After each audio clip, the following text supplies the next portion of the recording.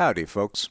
The second tape that we watch in today's broadcast, Out of the Jungle, Coping with the Reality of Teen Peer Pressure, deals with the complex subjects of bullying, teen suicide, and sexual assault in a rather in-your-face 1990s way.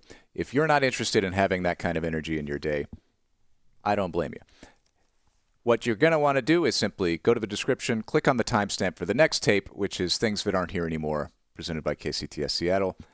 This is only about a 10-minute tape. You can skip right past it. Just wanted to throw in that content warning for you. Enjoy this stream of Golden VCR. Good morning. It is 10 a.m. Wednesday, January 10th, 2024. The VCR is operating normally. The weather is pleasant. Nightbot is deleting people's messages unnecessarily. I will fix that. Welcome, one and all, to Golden VCR.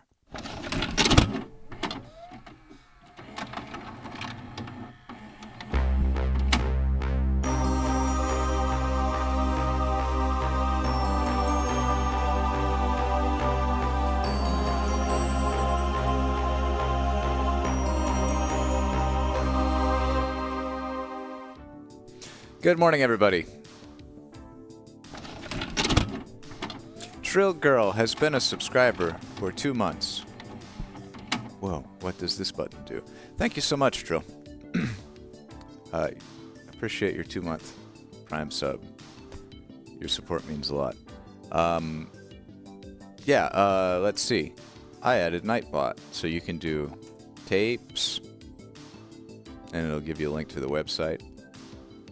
Can do ghosts. It'll give you a little blurb about how to do the ghosts. And what's the other thing? YouTube. That just gives you a link to YouTube. A little bit of self-promotion. Thanks. Let's see. This fits pretty well. This was a birthday gift from Haley's parents. It's a nice underlayer for skiing. And a nice jacket to throw on, take the dog out when not skiing. We do need a Dan command, don't we? Welcome, everyone. There is not yet a Discord command, though, but let me get a link.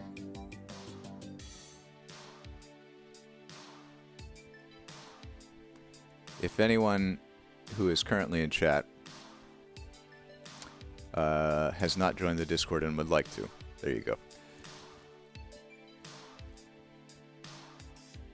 Oh, it's 10. It's 10 a.m. on. Is this the first Wednesday of the month? No, I guess I just do it every Wednesday here. I can hear a tornado siren. They test them Wednesdays at 10. What are we watching today, folks?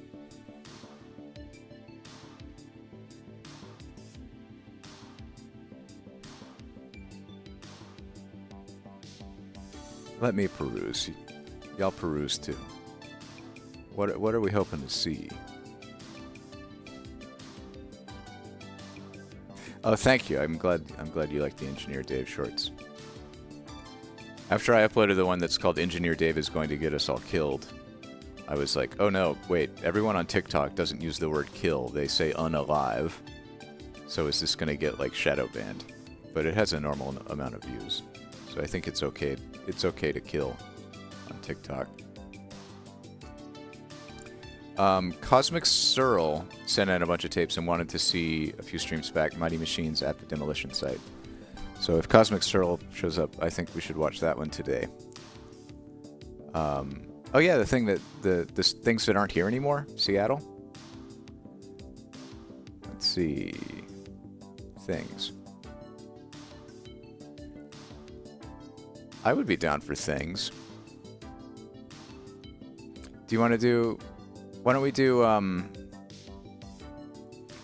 we start out with Mighty Machines? We know that's 30 minutes. and that'll get us pumped. Should have some high energy, fun stuff for the kid and all of us. And then we can do Seattle.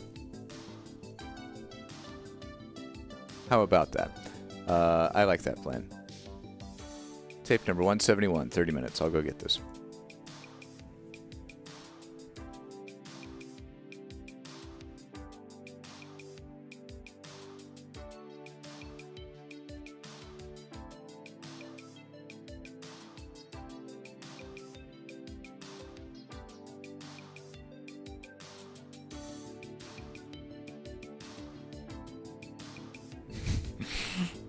Yeah, we have we've had multiple tapes.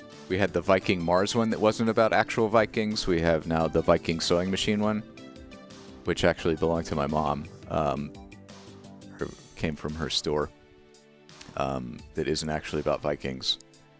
Somebody needs to send in like a Minnesota Vikings tape to round it out. Anyway. Here we've got Mighty Machines at the Demolition site. Cosmic Searle sent this one in and says that it's a very good tape. Machines talk to kids and show how... Oh, the machines talk to us. Hell yeah. It has not been rewound. Oh. How unkind.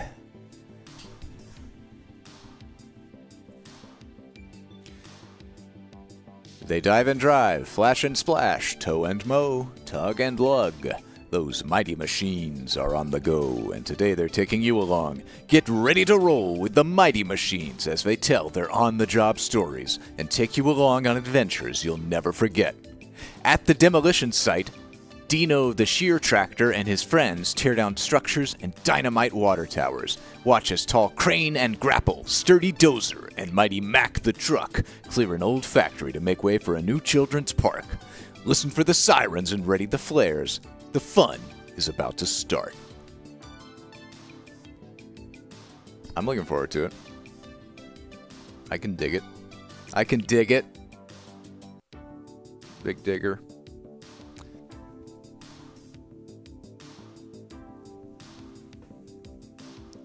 Just keeping my eye on the rewinder for when it starts making crunching noises.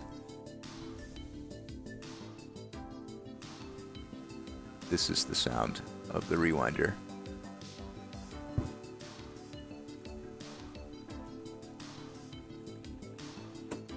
And it's done. Oh, it didn't even crunch that time. It just stopped. Cool. Mighty Machines at the Demolition site. Fully rewound. Let's go.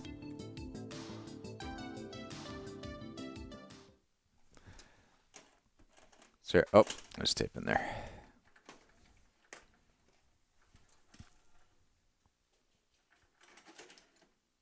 Seal campaign. Wonder what that's about. Mighty Machines at the Demolition site. Away we go.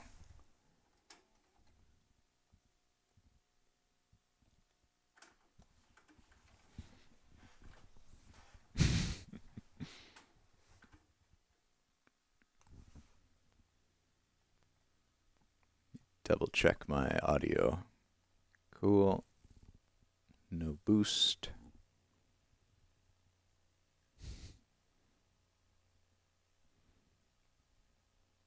I did enjoy how the timing of the seal tape worked out in the promo. That was not intentional at all.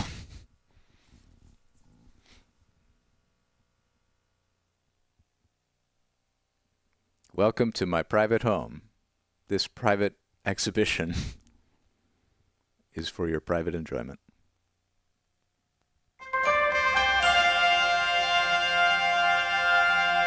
Please do not sue me. Mighty machines, big mighty machines, working for you, doing mighty things there. Mighty machines. Okay. Lifting and pulling and flying so high, building a building up to the sky. All right. You can watch them all day and never know why they're mighty machines.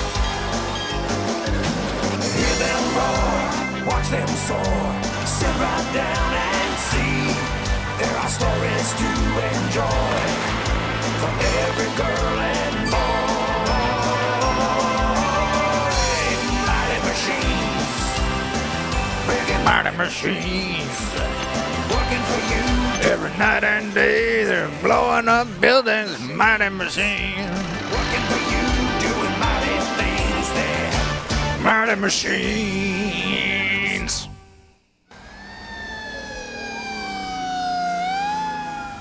Howdy, Luna. At the fire hell. Oh, fire hall. Wait. Oh, this is the wrong tape. Hold on. We said demolition site. We have to do demolition site.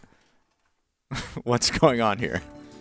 Did I put this in the wrong one? At the fire station. They were a little shuffled up when they came in the mail. Bear with.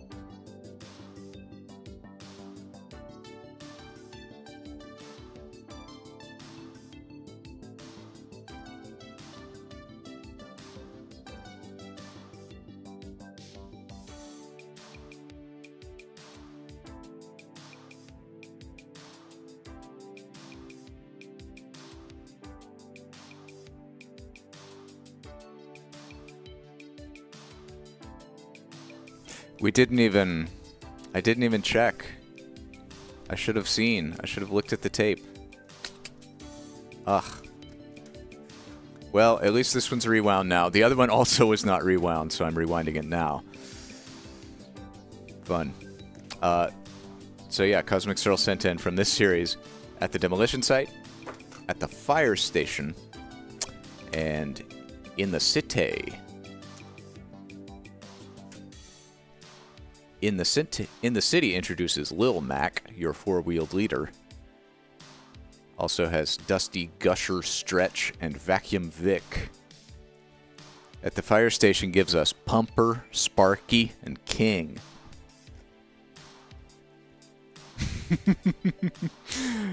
No worries. I noticed this when I was cataloging them, and then I neglected to actually fix it. So it's really on me. I am the librarian, the chief librarian of Golden VCR. The buck stops with me.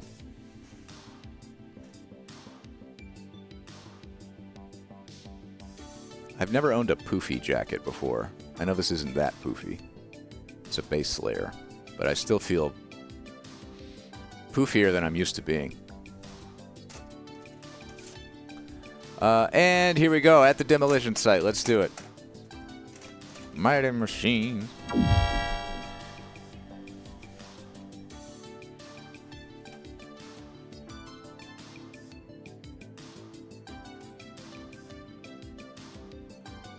Incorrect tape.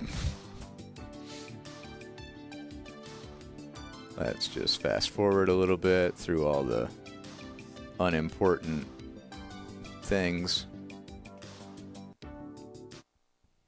And away we go. Mighty machines, big and mighty machines, working for you, doing mighty things there. Mighty machines, lifting and pulling and flying so high, building up to the sky. You can watch them all day and never know why they're mighty machines. Hear them roar, watch them soar, sit right down and see. There are stories to enjoy for every girl and boy. Mighty machines, big and mighty machines, working for you, doing mighty things there. Mighty machines, working for you, doing mighty things there. Mighty machines. I had to look up the lyrics.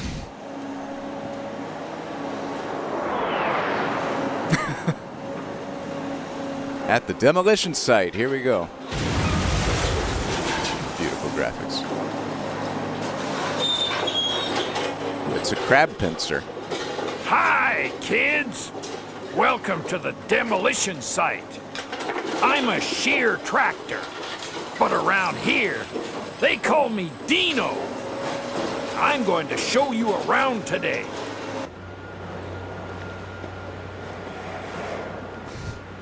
You sure picked a great day to visit. Mr. Krabs. Everybody's really excited because today we get to tear down this building and blow up 2 water towers and this giant smokestack. Is this in fact Clancy Brown? Probably not. One day soon, this'll be a great big park for kids. Dapper man. A demolition site is a very busy place with lots of machines doing different jobs.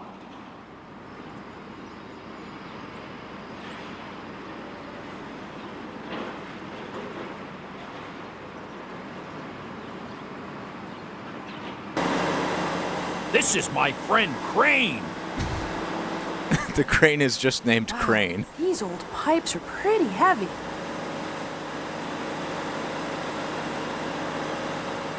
Easy does it.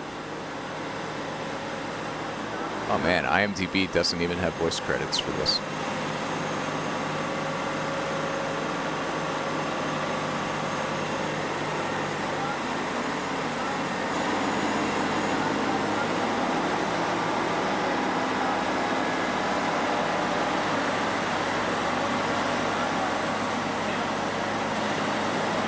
How's this, Dino? I'll leave it right here for you. Thanks, Crane. This is a fun concept. Just dubbing the machines.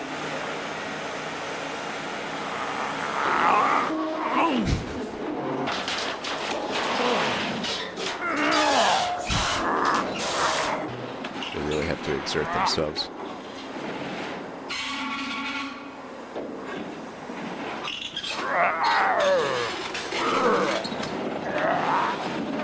There.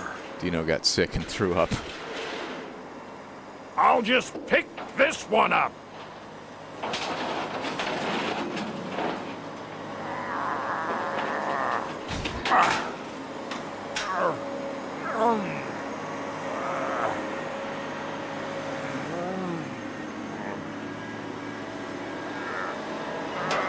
Is there in-universe lore explaining why these sentient machines have humans inside of them? I'll just leave them here for Mac Truck to collect later. Have they like captured the humans from the city so that they can channel their souls to fuel their animate This is powers? my operator, Roberto. Oh, we do He's acknowledge a him. great guy. Yeah. No problem at all. Touch my levers, Roberto.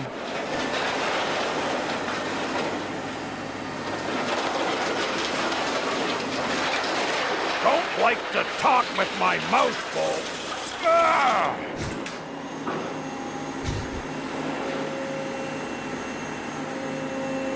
This is very gratuitous, but I like it so far. I do like the slow pace of it. That's enough for me now. Let's go over and see what Dozer is up to. Hey, Dozer! Back and forth, smooth the road to hold the load. Back and forth, Welcome. back and forth. We're watching Mighty Machines at the demolition to site. hold the load. It says unknown year, but it's 1994.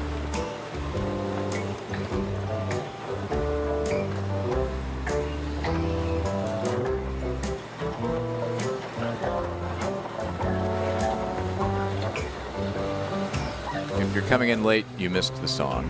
I'm afraid. I'm afraid you've missed the song.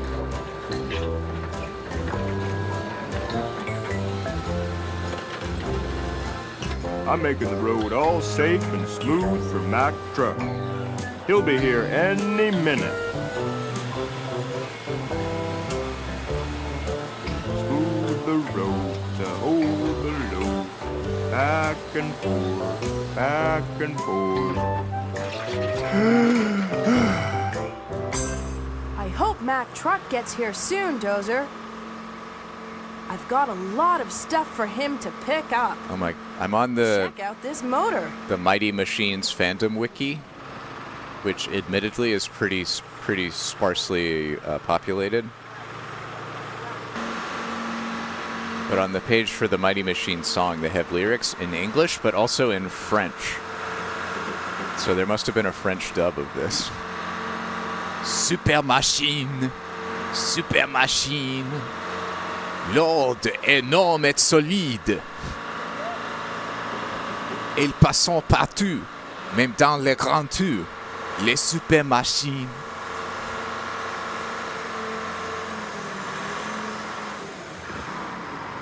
Pour tirer, pour lever ou pour voler.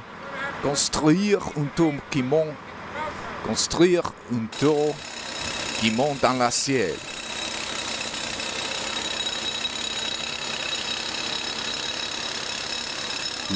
Pour les travaux légers ou industriels. They're starting to drill Les holes super in the machines. smokestack. Ooh, they're gonna blow it up. Does the drill have a machine sona, or is that just an inanimate drill? And once the holes are drilled, they stuff them with Oh, thank you, Padawan dynamite. Becca. I'm not actually very good at French. I'm good. I'm decent at imitating accents, Boy, that's a big smokestack.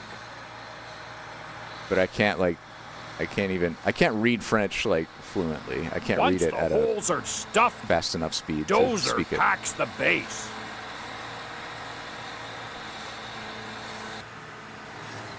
Oh, there's Dozer. I can read and pronounce Spanish, but that's like very easy to do.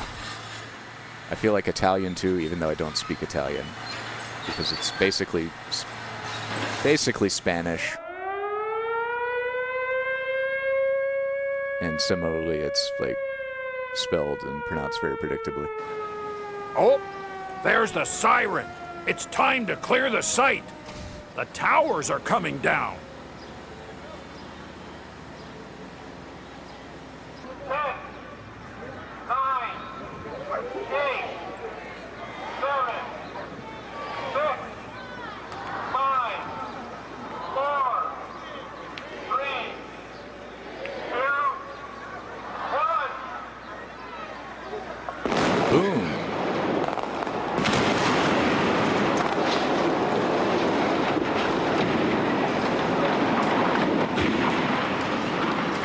Oh no, we forgot to drain the water. Good.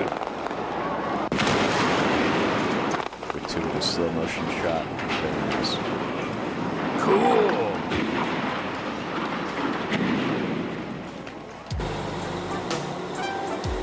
Yo, Big Mac's here! Yo, it's me, Big Mac. Coming to take all your shit. Put it in me. Good road, Dozer! Good job with the road. You made it real flat and real safe. For me, Big Mac.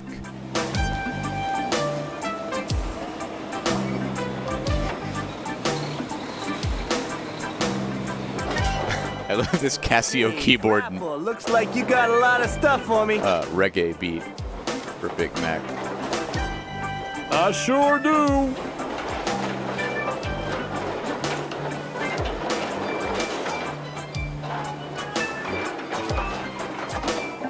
Oh, this is grapple.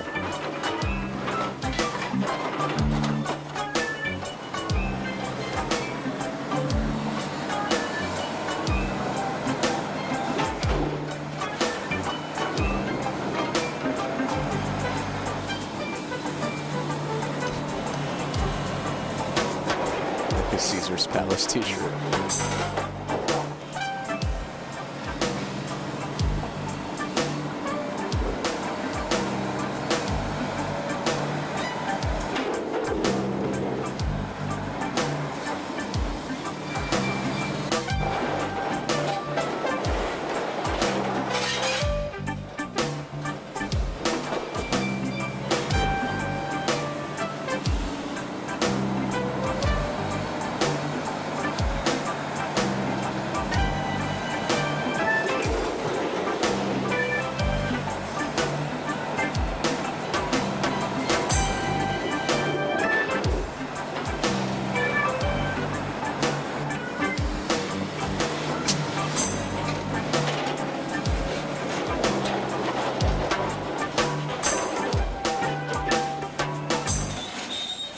Hey, kids! Come over and watch me pull down the building! Now, kids, if you're out in public and someone says that to you, Start here! run away and tell an adult.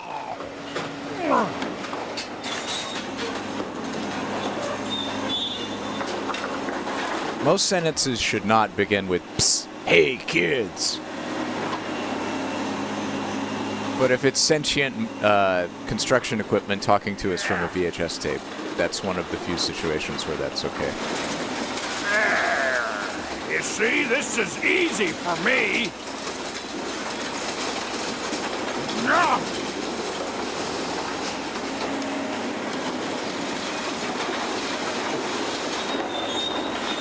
You can see the wall is starting to fall down. God, think of those poor bricklayers that had to sweat in the Canadian sun to build that building. You're just tearing it down right in front of you. One little piece at a time. Ghost from the Slick Duke. Ooh, ghostly water towers.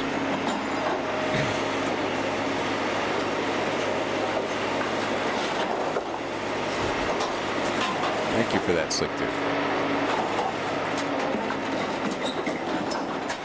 There we go. We now have, Hey, Grapple, what are you doing over there? if you're just arriving and you're like, what the hell are these ghosts? I'm moving some of these beams. Ghosts. They're fun.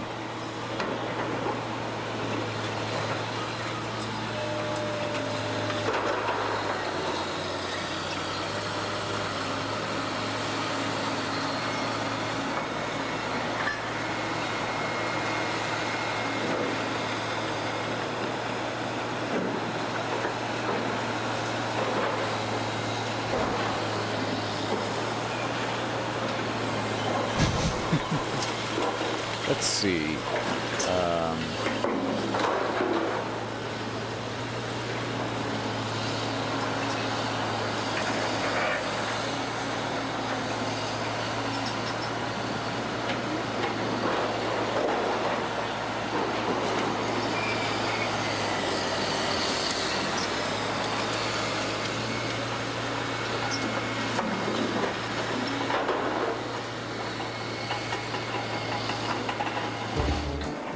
Back and forth, back. See you, Deb. Have a good one. Smooth the road to hold the load. Back and forth, back and forth. Smooth the road to hold the load. Oh, we got a text one.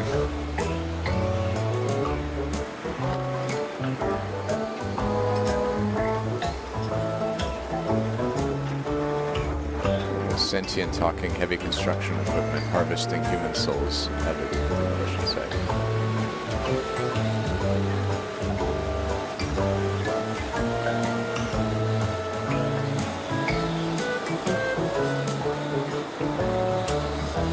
Oh, cool. We'll wait for you on the Seattle tape, Deb.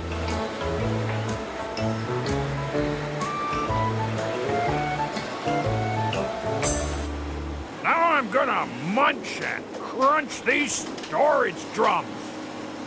Watch this. Good old munch and crunch.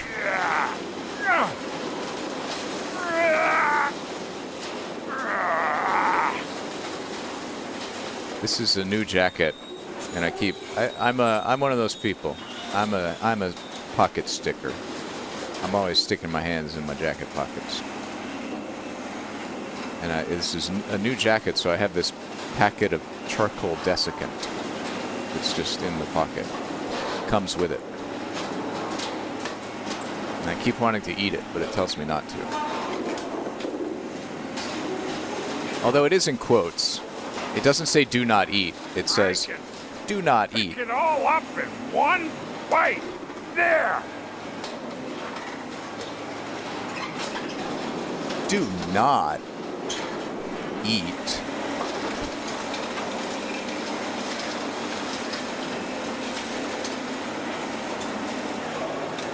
I need to move it away so I can get at the others.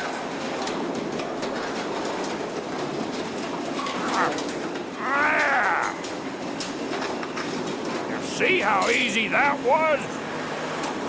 This does remind me. It's really cute and great, and I like it. It's like a low effort. This is just. It doesn't require like complex storylines or script writers. It's just a few people like dubbing over some footage in a way that will be fun for kids. It does remind me a lot, especially I think the voice that Dino is doing. It reminds me a lot of one of my favorite sketches from Tim Robinson's I Think You Should Leave, which is a great sketch comedy show. It really reminds me of Bozo dubbed over. A big bite out of this piece. I'm not even supposed to be here.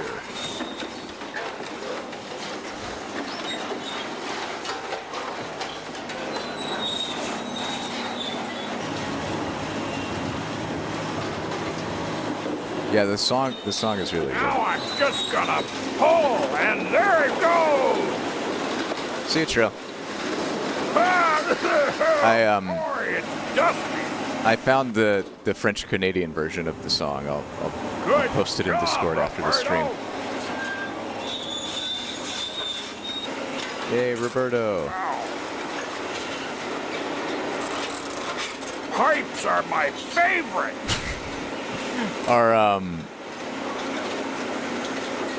Is Roberto a union worker? And in this universe, if this is a union construction site, do the machines have a union? There. Do Dino and Crane and Grapple and Dozer and Mac, like, have Now I they can organized, get some or more. are they being exploited by the capitalist job site owner? Do they know their rights? You see what happened? It's okay. That didn't hurt me. Wow.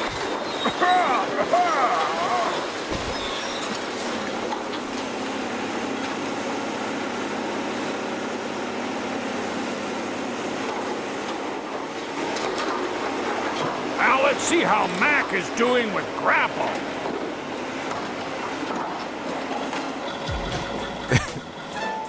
That Crane is gonna get mesothelioma.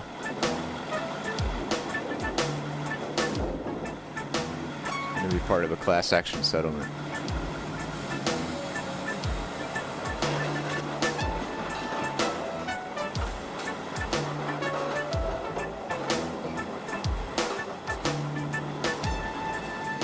Yo, Grapple, you almost done? Just about, Mac. A few more loads and you'll be on the road.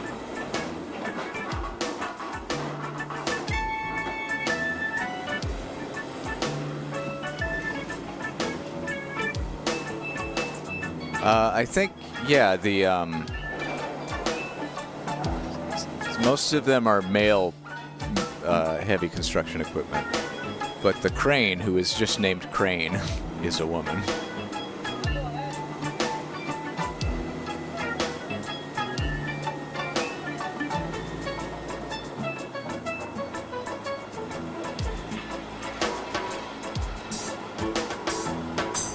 I mean, I'm not sure that they've explicitly identified how any of these heavy construction machines identify. See you later. But this children's tape from 1994 is probably not intended to be a complex exploration of gender identity. So I think it's safe to assume that Crane is a woman. What does genitalia have to do with any of this, alien? A Crane's genitalia is the Crane's business. Crane can be whoever it wants to be. Oh, the truck nuts, that is good, though. That is a good point.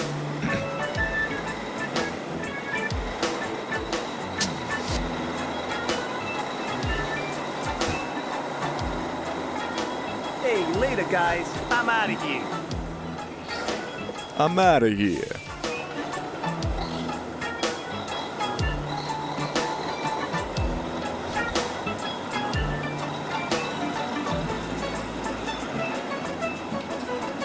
I'm glad we can explore the tough issues here on Golden VCR. Instead of, frivolous stuff like Spirit of the Mask. Sometimes we get real hard-hitting journalism like Mighty Machines.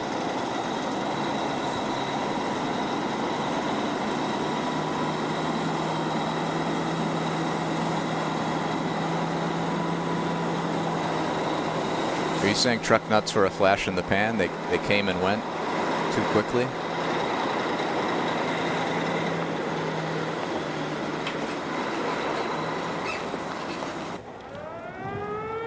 There's the sound I've been waiting for all day. The Soviets are bombing us. Let's go, kids. Come on, Roberto.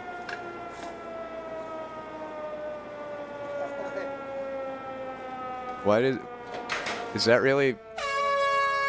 Oh, it's the sound of we're about to blow something up, get clear. Now watch closely. I thought that was just how they announced that it was Dynamite lunch. was packed properly, the stack will fall over right on top of the building. Oh, that's a convenient way to kill two birds with one stone.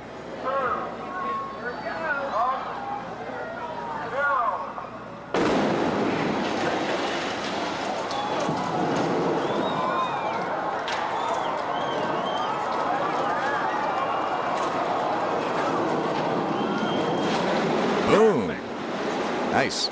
Man, large-scale demolition as a spectator, a crowd-pleasing spectator event. Timber! It's really fun.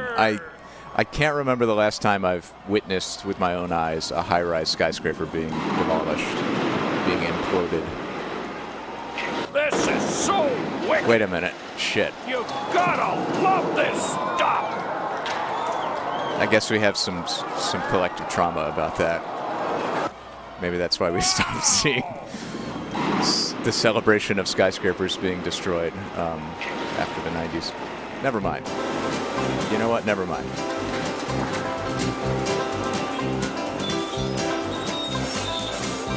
Well, kids, it's back to work for old Dino. Coming down the line, please don't find and our freight train all the line.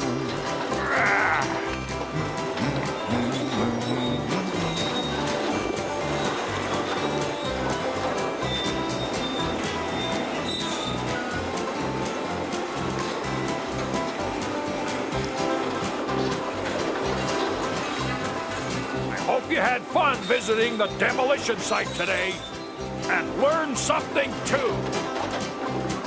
Are there like truck? I apologize for saying this. Are there like truck anal beads that you can shove in the tailpipe, like Beverly Hills Cop style, but it's like a decorative thing? Listen, that's just the anatomy of a truck. Fucking Mighty Machines.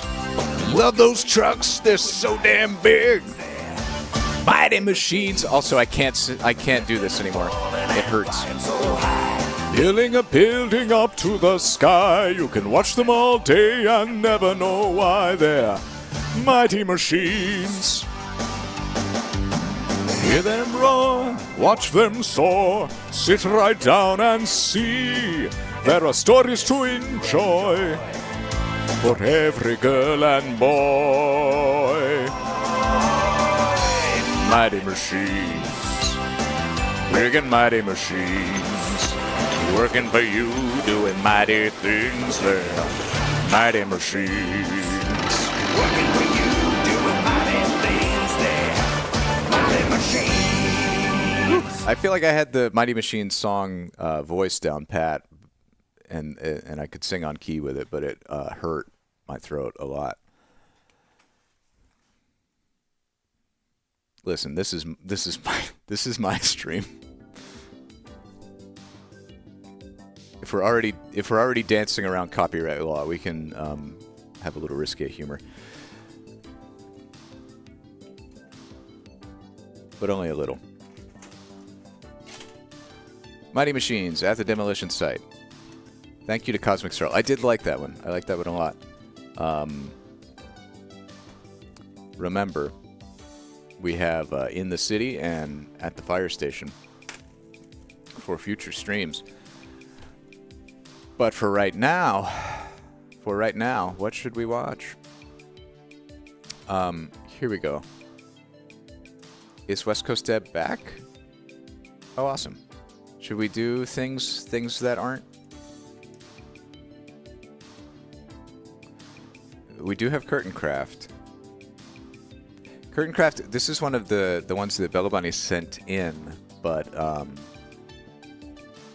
I actually already had this and hadn't added it to the website. Bella Bunny sent me just the tape that she found in a thrift store on the west coast of Canada. Meanwhile, I found this tape in the case in North Carolina. So I now have 2 copies of it from vastly different places. Haley has expressed interest, and I think she would probably enjoy pattern fitting for the truly terrified. This is 90 minutes.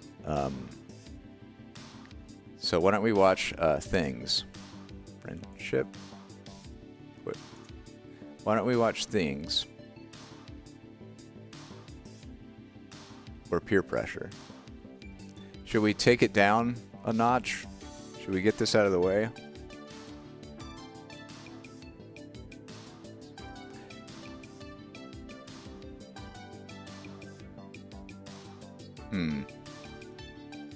Okay, you know what?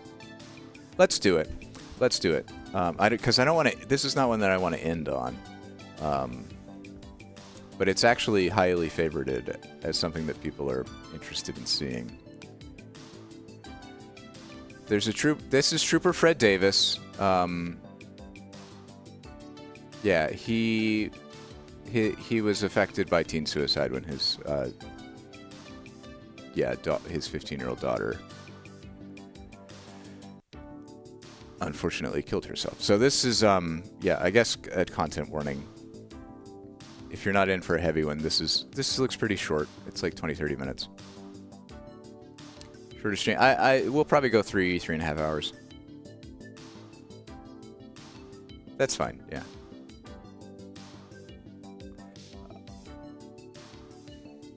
Yeah. Call someone who cares. Let's put our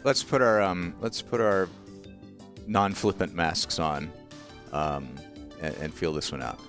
I'm gonna go grab this. Out of a Jungle: Coping with the Reality of Teen Peer Pressure. Teen peer pressure, still a thing.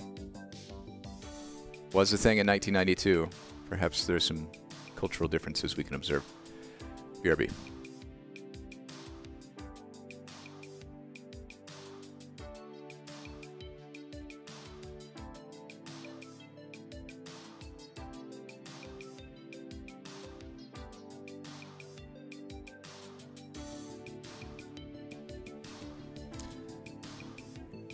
So, Out of a Jungle, and then if you're not feeling this one, if you just don't want to hear about anything about teen suicide right now, I totally get it.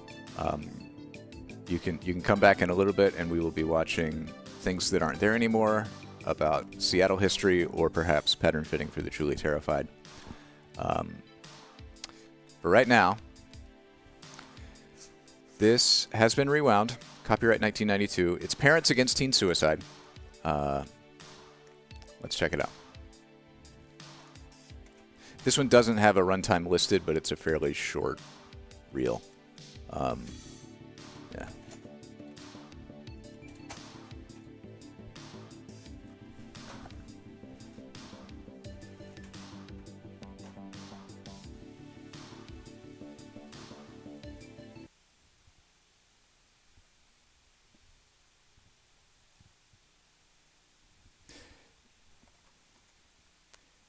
It is hard to deal with the pressure of being a teenager, even in the best of situations.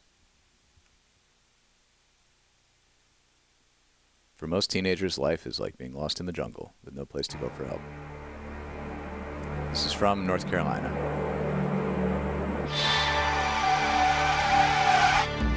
Look, it's a jungle out there, out here in the real world. You gotta look out for yourself. Nobody else is gonna do it for you. Nobody else cares. And why should they? You don't care about them, do you?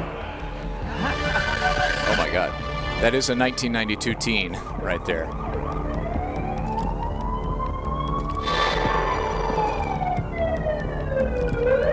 I feel like if Joshy D were here, he could recognize the authenticity of this 1992 teen.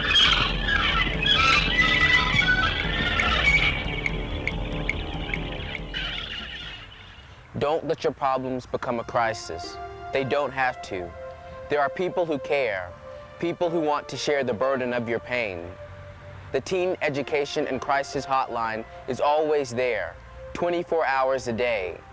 Volunteers can help and guide you, day or night. You have options. Use us as a starting point to finding the help you need. Just call 1-800-367-7287. I feel like crisis hotlines and mental health hotlines are a more prevalent and well-known thing nowadays, which is good. You having a real bad life? Then just forget it. I'm not sure how. Get wasted. Then nothing matters. You'll be relaxed, untouchable, cool, like me. Come on, it'll warp you out. All your friends are doing it. Just once, it's not gonna hurt you. I really don't want to. You're really making me feel uncomfortable. Yeah, I mean, it seems like a very neat resource. You don't have to like tell them any information. You don't have to have something prepared to say. If you need to talk to someone, just call.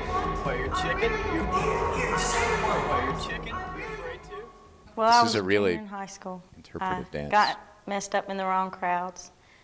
They pressured me into using drugs and going to parties and drinking real heavy. I thought that really nobody loved me anymore. My mom and everybody at home gave me a fit about things. So then I tried to commit suicide. First I tried taking overdose and any kind of pills I could find. I'm gradually getting my life back together. I'm back in school now, and next year I'll be a senior, and after that I plan to go to college. Whatever I set my mind to, I can do it. Trying to hide from your problems is only a temporary fix. Sometimes when you're hurting inside, you just need someone to talk to, someone who's willing to listen without judgment. And sometimes you just need a friend who's there. Teach is a telephone crisis system there for people who need help or for people who just need someone to talk to. Kids didn't hide in the bushes. You don't have to be suicidal, but if you are, you me. need to know that there are people who care, and there are people who are willing to do anything they can to let you know what you need to know to stay alive. The number to call, 1-800-367-7287. Shut up! So you being abused, molested? Don't tell your friends. They just laugh. Just keep it to yourself. No one would believe you anyway. Really, I want you to go away. Shut up. I just can't deal with this anymore. Shut up. I hope this kid gets smacked triumphantly as a moment of catharsis at the end of this video. I don't understand. I have nothing to live for. Who cares? Shut up. Shut up. I don't think there is anybody I can talk to. I want you to go away. I just can't deal with it. Is the 90s teen supposed to represent like Shut up. Shut up. Who cares? our internal monologue, I just can't deal with it. shutting us down and trying to keep us from getting help? Think that there's Or is he just supposed to be a 90s teen who's a real shithead? I've been through it and I know it. It was hard for a while, but then the more I talked about it, the easier it got. Going to someone, a counselor, or somebody who will listen to you is a good thing to do, because once you talk about your problems, you start realizing that you can change, and it's not too late. It's never too late to turn around, to start over. Have you been abused? Maybe you know someone who has. You need to know that suicide is not an answer for your friend, for you, for anybody. I know it's hard to tell a secret when your friend has confided in you or someone has threatened you not to tell. But we're talking about life and death here. Your friend's life, your death. Look, if you're unsure what's going on with you, the people at Teach will talk to you. If something's wrong, they will help. It's all right, it's not your fault. They understand. Call 1-800-367-7287. On the back of the box it says, the lead character, peer pressure, tries to persuade teens to If give you in to say no, you'll lose the best man you ever had. Then you'll be all alone. Besides, it could never happen to you. Take a chance. And so what if you get knocked up? Take off your clothes. Leave me alone. Lay down. Stay away. God, man. Lay down on the bed. Leave me alone. You can tell me I'm your best friend. I'm your best friend. Tell me I'm your best friend. I know what to do. I can't believe you did this. Yeah. I can't believe you did this. What was going through your head? Yeah. I can't believe you did this. We can content warning the VOD. I'm sorry. Well, what are you gonna do with the baby when it gets here? What are you gonna do with the baby when it gets here? The idea of like content warnings and trigger warnings is kind of a newer thing. It's not So something what I is grew the up with. answer? The answer is communication. And at first I, Lend an ear to a friend who feels helpless. bought in a little bit to the idea of like, And this one is kind of friend available overhyped. 24 This hours idea a of day like is having the to Teach label hotline. everything. And feeling as if you're lost in a But jungle looking doesn't like mean you're listening crazy. to that segment It also doesn't mean and you're imagining alone. being someone So who take has the first experienced steps that and talk situation about in their life in a very traumatic way. In Like, friendship, there's hope. yeah, that would suck. The choice is yours. It's like just a really Choose uncomfortable life. thing that you probably don't Call want in your day. And that's totally fair. 1-800-367-7287. When I was 16 years old, I didn't want to go along with the things that my peers were doing, and because of that, they persecuted me to the point of where I wanted to commit suicide. Then I saw a counselor. I switched to a different high school and just found the help that I needed to get through it. When I first got help, it seemed very difficult to talk with someone, but as time went on and the more counselors that I talked to, it got easier and easier. Well, now I'm in college. I'm getting ready to finish up this next year. Life is great, and I'm just so glad that I held on. If you are in the position that people are harassing you, it's not as serious as you think. Have confidence in yourself and know that inside you are a good person, and it really doesn't matter what other people think as long as you have confidence in yourself and know what you are. If I were talking to someone at the point of suicide, I would say stop. It's permanent. You're not coming back. And life does get better. Just hang on, get the help you need, and one day you'll realize that it really was the wrong thing to do and that life is so much better now. Just hang on.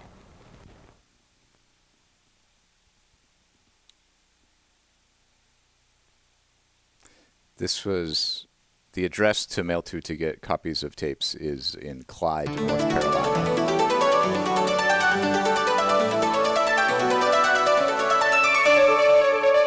Yeah, and Trooper Fred Davis, I think, started or had a hand in starting Parents Against Teen Suicide.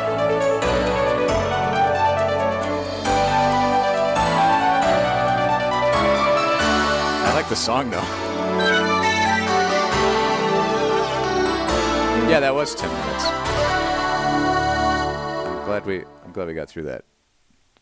If you would like a dish, yeah, Smather Street, Clyde, North Carolina. So, oh, is that in the Asheville area? Is it Buncombe County?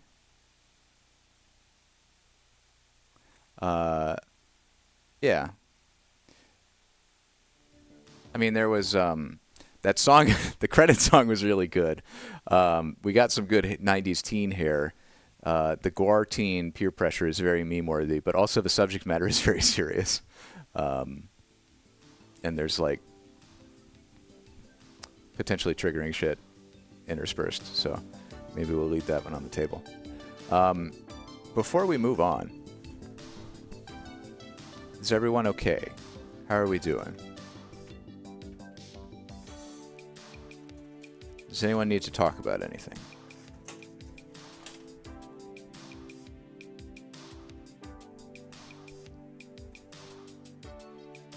if you have difficult things going on in your life that are causing you to spiral for months on end and just feel more and more depressed, it's important to be able to talk to people. Anyone about it. It could be Golden VCR Twitch chat. It could be a trained and licensed therapist.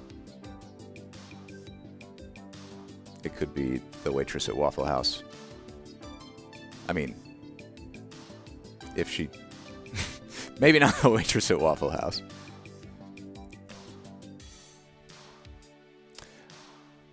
Maybe start with, like, the surface if you're talking to the waitress at Waffle House.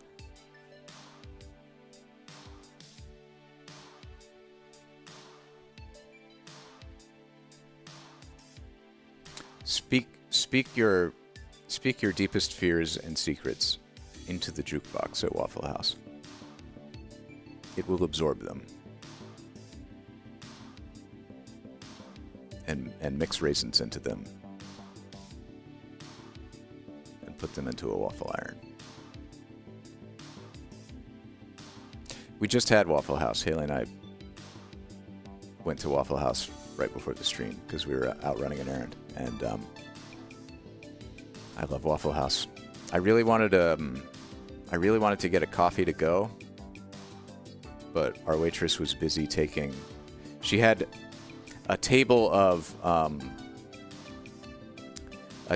old people, like two old dudes that just go to the Waffle House every morning and like chit chat with the waitstaff, and then also a table of like a middle-aged couple and the grandma and a little girl who were taking forever to order because they were like, "What do you want to drink, little Jessica?" They have milk, they have chocolate milk, they have orange juice, and she was like, and that went on for like 5 minutes while the waitress just stood there waiting for them to put in their actual order. Brandon, I'll trade you Waffle House coffee to go for a Reese's cup. Yeah, I usually my thing at Waffle House is to order coffee and get several refills and drink a lot of coffee. And I never did like to-go drinks. That just seems so weird to me. You know, like it's a very American thing if you go to Olive Garden and they're like, "Do you want a refill on your Pepsi, but in a big styrofoam cup so you can drink an additional 24 ounces of Pepsi on top of the 60 you already drank in the restaurant on your drive home?" That always seems silly to me. But one time I went to the Waffle House and the waitress offered me a refill to go as I was paying my check, and I was like, "More coffee? Sure." And they just do that. They don't even charge you for it. It's just like a refill, but they put it in a styrofoam cup and you can take it with you while you walk home or drive home. Anyway, this stream is brought to you by Waffle House. What are we going to watch next? How are you doing, Deb? Do you want us to pick another tape and then do Seattle, or are you ready for some things that aren't there anymore? Dump autocorrects to Dumpy. Wonderful. So Things That Aren't There Anymore is produced by KCTS Seattle, the public TV station. It is awesome. It's from 1995, and it's about old memories of Seattle for things that 30 years ago, yes, 30 years ago weren't there anymore, and that still aren't there anymore. It's a 1-hour television special. I'm ready for a 1-hour television special. Let's go grab it.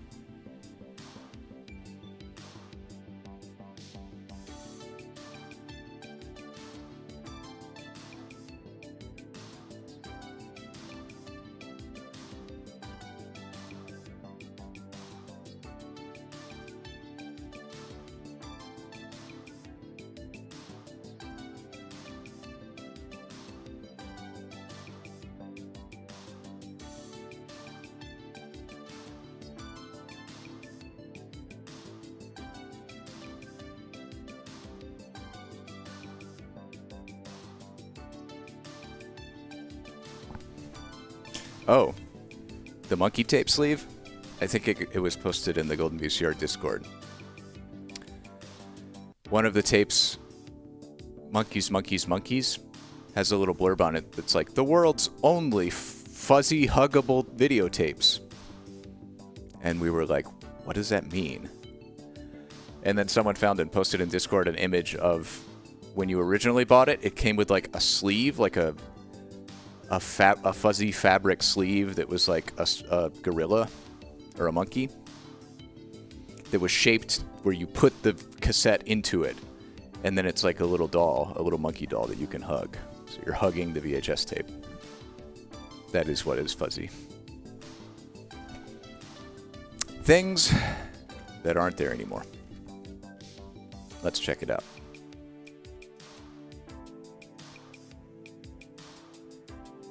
Northwest Memories. Things that aren't here anymore. Oh, it's things that aren't here anymore, not things that aren't there anymore. I can't read. This 1-hour public television special, is it rewound? No.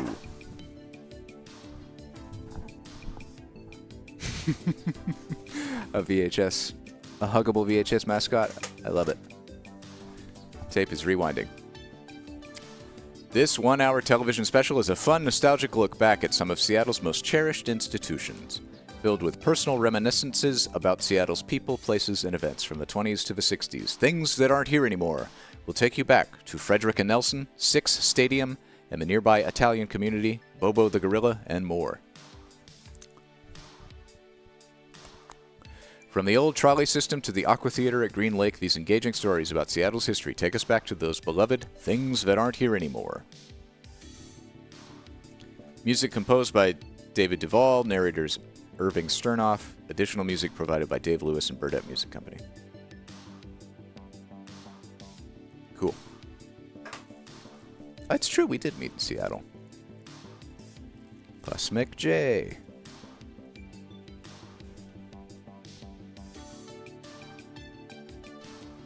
I very much appreciated how excited Haley was about Puss McJ. And only in hindsight do I realize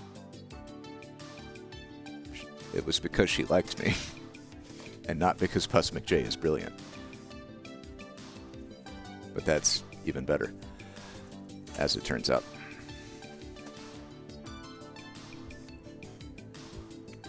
Unfortunately, the bad news is I'm not brilliant. The good news, Haley liked me. Things that aren't there anymore. KCTS. Wait, what? I hear her thundering down the stairs.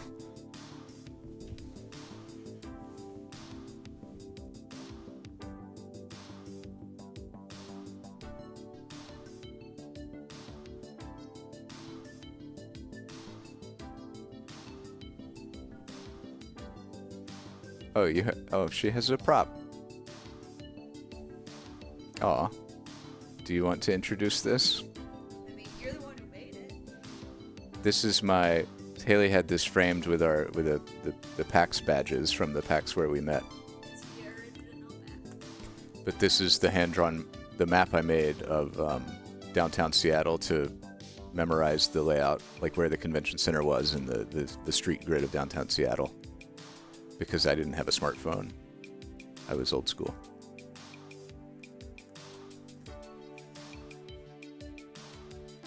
Yep. Let's see. Pine and Pike, Union and University, Madison and Marion. They're covered up by the badges. No, Seneca. Seneca and something. Madison and Marion, Union and something. Anyway, it's very sweet that it's framed in our living room. There's the Owl and Thistle in Seattle. I don't know if you've been there. I don't remember what that is. Yep. That's the hotel we stayed at, apparently. That's where I thought the convention center was, and that's where it actually is. And then there's a mall up there. Oh, the Starman Party. Serious Pie. A coffee place labeled More. The White Horse, Radiator Whiskey, RGB, Zigzag Cafe over by the bay. Yep. Thank you for bringing the prop. Okay, shall we watch things that aren't there anymore? Brought to you by KCTS Seattle.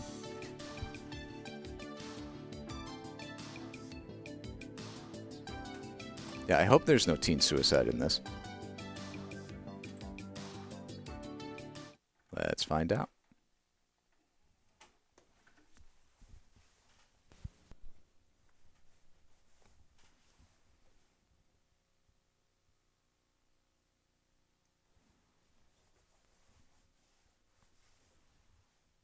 I did, in fact, feed the dog, yes.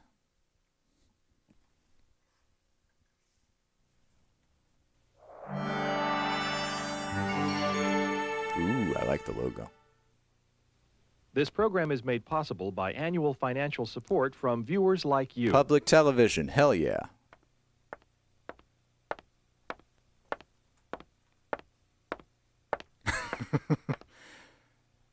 It's fine. I still think it's like 2003. Oh, we do need a plush seal mascot. That's what we need. It's exactly what we need.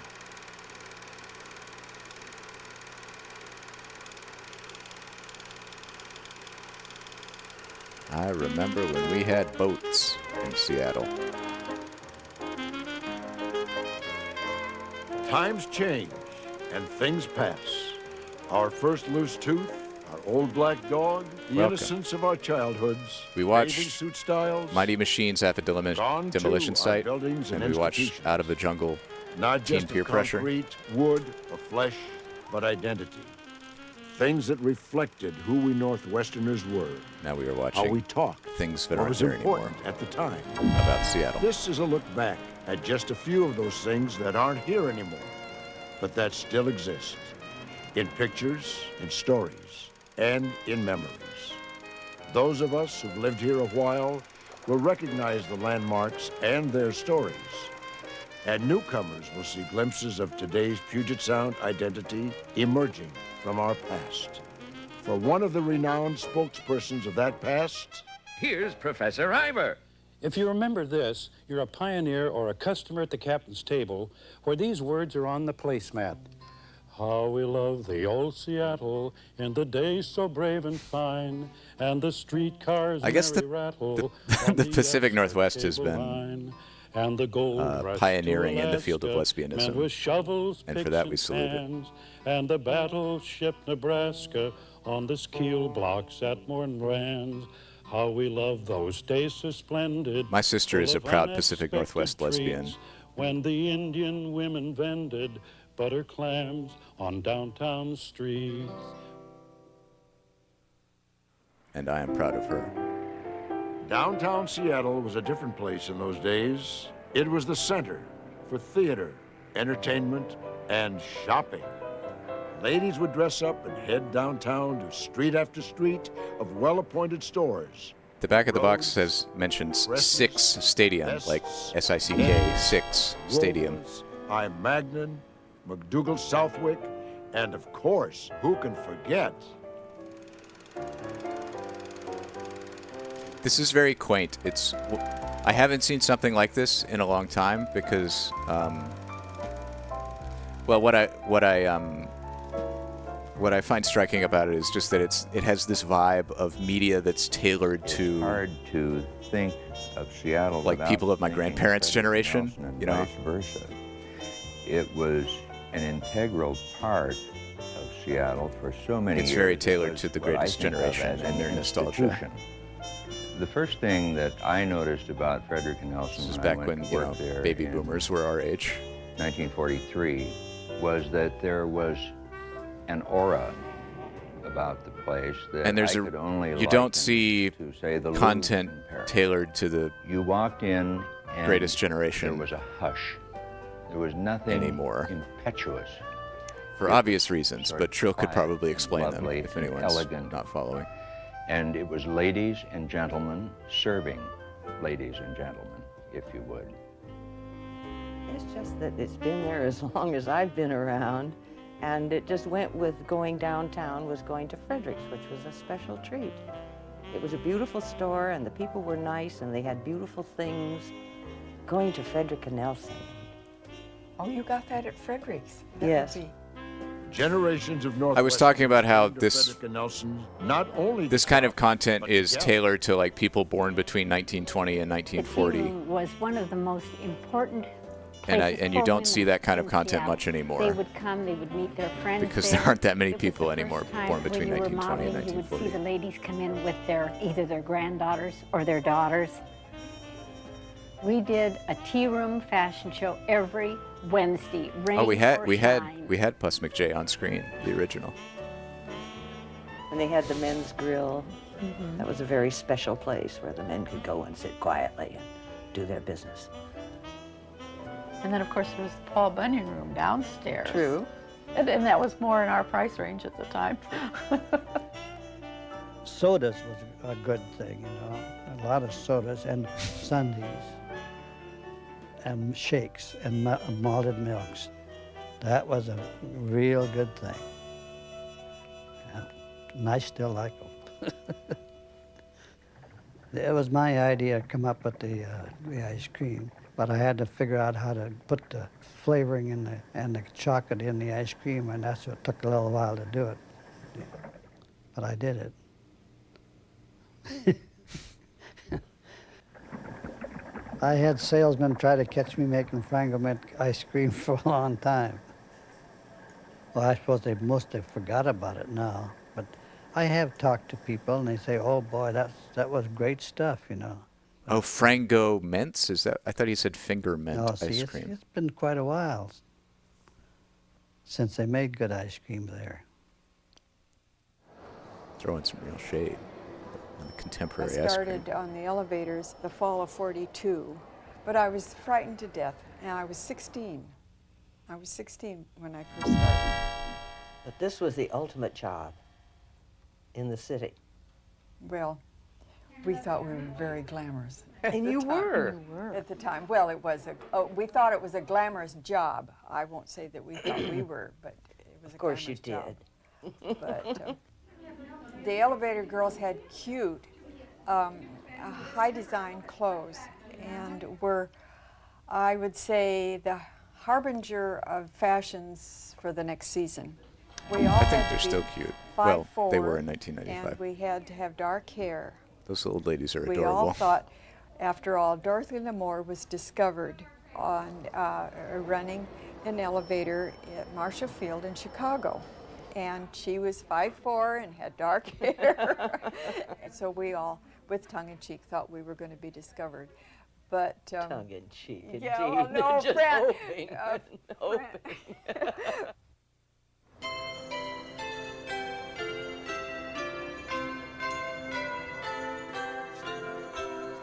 This Well, Christmas was the highlight of the year. This reminds me a lot of And we worked how Christmas people year-round. I feel like this could have been made in any American city. Pulled one Christmas tree out. We Because sat people down in Birmingham always and reminisce, like older farm people on the reminisce next about going downtown to do all their shopping, all, they set going to up the department over stores, going to Thanksgiving Pizzitz. and not before. Not How a day before. how like And fancy and elaborate they it was opened at Christmas. The day after Thanksgiving, it was this With a glorious. million lights. All the lights and the glitter, and people came downtown to be able to celebrate part of their holiday in that atmosphere. Some of that atmosphere included live animals in the Frederick and Nelson windows. Oh, the first set of reindeer that we had at the store, we brought down from Alaska, and we weren't into animal husbandry at that point in time. I can tell you from what transpired. I should say first, the window was not heated. It's cold, but Seattle's cold isn't like the Arctic cold. So we noticed that some patches of fur were beginning to come out. Well, we would gather up the patch and put some glue on it and put it back on. We severely And then mistreated we these came in wild one morning, animals. And one of them was missing one antler, standing there half antlered, which was a pretty ugly looking thing. So we tried first to glue it back on. Well, that didn't work because the animal would twitch its head all over. So then we wired it. and ran a strap under its chin. Yeah, this is... Before this is over, all of the reindeer were wearing chin straps to hold their horns in place, and most of the hair... This gives you a good idea of how they were the motliest looking attitudes about animal welfare have batch of changed animals you ever saw in your life. in a couple of generations. But my favorite Christmas would have been along about 1965. We discovered the little lights out of Italy that were no bigger than a grain of wheat. And we did the total store, inside, outside, windows, and everything in bare vine maple branches. Things that aren't here anymore. That reindeer's antlers and fur. As though So you had just come upon a frosty scene with over 500,000 of these little lights. I think families loved coming to Fredericton Nelson. Christmas for with the Christmas. seals. Not only was it beautiful, but it was for Make the your children. own sealskin And our coat. Santa, we did the first live Santa window that was ever done. I don't remember how I got in. Well, I You heard about it, recommended me? and I said, Pat, we've got to do this. And so, and you said, via Christmas fairy? I wasn't sure. I do love how these old ladies are still friends after But I can working remember together going home with as smiley muscles that teenagers. ached so badly. Don't even ask me to talk. I can't move my mouth. You'd be grinning and smiling for 8 hours. They'd line up for a block back, waiting in line to Waiting get out in. there in the cold to get in to see Santa Claus. I have a picture here of one of my kids. She stiffened up right there. I don't want to be here. I have photos of myself at 2 years old sitting on Santa's lap, howling in terror and begging to be removed.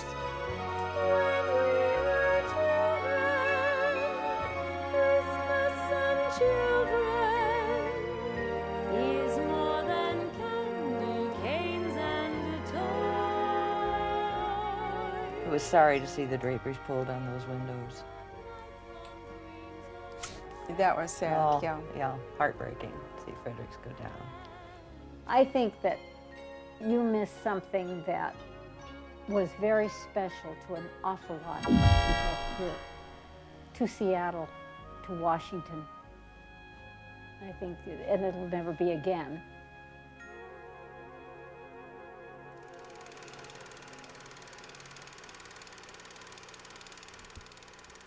Downtown Rails.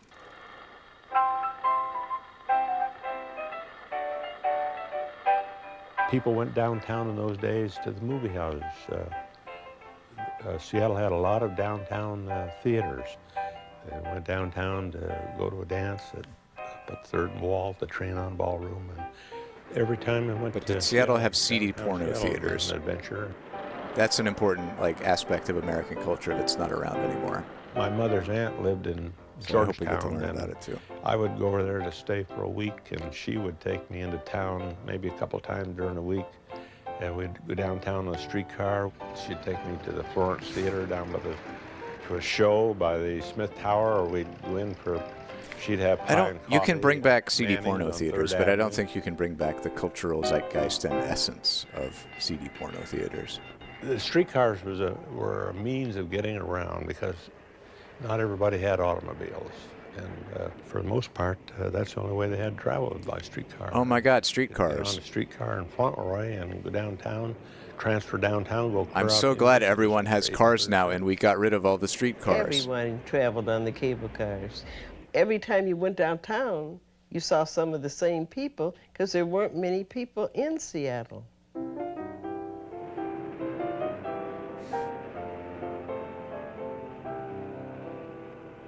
The difference between the trolleys and cable cars was the streetcars had a trolley wheel that ran on a overhead wire, and the electricity came down through the trolley pole to the motors on the trucks.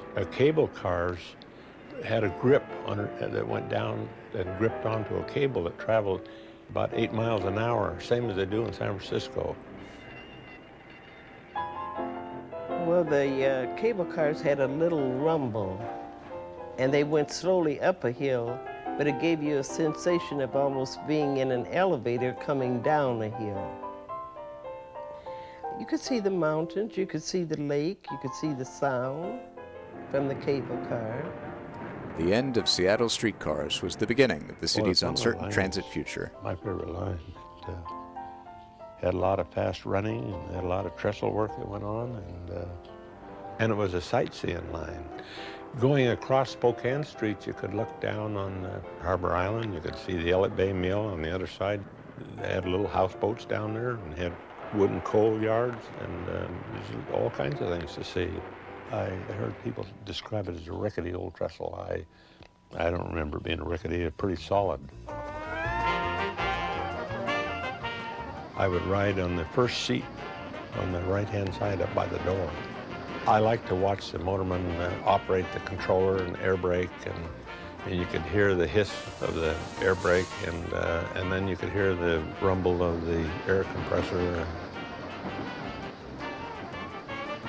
The streetcars in the morning would be crowded, and they'd be crowded coming home at night. Standing room only. And you would hold the strap and you'd sway with the car just as it moved. By 1940, Seattle's trolley service was being systematically dismantled in favor of electric buses. Most local residents greeted the change as progress, but many still felt compelled to mark the passing of an era. On the Queen Anne Counterbalance's final run, a youthful mob stormed the car. A gesture of farewell, they got out of hand. In the mob was 21-year-old law school honors student Wallace Aiken. Somebody said, you know, let's stop it and get on it. There was no intent. It's like any mob. There was no leader and no goal when you got on it. Just remember when old men in America wore flat caps still? There was a supermarket or just a store near the top of the hill. Maybe if I buy my dad a flat cap. Discarded vegetables from there. I think we put them on the track, and then there were some people on the car, and somebody said, let's throw the seats out. And I think a lot of the windows were broken. It was fun till we got to the bottom. Mob members were greeted at the bottom of the hill by Seattle police. I suppose it was arrested because it was the last one there, and I know I had a white shirt on. I think we spent 2 nights in jail.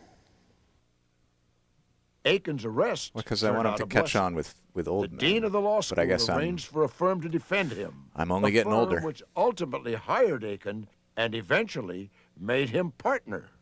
I think we'd do it again. It was the end of an era. It'd probably been used by 40 years of people attending Queen Anne High School, and it was a memory for them and a memory for us.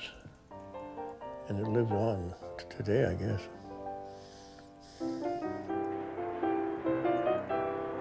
For me, it was a sad day because streetcars were fun to ride.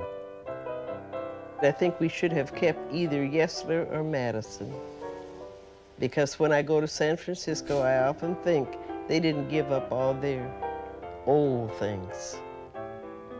New things are nice, but it's just like they say, make new friends, but keep old.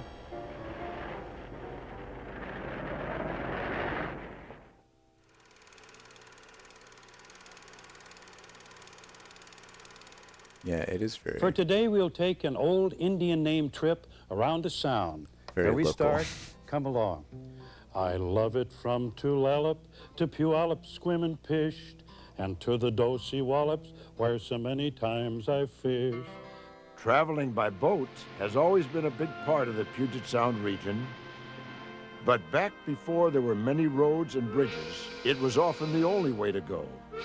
You got across Lake Washington via ferry, and on the Sound, Mosquito Fleet vessels carried people between towns and between islands up until the 1930s. Demand for the little run slacked off, and the new Blackball ferry line replaced the romantic old I mean, I have an older brother named Bert who went to the same elementary school as I Mosquito did. Fleet were All the little teachers would call me Bert averaging 80 feet or by so. accident. So I guess I'm used to being standing at the wharf to playing the part of Bert. And he said they leave the docks like so many mosquitoes skittering across the surface of the water. The Manitou docked, as most of the Mosquito Fleet vessels did, down at the Coleman Dock. on the Seattle waterfront. I always found it strange. It was a creature of the water. But like, yeah, every year when feeling we you got were new on teachers, something alive. if they had taught my brother, they would call me was Bert. The fresh air and the scenery and the clouds. And then we don't look and the that much waves, alike. And it had been, especially if it was rough. 3 years It was a great deal since of they fun. had seen Bert on a regular basis. The Manitou's whistle, it had a melody to it, somewhat like a railroad locomotive whistle today, which is ooh, ooh, ooh.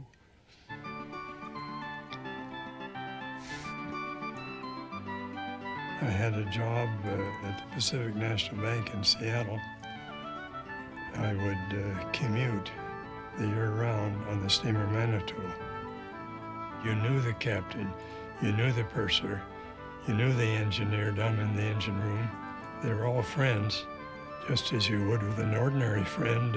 Some of the housewives who were not traveling in would come down to the Manitou and when she stopped on Bainbridge Island and say, "George, would you mind picking up some of this thread for me at the 10-cent store?" And George would run and do these favors for people, for the women who were not going in. I love this skeleton. This giant skeleton with his weird top Both hat. of us, my wife and I, regarded the Mosquito Fleet vessel, any of them, as a true boat. They were beautiful, sleek lined like this. The ferries were pudgy like this.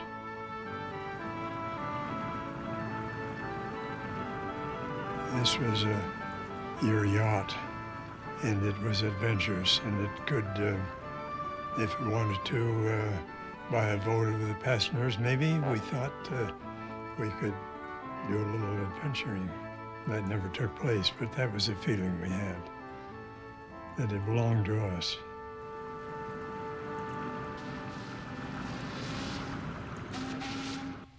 Of all the blackball ferries that replaced the Mosquito Fleet, perhaps the most famous was the Kalakala, a noble experiment in form, almost a complete failure in function. The old days were rather remarkable. When I was home Got back and forth without most running recently in around, back and Birmingham forth to without visit hitting each my other most of the time. when my sister was also visiting with her She was son, very her streamlined. 2-year-old She was son. far, far ahead of her time. She kept mixing up And our it was names. a great tourist attraction. Anytime the boy would do something like unusual design. that, she was I know, calling he was out to him like, "Don't do terrifying, that." She'd be like, sleek "Alex," design at that time. and then I'd be like, "What?"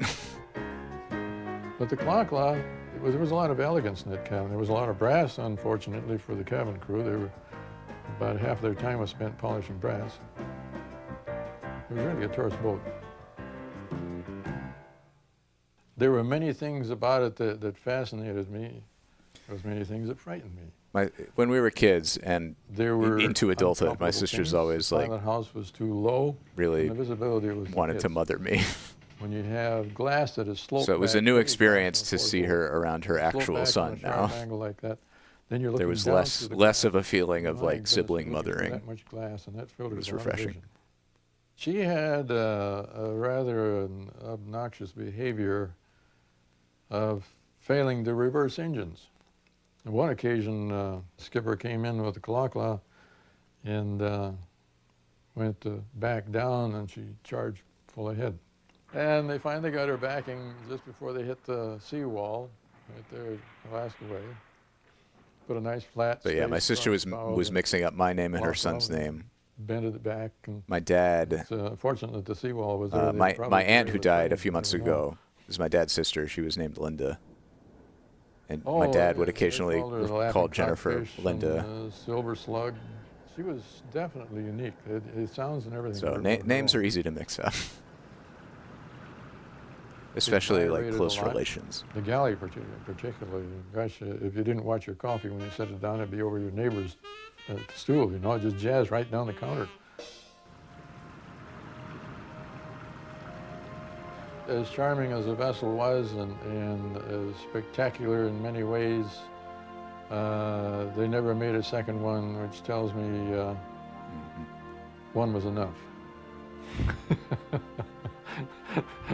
I like that It was men's for me. bolo tie.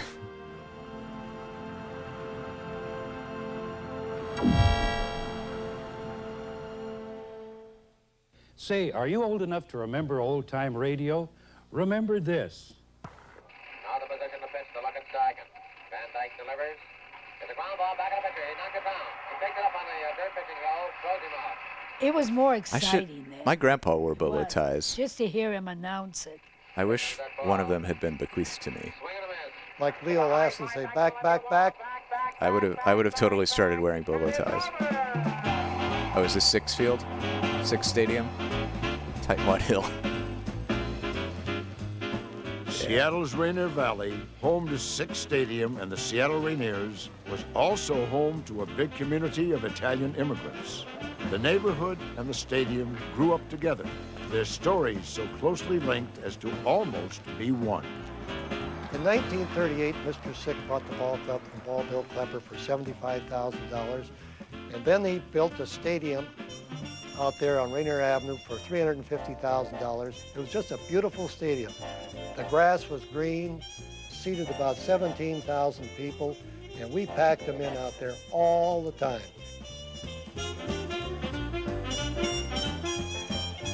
Pre-vac, I used to own a farm up in the back of left field fence, and they call it Pre's Cabbage Patch. We had the garden, some of the garden was right below it, and the house was right up above the garden. We had plenty of baseballs come over in the garden. That's how close it was.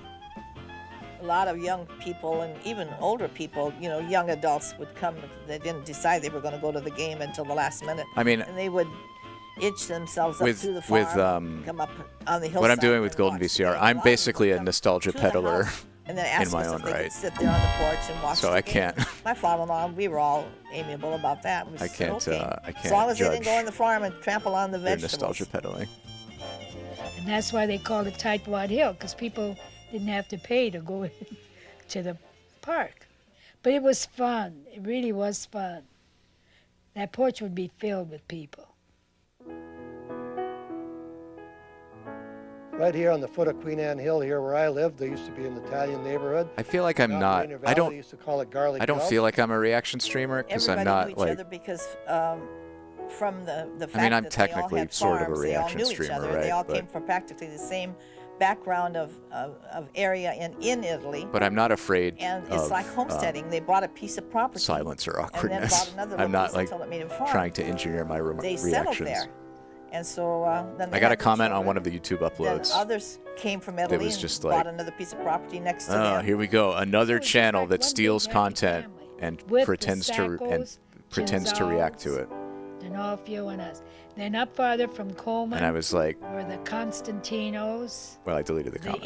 Ingos on Rainier. It was like, and then technically, Walker was that could be the, construed as true, but the shoe I don't shop appreciate there. it. on Atlantic Street. And then the I'm Sacco archiving brothers potentially lost had, media. fruit and I'm a vegetable hero. stand like my brother. I'm a law-abiding hero. After we were married and my husband worked, and he decided he wanted to have his own business. And he built this open-air market. Our priest and all of our people that went to our church knew about our store and decided they always were faithful to each other as far as trading from their business friends. And all the people that knew each other from the Italian colony went to Merlino's. They went to these stores to buy all their Italian products. So all of our friends and relatives traded from us because that was the thing to do in those days. The women there wanted the right things, the best things, the right size tomatoes and the best of everything. That had the corn, Transfer your special brain corn. onto VHS. Dad would pick it in the morning, box it up, bring it down to the store, and we'd sell it. Crates and crates of corn. And then when the ballpark was there, so my husband was very interested in ball games because he played ball. And at the same time, the ball players used Just to love always how go to my husband's store. random things become To know a lot of ghosts. the ball players. We had fun. One was Harry Taylor.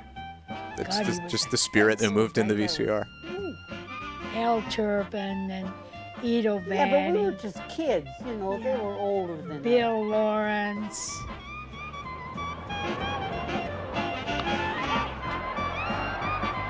I was 18 years old and I was going to Queen Anne, and I had a football, baseball scholarship. I mean, I do have to accept the risk with and this there was another youngster by project. the name of Fred Hutchinson that went to Franklin High Twitch, School. And the Seattle Twitch ball being a, you know, was up. just a website, with the like they can kick off anybody they want to. 1938. If they decide like, nope, you can't do this. That would suck. Because I put a lot of effort into this project and people have sent in I was tapes. a hustling fool. I enjoyed playing baseball, and that baseball But it was could my happen. love, and that's the way I played the game. Live every day like it's your last. We had Stream a every young stream kid like by it's the your name of last. Fred Hutchinson, who won 25 and lost 7. Oh, Freddie Hutchinson on his Yeah, 19th that night. birthday. That was the That's most the one exciting that was one. great. It was exciting to see the crowd, the way they turned out. When they had to have people out. How many people can you fit into a Discord 19th call? birthday, and he won his 19th game. Fred Hutchinson and the Rainiers are gone, and so Yep. too is the core of the old neighborhood. But the memories remain. The ballpark was part of our whole area.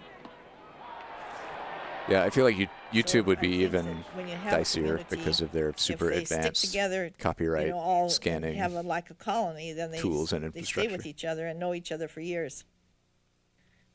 It was just a real nice life. I mean, it was not because I'm not going to other go on people don't to have good lives now. It's just alt-right because Twitch, the old days were whatever that might really be. more the fun days. I think everybody knew each other. Anyway, we don't have to worry about that. Everything's perfect.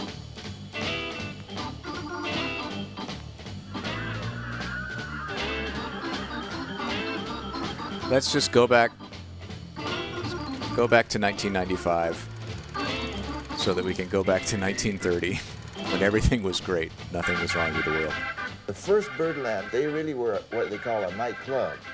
And they brought in national talent, but it wasn't, you know, at that time, there wasn't a lot of minorities performing on TV that got any kind of radio time.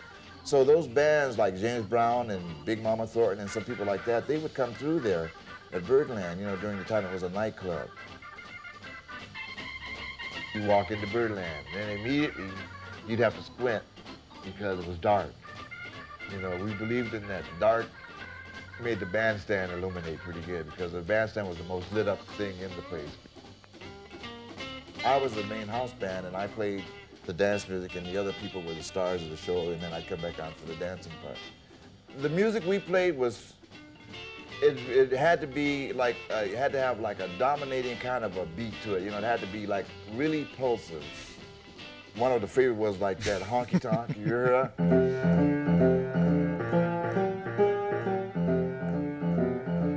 You know what I mean? So then the band will, you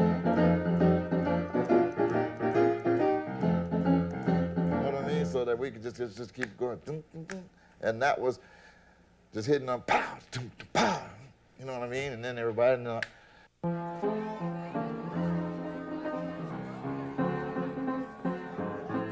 When I played there and the band played, I would look out into the crowd and I mean, they were so into the music that it just made the band play just that much There are no better. plans You for could see Golden them VCR just Con as working yet. themselves to death. I bet everybody in there lost maybe 5-6 pounds a night.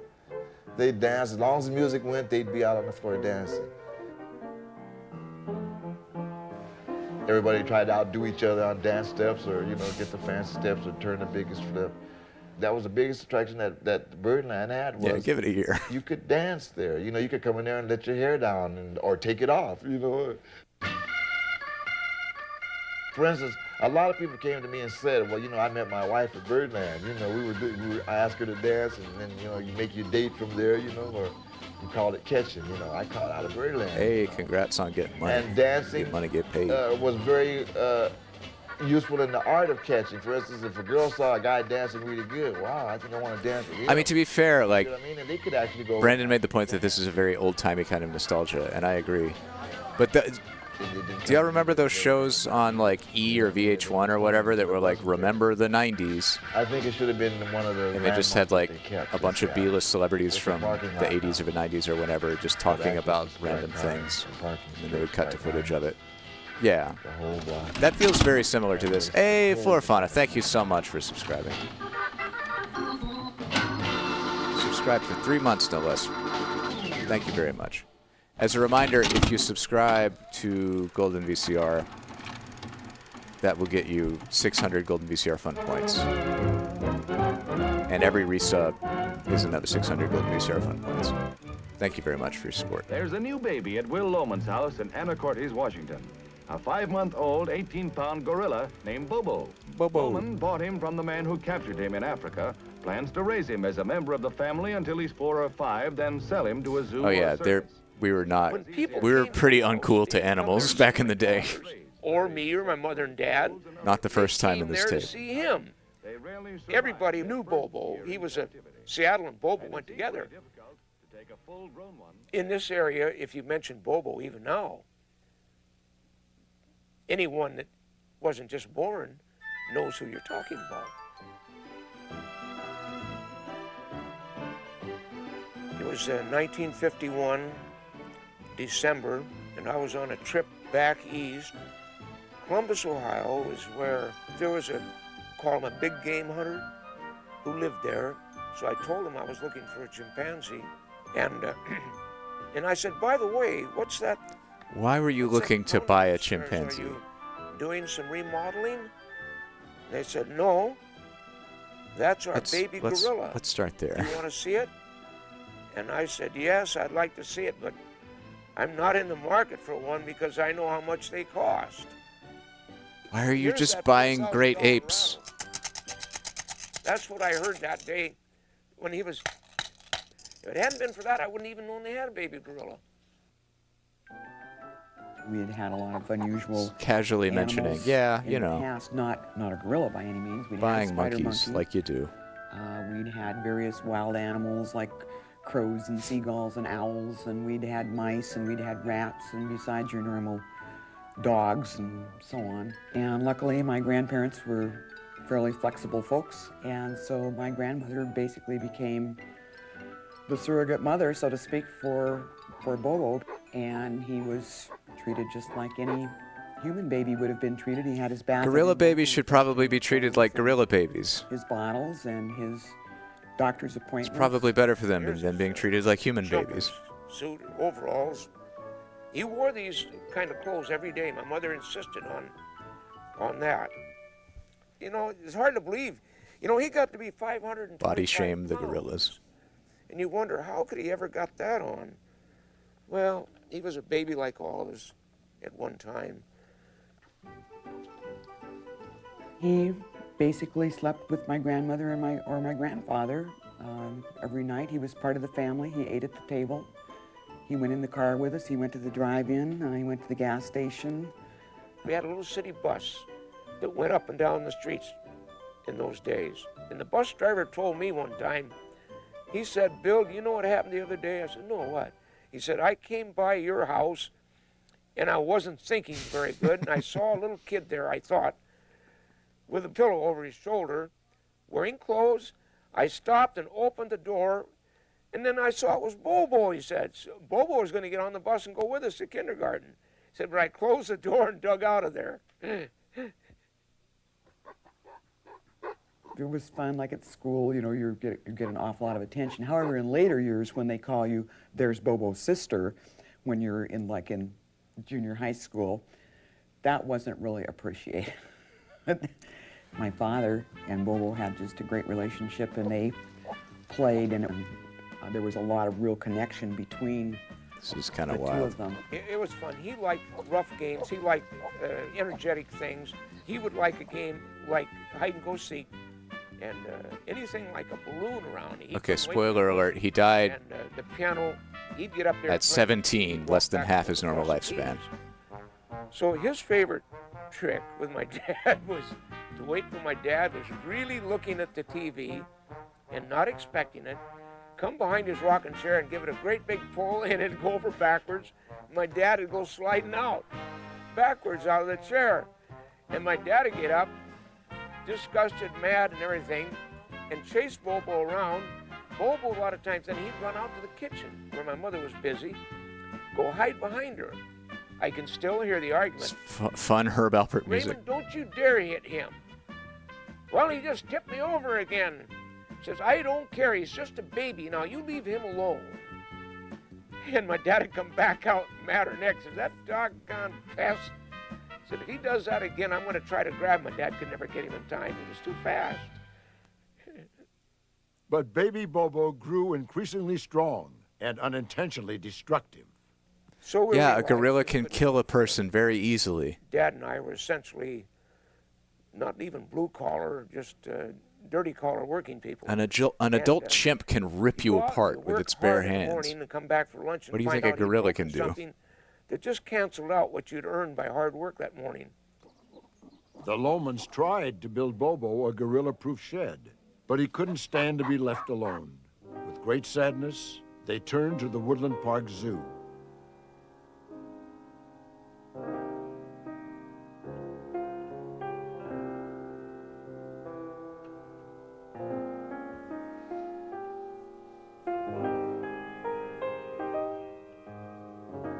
It was very difficult for all of us, and I think we tried to put on a good face for the day, so to speak.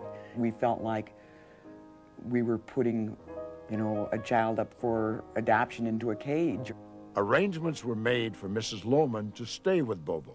And the zoo people had rigged up a cot for her there and had made arrangements so she could have meals served and whatnot. But after about 3 weeks or so, my dad was getting tired of my cooking at home. And he said, this is it. We're going down there and get your mother back up here. So we drove down there to get her, and she didn't want to leave. She said, I can't leave him. So we just almost bodily kidnapped her and brought her home. Woof, this tape is a lot. Which is really just to say that all of the rest of the zoo, the late 50s were a lot. Some people were there every day of the year. They sold him to the zoo in And there would 1953. be times when he would just race around the cage and, on the tire, on the table, up one way and down the other, and up to the window, and he would tap the windows really hard, and the kids would all back away. Poor gorilla. In 1963, Bobo was introduced to Fifi, a female gorilla. Who was... Well, Fifi had like a pot belly. She wasn't attractive at all. Her face was very round, and she had a real, more like a pushed-in nose. Bobo has, never been socialized as a gorilla. I think if they had maybe selected a better-looking gorilla, things might have gone better for him. Oh, my God.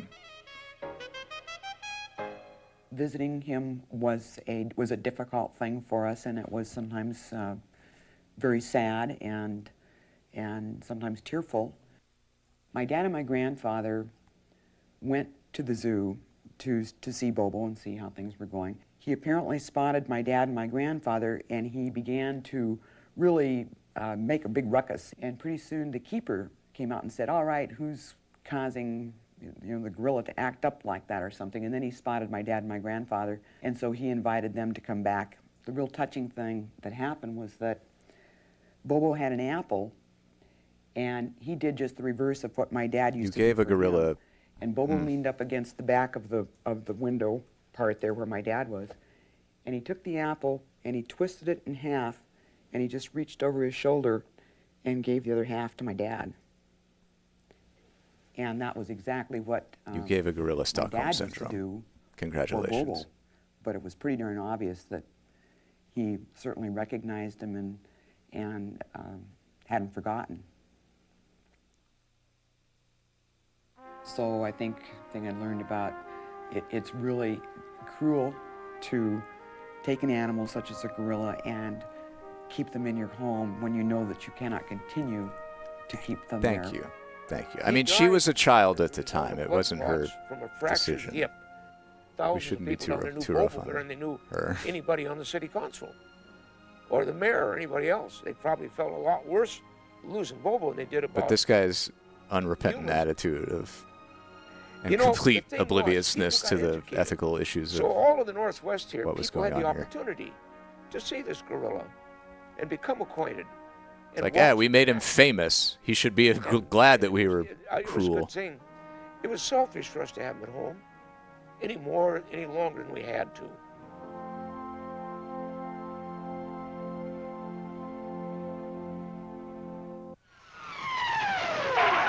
What a very At last, the 1950s Seattle World approach Fair. Look at that observation tower. A 600-foot marvel. They to call it the Space understanding Needle, animals. and the restaurant on top revolves. What a view! All of the fair in Seattle, too.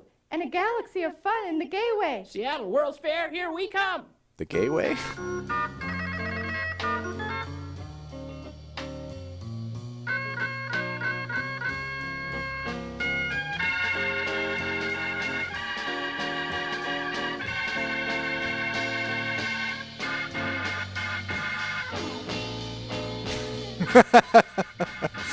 Have fun in the gay way.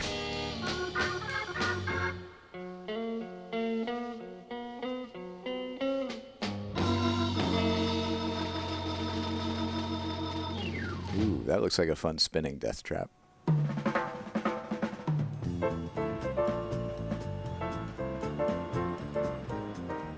It wasn't until in the 50s that the voters voted in liquor by the drink. Up until that time, the only place you could get a drink was in clubs.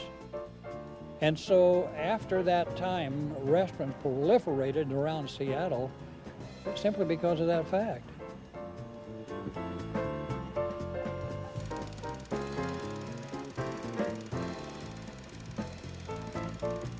Ruby Chow's was a place to be seen, both by newspaper people and police. And the first thing you did when you walked into Ruby Chow's, you would look around to see who was there and who you recognized. And she held parties for the press, and they were really parties.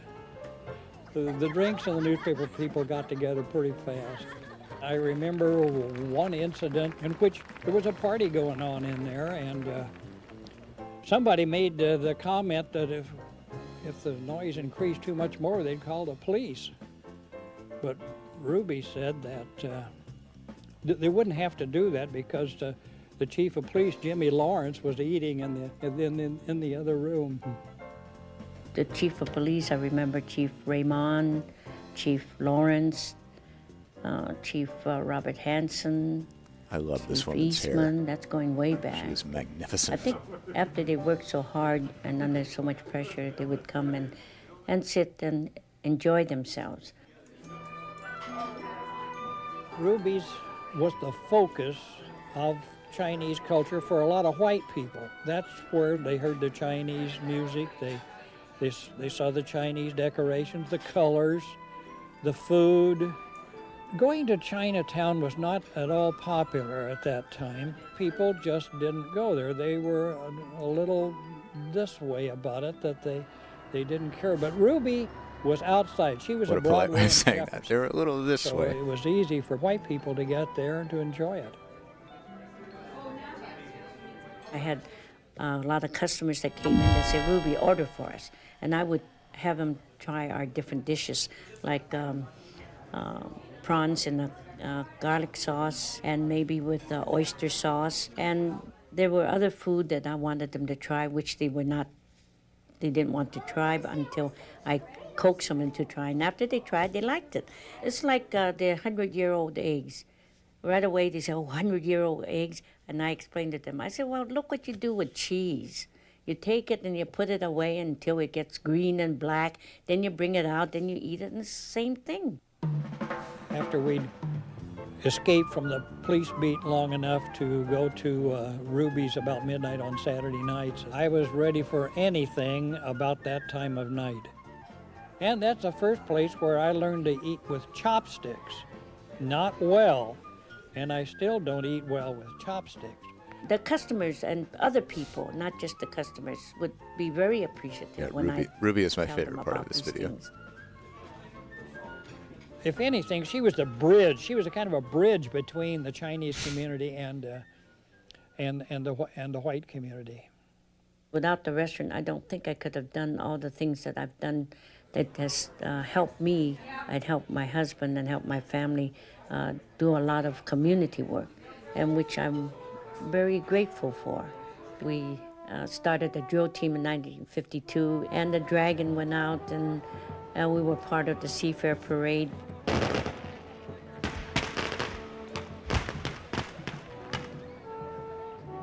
I miss Ruby Chow's, yes. Ruby Chow was a restaurant with a lot of hard work, but a lot of fun. Some of the famous people that came to Ruby Chow was Ruby Chow was born in Tommy 1920, Dorsey, died Sammy 2008. Davis, Sidney Poitier, Giselle McKenzie, Rhonda Fleming, Lucille Ball. People just flocked there, and they would stand in line and waited to get in. It was like being on a football field. Oh, the that hair. ball was dropped in my hand, and I had to run with it. And that's what happened. She was a council member in King County. On Wikipedia, it says her political career started in 1973 when she decided to run for King County Council as a Democrat. She had an encounter with Ted Bundy, later known to be a serial killer, who, as a GOP campaign worker, tried to convince Chow unsuccessfully to go Republican. That is a wild sentence on Wikipedia.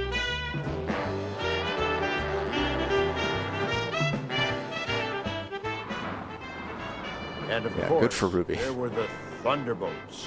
In the 50s, Stan Sayers and Slow Motion 4 broke world straightaway records and brought the Gold Cup to Seattle.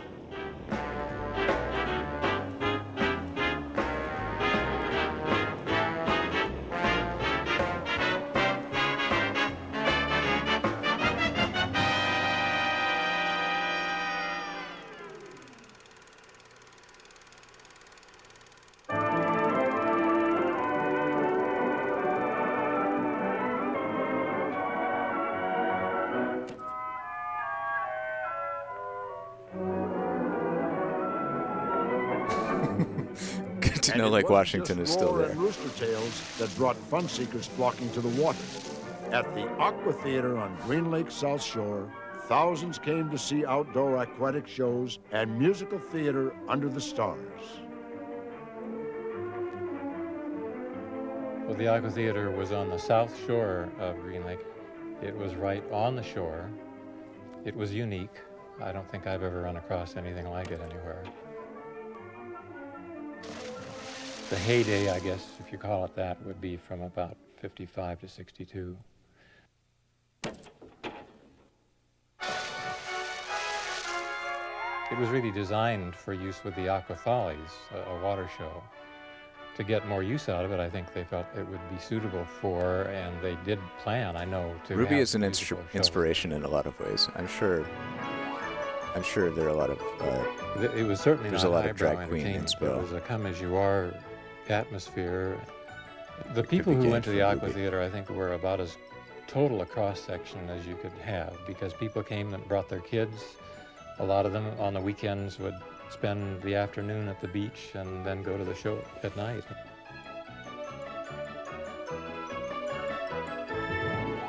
The Aqua Darlings were the dancers, the Aqua Deers were the swimmers. And the Aqua Deers, of course, we could only see from above, so everything would visually have to be in formations.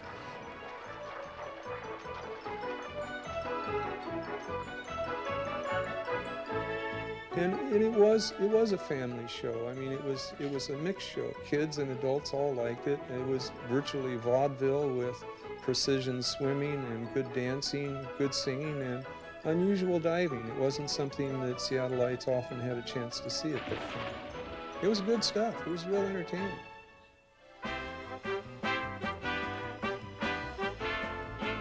Well, typically, as we got into about the middle of July, the musical shows would start.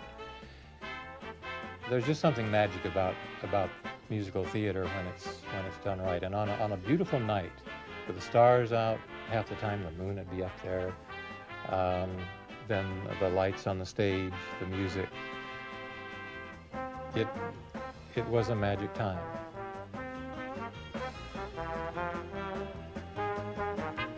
I was sort of the local leading man, I guess. I usually had the male romantic lead. Well, I think the role that I enjoyed doing the most was the role of Frank Butler in Annie Get Your Gun. The guy's real conceited. Well, it's kind of fun to play somebody who's got that big male ego, you know. We always had to battle the elements at the Aqua Theater. When it was a nice, warm summer night, one of these idyllic things with the stars out and just one of those magic nights, those of us on stage had to worry about the bugs. Oh. Because they would swarm to the lights. Oh, no. And then when it rained, the stage became very slippery. So the dancers were very apprehensive. If we had to do the We've been show talking a little with bit some rain, about the dancing would change. They would Twitch emotes. more or less ad-lib their dance routines. Another thing that happened, of course, was I think one of the first ones we need is an OP alert. The woodwinds would not want to stay Or there an OP at all if it started emote. to rain.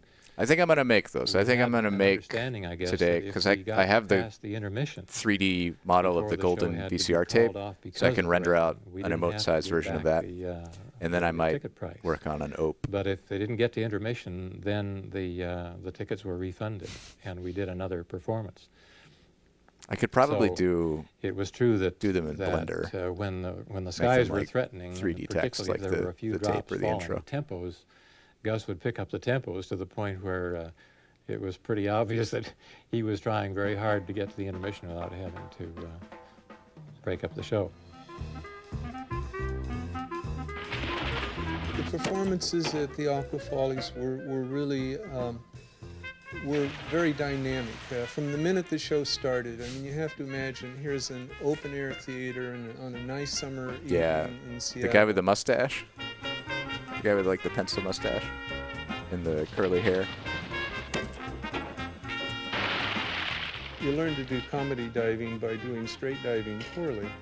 And comedy diving just always struck me as something funny. From the first time I saw it, given the right setting, it's just hilarious. And to this day, it still is.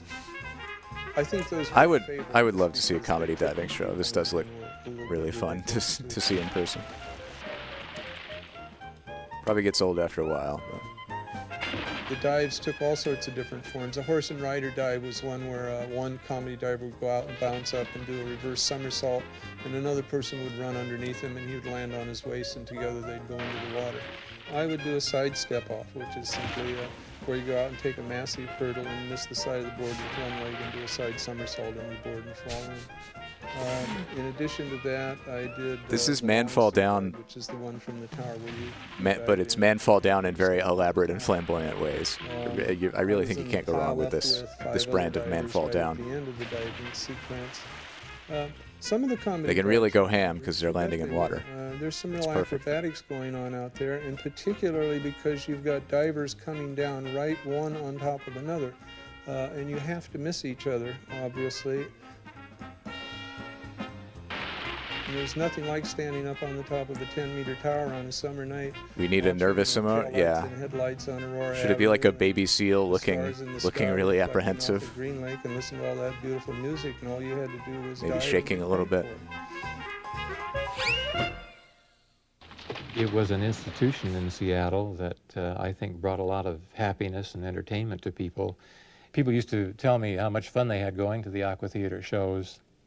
And I'd always tell them that we had more fun on the stage than they did in the audience. Many of the people and things of our past are gone, but their memories persist and will always be an important part of what makes this home.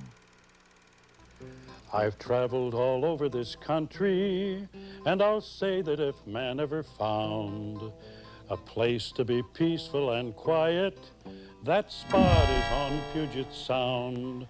No longer a slave of ambition, I laugh at the world and its shams as I think of my happy condition, surrounded by acres of clams. What seal tape? This seal tape? This seal tape has not been screened on Golden VCR. It is not officially in the collection.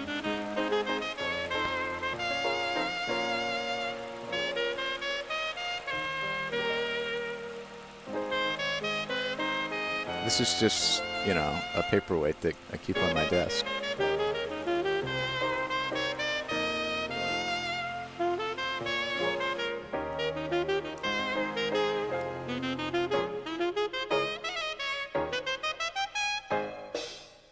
Well, what did we learn, folks? That was very, very interesting. This program is made possible by annual financial support from viewers like you. Thank you to West Coast Dev for sending that in. I'm glad we could watch it. I have learned that, Ruby Chow is beautiful.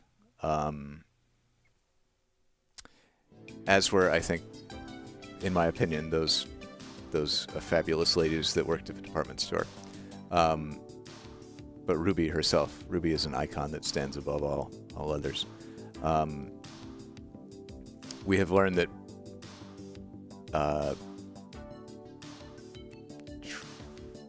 the idea of having a sense of ethics when dealing with wild animals is a fairly recent invention.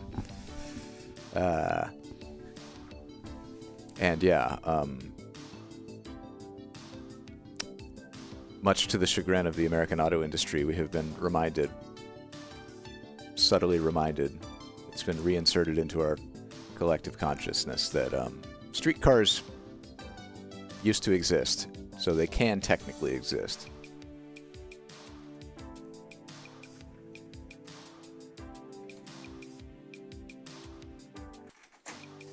There is the tape. Whoop. Let's see. I was looking here at some of our options. We haven't had any Jesus today.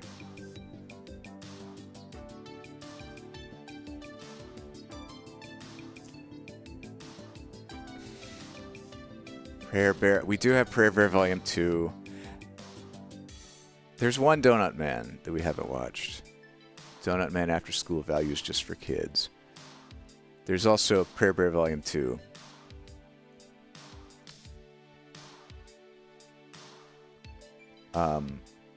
There is...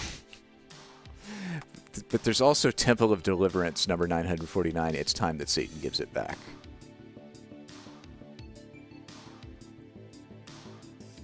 So... I really want to just take a glimpse at this one.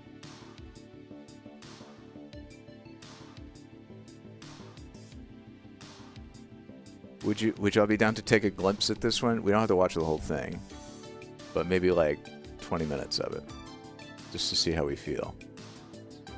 See if it's worth keeping around, or if we should call it done after 20. Cool. Thank you for that. Thank you for your cooperation. I'm going to take a quick break and roll 3 minutes of ads while I'm away. So stick around and we'll be right back.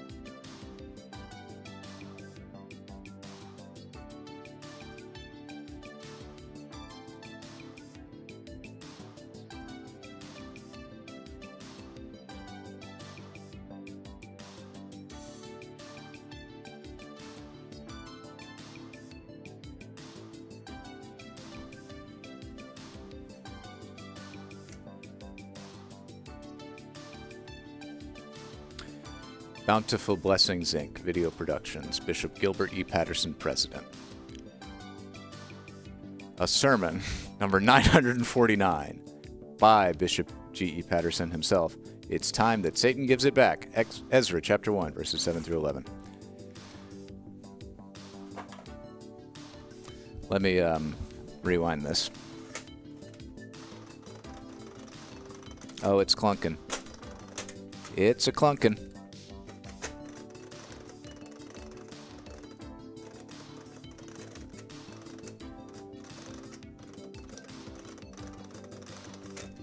This using a tape rewinder like this is it's like fiddling with an NES front loader.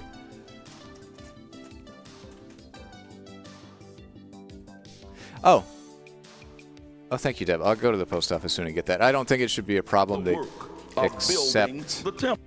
accept parcels from anywhere as long as it's addressed with the way it's spelled out on the website. It should be fine. Thank you again for sending tapes. While I rewind this, oh, that's making a noise.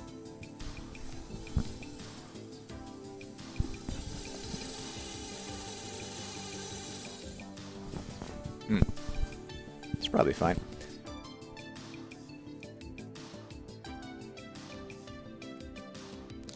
Let's see.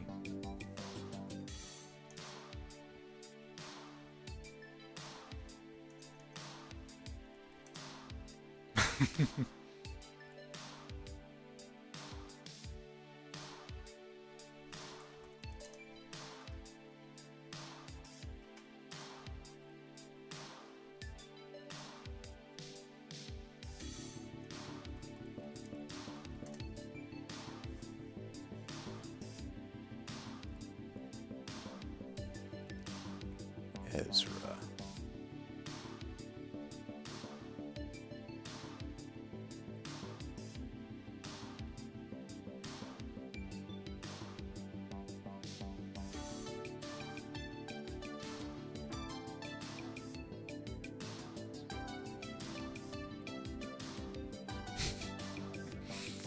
I do need to collect more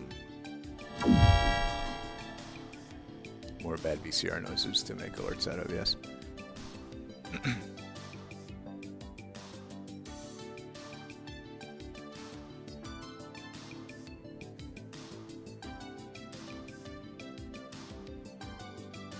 Okay, this sermon is on Ezra chapter 1, verses 7 through 11.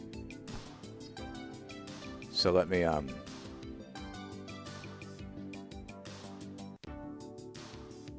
do this.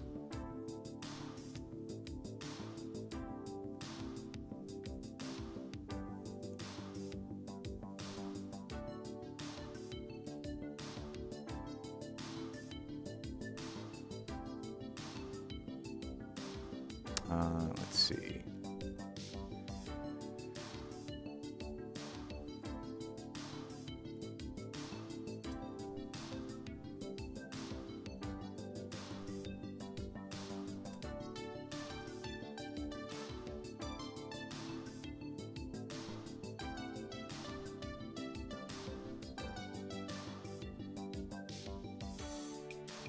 How do you wrap a text source in OBS?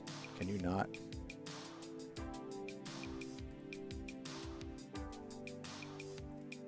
Nope. LOL.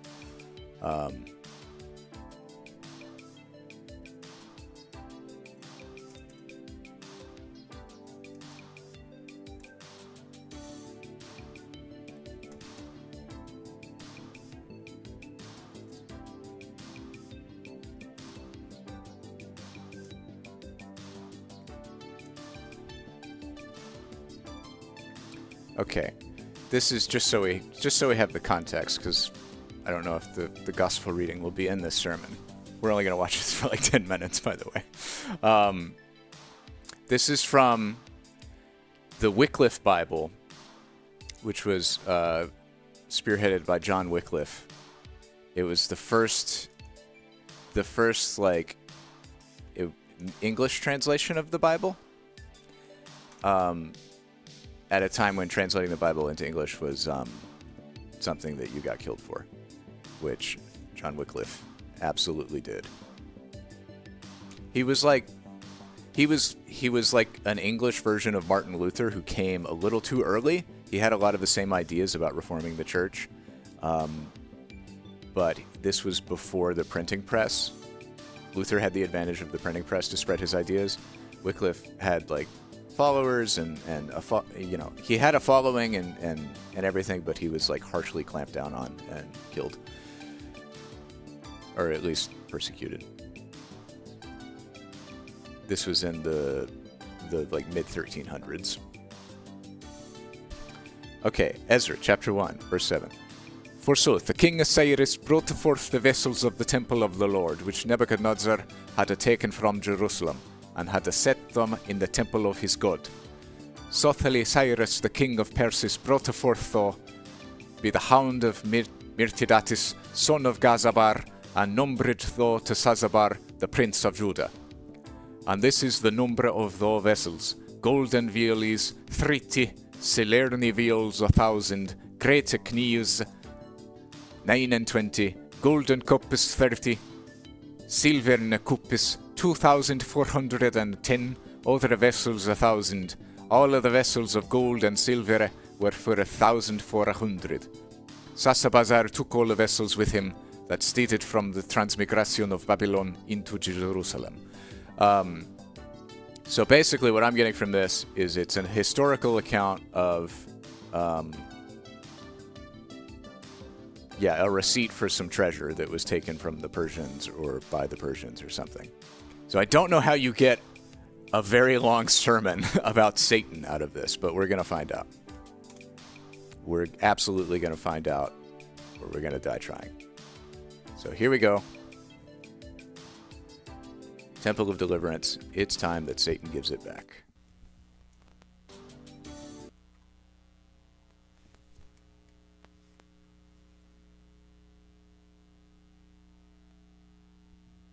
$1998. I just want to see the vibe of this tape. I have accepted that we do not have to watch all tapes in their entirety. That has never been the stated mission of Golden VCR.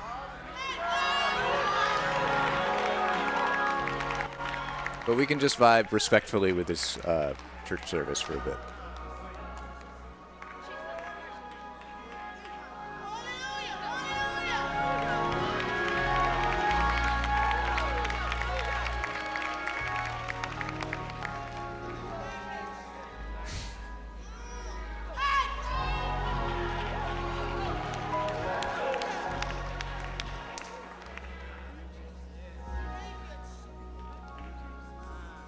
I do see some very nice church crowns on those old ladies up there.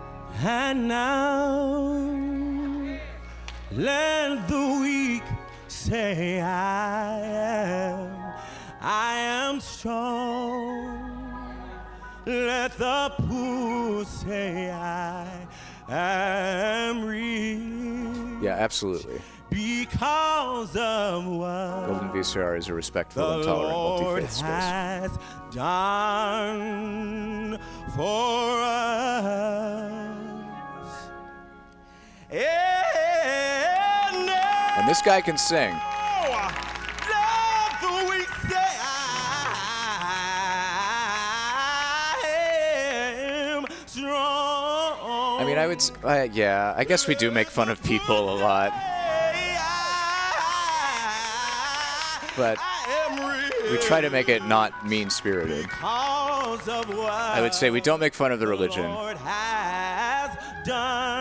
We try not to make fun of the people in a mean way. We make fun of human folly. Give thanks. Give thanks. So this is the Cathedral of Bountiful Blessings ministry in Memphis, Tennessee. Say I am strong. Ooh, it's now one church in 3 locations instead of one church in 2 locations. So they're still doing good. They have a website. It's beblessed.org. Bountiful Blessings, beblessed.org. But their SSL certificate is expired. So let's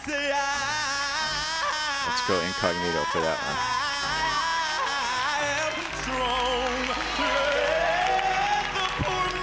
It's still the Bountiful Blessings website.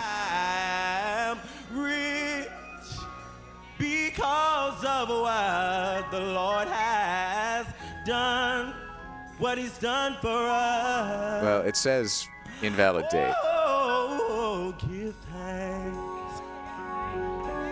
We must give thanks. We must give thanks. It looks like it was made in Microsoft front page. Oh, give thanks.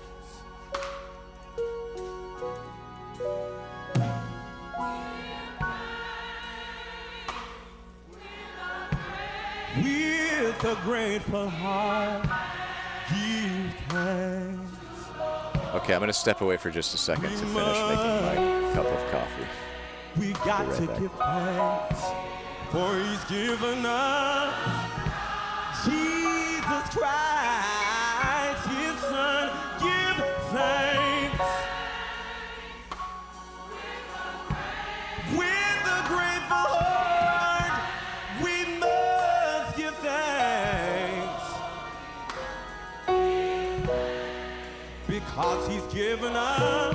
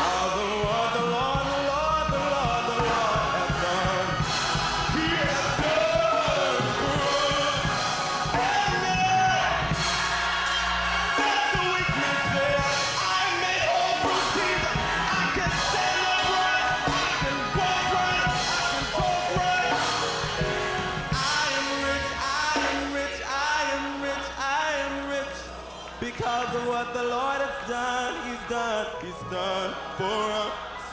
Oh, give thanks. We must give praise. We must give glory. We must give honor. We adore you, Jesus. We adore you, Jesus. We adore you, Jesus. Lord, we love you. Lord, we praise you. Lord, we magnify you. We give thanks to the Son, the Father above. Oh, we glorify you. I saw that ghost. Thank you. Thank you to the cactusy for the ghost. Give thanks, we give thanks. Hallelujah, glory to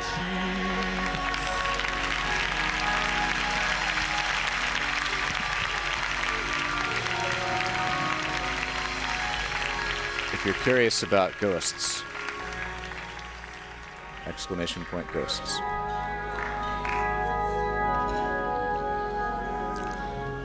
Now, Lord, as we stand before your people on this another Lord's Day, we stand with grateful hearts, and we also stand in recognition of the task that lies before us to declare among your people the unsearchable riches of your glorious word.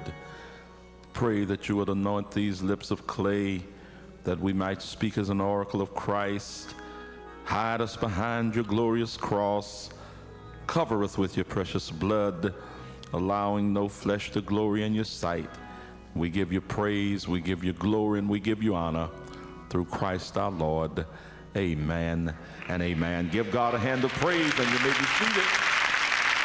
I'm not sure. I was trying to tell. You can maybe tell from the vestments what like faith tradition this is, what denomination. Oh, the Lord is still with some flavor of AME or something like that. But I don't actually know. I don't think it's listed anywhere overtly. Won't leave here. Preacher can sing too. Like you can in Jesus' name. I don't know what problem you might have left home with. It's Church of God in Christ. What kind of burden might be pressing you even now. The denomination here. But like the wise men that came to see the infant Jesus, the Bible declares Holiness that they Pentecostal denomination. en route home another way. And I believe when we come into the house of God, we ought to go home another way. Discouraged folk ought to go home encouraged. Sick folk ought to go home healed. For the power of the Lord is still the same.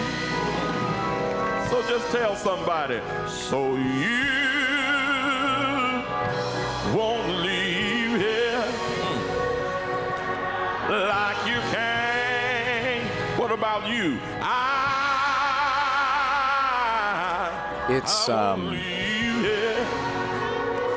It's difficult to judge a book by its cover when it comes to like the labels used for Christian denominations. It's the same, words like Pentecostal or evangelical or Episcopal can be applied to a very wide range of communities and cultural practices and belief systems.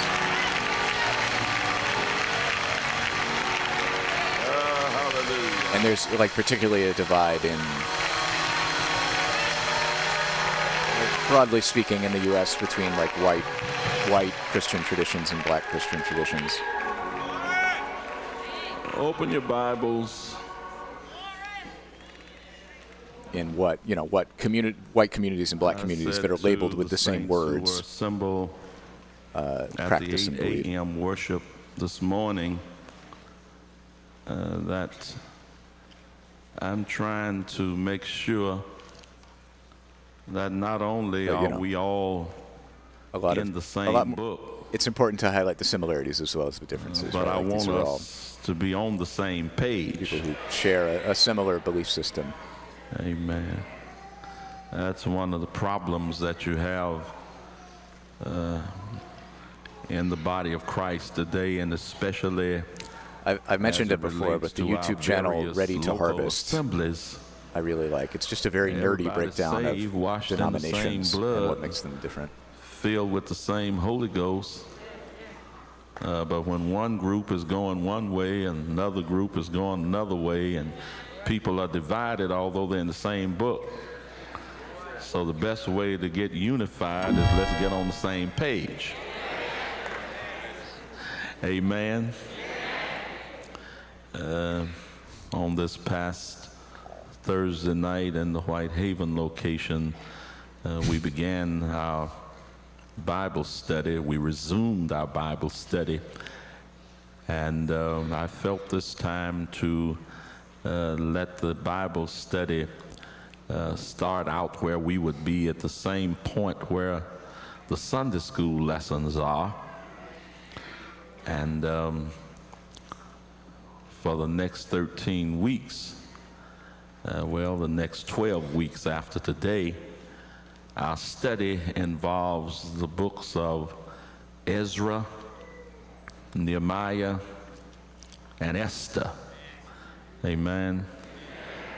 So my message this morning was somewhat of a review of Thursday night's Bible study, I want to go just a little different angle. Same book, same page. But open your Bible to Ezra, the book of Ezra. Having grown up Catholic, this is very different for me too. My dad is Right Methodist, so behind I Chronicles. would occasionally go to Methodist services. Which is right behind But it's Kings. always striking to me when you go to a church service where they like have a little introduction and then they just get into it. And when we get into the book of Ezra, Because in a Catholic mass, there's like all I want these you to look at procedures chapter that you go 1. through that are the same every single time, where everyone's reciting the I same want to stuff. read verses And then you get to the 7 part that's through 11. actually the priest speaking to you. I know this is the first Sunday in December. It's true. I went to Catholic school and we learned the difference between capital T tradition and lowercase t tradition in religion class. All of our thoughts Can I just say here, turn in the direction of the I really appreciate manger, all the of you cradle. in the community we have here and the mods who we'll help get keep it there. the way that it, But I always tell keep the you good all things this about time it of good. the year, I really appreciate do that we like the can world. we can watch such a wide variety the of world things. doesn't mind We can watch getting hung up on the baby. Mighty Machines and sensitive issues They don't like care much teen peer about the pressure. man of sorrow acquainted And with grief. We can point out the weird attitudes But it of the wasn't past. the baby that brought And salvation. we can approach the man religious stuff with an open mind, whom the baby grew into. where we're like not afraid to have fun, but we're also so being respectful. Most of the world feel like it's okay to I feel like that's tell not stories about the little harmless baby. the norm on Twitch or on the internet, and so But I when it comes just want to say thank you the to all of you man for that being brought salvation, being cool. You're not too favorable of that. So we'll get to that as we get a little later into December. But now I want you to just look with me to Ezra chapter 1. If you have it, say amen. Let's read together verses 7 through 11. Come on. Okay, we'll get it in modern English. Also, Cyrus the king brought forth the vessels of the house of the Lord, which Nebuchadnezzar had brought forth out of Jerusalem, and had put them in the house of his gods. Even those did Cyrus, king of Persia, bring forth by the hand of Mithridates, the treasurer, and numbered them unto Sheshbazzar, the prince of Judah. And this is the number of them: 30 charges of gold, 1,000 charges of silver, 29 knives, 30 basins of gold, silver basins of the second sort, 410, and other vessels 1,000. All the vessels of gold and of silver were 5,000. My mom was one of 7 kids in a Catholic family, All these and she and my aunts and uncles always talked bring about up like with them of the captivity going that were brought up every Sunday they went to mass, and on the drive home, my grandpa I would wanna quiz say them to you today, it's on what the reading was time about and what the that priest's Satan homily was about. Gives it back. And they were terrified. Hello, somebody. Because if you were not Why paying don't you look at sufficient somebody attention and in tell them church, it's they would be headed. time that Satan gives it back. Amen. I don't think that there is a clearer picture in the scripture of how God brings about a restoration. Yeah, at of the Catholic which church the where enemy that I went has to as a kid, stolen from the they had the people children's of God. liturgy during the homily. After a period of time, They would play this song that was, "Let the children come to me, let the that Satan children gives come," and then all the kids would everything proceed up, and the that the priest would do a little devil blessing, and then they would get let out and go with some like mom Amen, to y'all. do coloring It's sheets not- about the gospel reading. it's not just a story. But in we the were- book of, we First never did that. My Chronicles siblings and I where did not do it that. says, and 'Cause my mom David didn't believe in it. recovered all. You can recover all. You have to learn to sit quietly. No matter what the enemy has taken from you, what he has robbed you of, what he has stripped you of, you can get it back. Amen. You can get back that thing that you remember when you used to just have a heart where you loved people of God and loved other people. And somehow the enemy set up some scenarios in your life, and you don't know yourself how you got that old hateful attitude. But God wants you to know that sweet disposition, that loving attitude that you once had, God is saying that it's not gone forever. If you want it, you can get it back.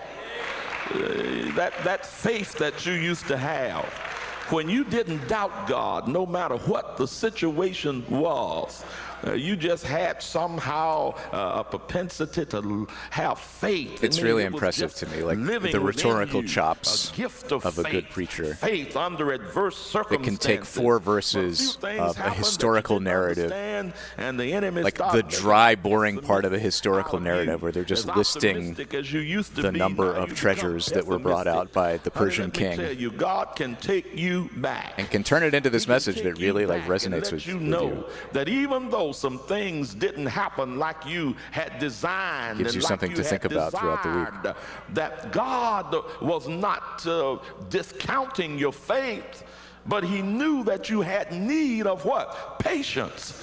Because your soul will be lost without patience. In your patience possess ye your soul. Now that he's taught you your lesson in patience, now he wants you to get back into the word and let faith come alive again. You don't even have to lose your health forever.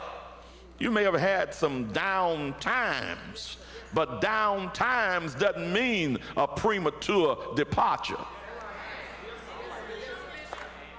I think I want to say that again. Tell somebody, maybe you've had downtime in your health. But downtime doesn't mean a premature departure. No, you're not about to get out of here. Amen. You had some sickness, some things that you don't understand, but the Lord is saying, I passed by and I saw you. And I'm saying to you now, you're not going to die, you're going to live. Hallelujah. I don't know what the enemy has done. You've fallen into some hard times financially. God only let that happen because he wanted to teach you how to trust him. You got too busy talking about my money, my this, my that. God wanted to remind you that everything belongs to him. I mean, I certainly don't agree with every... that he only entrusted you with it. Not every aspect of this message resonates with me. I generally don't like... In fact, it's high time. The message of like bad things are happening because God made them happen to you. Cause the devil to give it back. Is something that I vehemently do not believe in my own experience. Everything the devil stole. But a good sermon is universal enough that there's something you can take from it, even if you disagree on the finer points. I'm not going to be before you that long. Not everything has to be a nitpicky theological debate. You know? Take this before you get out of here. I told you earlier we will be studying over the next 12 weeks now the books of Ezra, Nehemiah, and Esther. Now, why would those three be grouped together? First of all, because this book of Ezra, it covers God's fulfillment of prophecy. It had already been stated by the prophet Jeremiah. I believe it was somewhere around the 29th chapter and the 10th verse, that before the children of Judah went into captivity in Babylon, that the Lord said that it's going to happen, but after 70 years, I'm going to bring you out of captivity. And the person whom God had designated to bring them out or to release them from captivity would be the Persian king by the name of Cyrus. Cyrus couldn't hardly get around it because 200 years before he was born, in Isaiah 44:18, God spoke to Isaiah and told him that Cyrus is the man. God called his name 200 years before he was born, saying, Cyrus is my shepherd, and he will bring my people or release them from captivity, and they will return to this place, talking about Jerusalem. So when Cyrus delivered them, and real quick here, let me see, let me just gauge. Let me just gauge how much tape is on this. This is an entire church service, so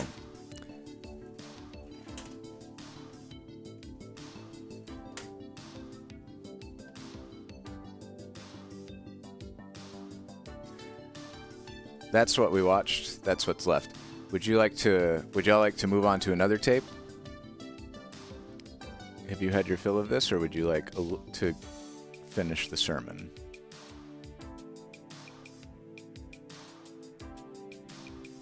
I don't want to disrespect Bishop Patterson, but we also have to. All right.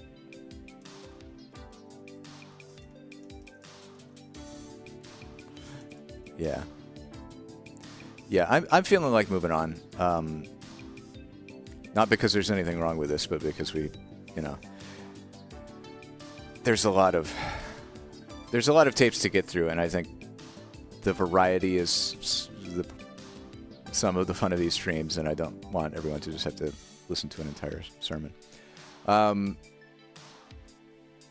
Excellent. Yeah,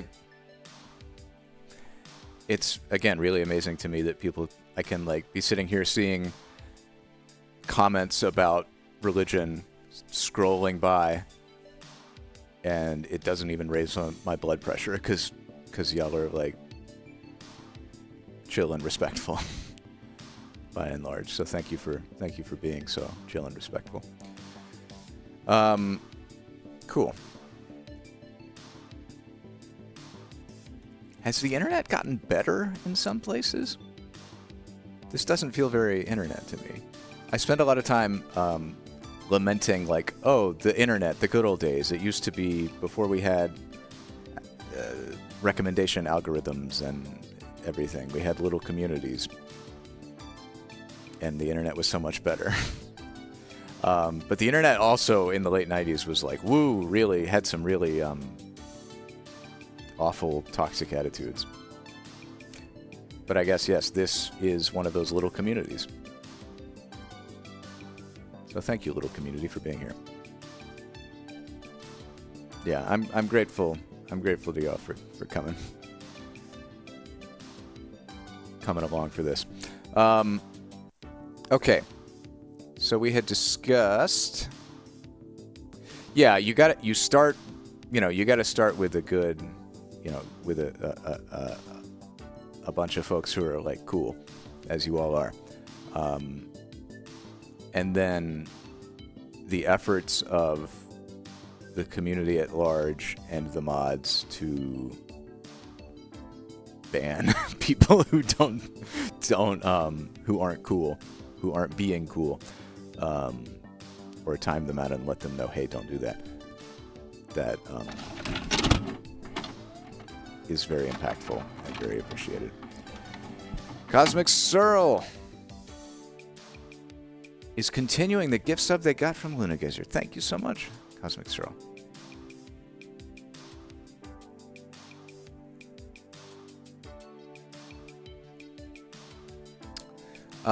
Is Haley still around? If Haley is still around and it is a good time for her, we can do pattern fitting for the truly terrified. Otherwise, we can pick a different tape. Would you like to dig into pattern fitting for the truly terrified? If you have a bunch of work going on and you'd rather watch it when you don't, that's totally valid. Okay. Okay. Well, we can do it. This one came directly from my mom's house. It was her tape. Probably going to be good. Okay. This is 90 minutes. If people start getting a little antsy halfway through, we can poll to see if we want to continue or save the rest for later. But I'm feeling pretty good about my attention span right now. And I assume a lot of y'all are like doing something else with the stream on, which I wholeheartedly support. I think that's great. All I've ever wanted to be is background noise for cool, respectful people. Keeping You in Stitches, Volume 1, Pattern Fitting for the Truly Terrified. Laugh and Learn with Sally Cowan.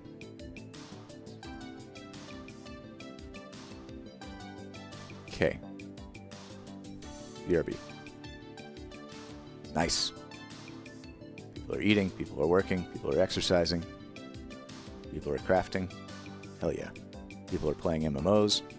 As someone who sunk many, many days of like 150 to 200 human days. I think my playtime on my WoW account was like 300 days of my life. And I spent a lot of that like watching Mystery Science Theater while I did farming runs of RFC or whatever. Okay, be right back.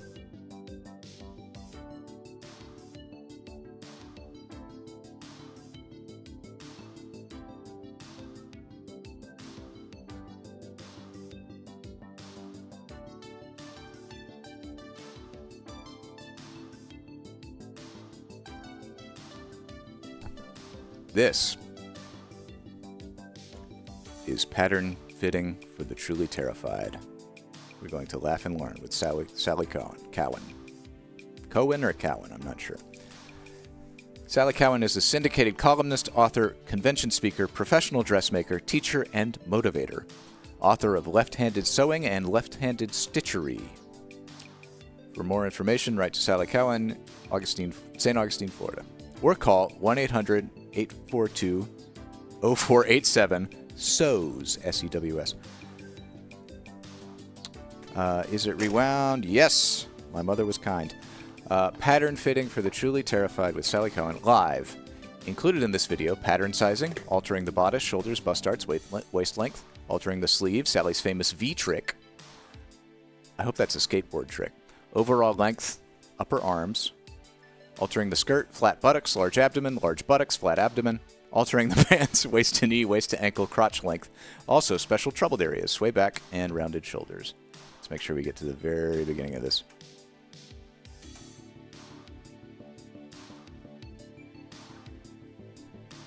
Oh, did I not tag this tape? It's arts and craft. Okay. Clear.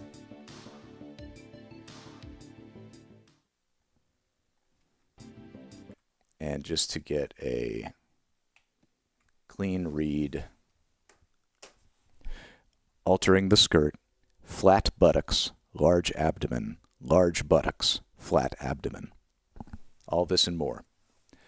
On Pattern Fitting for the Truly Terrified with Sally Cowan. Play.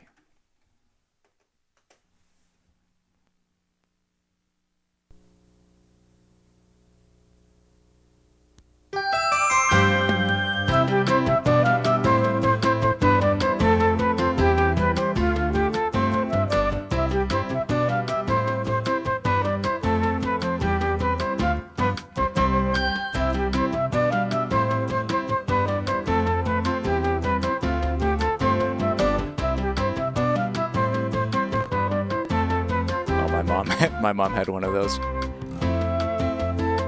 Just thread everywhere, on every wall, covered in thread. Oh, Sally. Oh, it's a baby lock.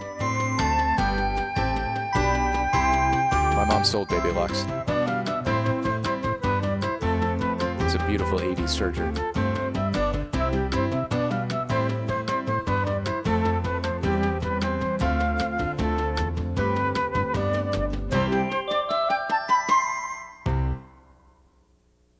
Keeping you in stitches.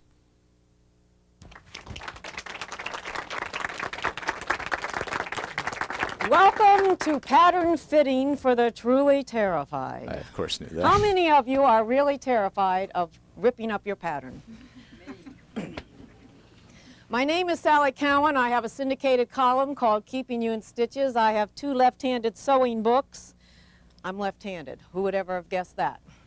I found that a problem all my life, so I decided to do something about it. So I've written 2 left-handed sewing books. When I was about 4 years old, my grandmother used to have a treadle machine, and she taught me how to sew. And I've loved to sew ever since. I have been doing professional sewing for 22 years, and I do an awful lot of professional speaking. That is what I do most of the time. But this pattern altering and pattern fitting is a major problem. And one of the reasons it is because when you go to a class about pattern fitting, they tell you about all these neat things you need, like those curved rulers, T-squares, all kinds of tape measures, and special tape and special scissors. You don't need anything. All you need, basically, is 1 pair of scissors and some Scotch tape. That is all there is to it. Today, you're going to see some light bulbs go off. Haley, I hope you learned some stuff from this. I promise you, you will not leave this room today or stop watching this video without understanding how to alter a and ground fit spring your of pattern. wisdom I promise you. That is a promise I will make. from Sally Cowan. How many of you have made something and it didn't fit? How many of you have gone to those wonderful classes that teach you how to make a pattern from scratch and have actually gone home and made a pattern? Aha! 1 person. Okay? 1 person. I want to know, you said you made the pattern from scratch. You went home and did it. Did you ever do it the second time?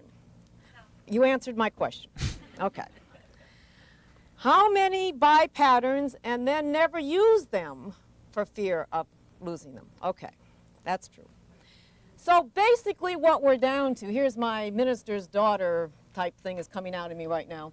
How many of you actually go home and just cut and pray it fits? We got the Bountiful Blessings preaching. Now we're getting the Sally Cowan preaching. Well, I'm going to demonstrate the worst thing that can happen. This now, store, this is exactly what my mom's store looked like. So I do understand this They're like is worse gray than it used to slatted be. walls with the little This one hooks was with only everything hanging. 65 cents. And then sewing They projects are up now above anywhere that from 12 to 15 to 18 to $20. But you take it out of the pattern envelope and you open up your directions, which we never read, right? And then you take your pattern out and you're so beautifully laying it out. And I love the way people trim their patterns. This is a waste of time. In fact, it's really not a good idea, especially when you see how you alter a pattern. When you trim off all that wonderful tissue paper, you're really getting rid of all the stuff you can write on. So don't trim your patterns. It's a waste of time. So you open up your pattern so carefully, and then you start to measure it, and you start to cut it. So the worst thing that can happen is this. Oh no, Sally. Okay? You're crumpling them. Okay, now that's the worst. Nothing more can happen. So you haven't lost your life, the house hasn't burned down, your husband hasn't divorced you. With tentacle arms. My point is, there is no reason to let a piece of paper scare you off. There's no reason for this. Now, what size do you buy? That's a good question. Have you ever looked at the measurements on the back of the envelope and compared them to yours? Wouldn't you love to know who that standard body person is? I've never met her. It sure isn't walking down any runway. And I don't think they know what a normal person looks like. I once asked, by the way, how often people that design patterns actually get out from behind closed doors, and I think the person said to me, I think it's been 30 years since she left the room. I believe that. So what size do you buy? The closest that I can tell you is, for example, you buy your bust size, you use your blouses and your jackets, and you use your waist measurement if you're buying skirts or slacks. Now that's just about the bottom line. That's not going to help you very much because there's a lot of leeway in there. The waist is for I have to say, looking at this, I thought And if you're buying a blouse or a jacket, I thought Sally was going to be doing like a lovable character who is overwhelmed and anxious, and that was like the comic angle of it. Yes, it will be. What we're getting here is a very confident Sally. Why can't we just all buy a size 12 or a size 10 and go home and cut it out? She is We're going to illustrate right now why we can't do that. I want 4 people to come up here that are about a size 10 or 12. If you'll come up here and stand beside me, please. Okay, we have 4 people here that would all buy the same size pattern. Now, you can see that she's a little taller. Her waist is down here. Her waist is up here. Her waist is here, but she's got long legs. She's got shorter legs. She's very long between here and here. Their shoulders are all very different. She's got very narrow shoulders. She's a little broader. You're sort of in between. They obviously have different waist and hip measurements. Now, we're all going to go home and buy a size 12.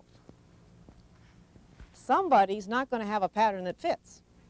And I would be willing to bet that none of these people will have a pattern that fits. Yeah. This is the problem. So this is why you're here today, so that we can take whatever size Haley is very into this sort of make it fit you, so that you don't have to throw away any more fabric. Thank you very much. Has been getting into pattern fitting. Watches a lot of like sewing YouTube people. My mother used to play the violin for years. So She's I've 80 heard years her. old. I've learned a lot through her. And she's often told me that the vibrato thing, that when you're playing the violin, And when like you shake, one of the key points, yes, is that you can't learn that. everyone's body is different, It happens. and that's just the way bodies work. Now that's the way it is And with sewing. like fast quite fashion honestly. and pre-made clothes are just kind of Sewing is feeling it an in your abomination in the fingers. sense that they present this idea that there is Now, one some of you are correct not going to body understand that today. that you must have. But one of these days, you're going to be sitting at that sewing machine, and this is going to I like the way Haley's explained it, which I is swear that it will. like buying when you clothes that feel don't it in fit, you here, feel like you are the problem and your body is the all problem. that fear and all that stuff. But when you that get you've into been sewing worried and you about learn how for to do so this long stuff, will go away. I don't care what your age. you This see has the nothing to problem do in with the age. clothes, and My you fix mother the was problem in the practicing one clothes. day, and she was just playing, and all of a sudden it just happened. Maybe she was nervous. And then that there is day, no problem. But it just happened, and it never, and that forever and ever, it was there. And so when you're sitting at your sewing machine, a lot has to do with this, because how you hold the fabric, how you pull it through, how you start it, how you yank it, how you stretch it, has everything to do with whether or not it's going to succeed in sewing a nice garment or not. So along with this pattern altering, you've got to feel it in here. And today I want you to feel it in here, and I want light bulbs to go off in here, because this is not difficult. It's just a matter of doing it for the first time.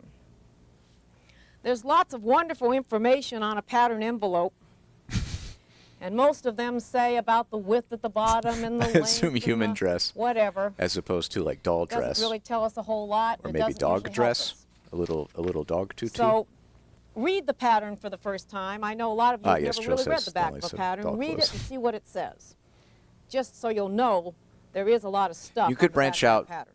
from, there's a middle ground between doll clothes and Wearing human ease clothes, and which is like styling Chihuahua ease are tutus. two different things.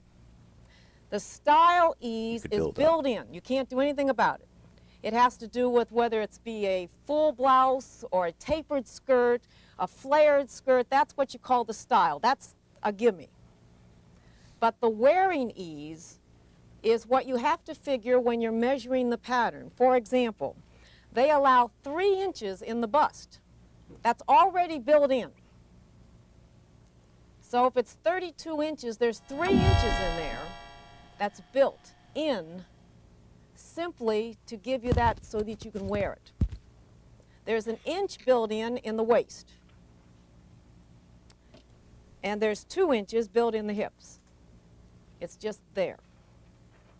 And that's what can be confusing. When you measure a pattern, you say, yeah, it's 3 inches too big.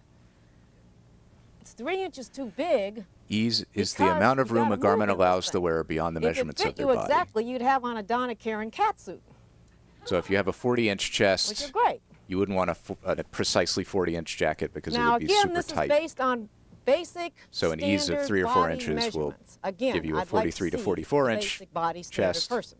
so that you have room for it, for your body to Before you move around measure, in it. before you can alter and fit a pattern, you have to measure. I'm trying to a few follow things. this. Now, if you were coming to me for me to make you an outfit, I'd probably measure 100 things.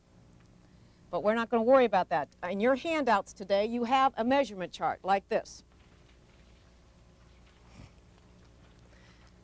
Some of them are important, and some of them I don't care. Now, this is one of those things where you rush into your nearest bathroom, you shut off all the lights, you make sure that the cat is not underneath the door looking in, and you take your own measurements and hide it forever. Don't let anybody know. I love when I take measurements of people. The key word for anybody that's being measured in my sewing workshop through 22 years of doing this is, I feel bloated today. Now, I want you to know that there is a 365 long period going on. That's the truth. Everybody that's ever been measured feels bloated that day, so it must be a long bloat period. Then you put the tape measure around their waist, and they stand there till they turn blue, and you wait until they breathe, and then you take their measurement. Now, you can kid yourself if you want, but when you get done, you're not going to be able to wear this outfit. So go someplace private and do this for yourself, and just put them in a lockbox somewhere and keep them just to yourself. You don't have to share them with anybody. I'm not going to embarrass anybody today, but I want to point out a few of the things that are absolutely so important. Bust, waist, and hips. Sally is wise. Sally you know what? is a prophet. They're not even important. You'll take them, but they're not important. The most important one on here is the shoulder to shoulder back, which is that number 4 on your measurement chart. Shoulder to shoulder back is right across the back of your shoulders. And everybody is going to be different. 15, 16, 14, 13. That has a lot to do with whether this is going to fit or not. The other one that's so important is your center back to your waist. I think that is number 9. Base of neck to waist. That's from here to your waist. Oftentimes you buy something, you're hiking it down or pulling it up.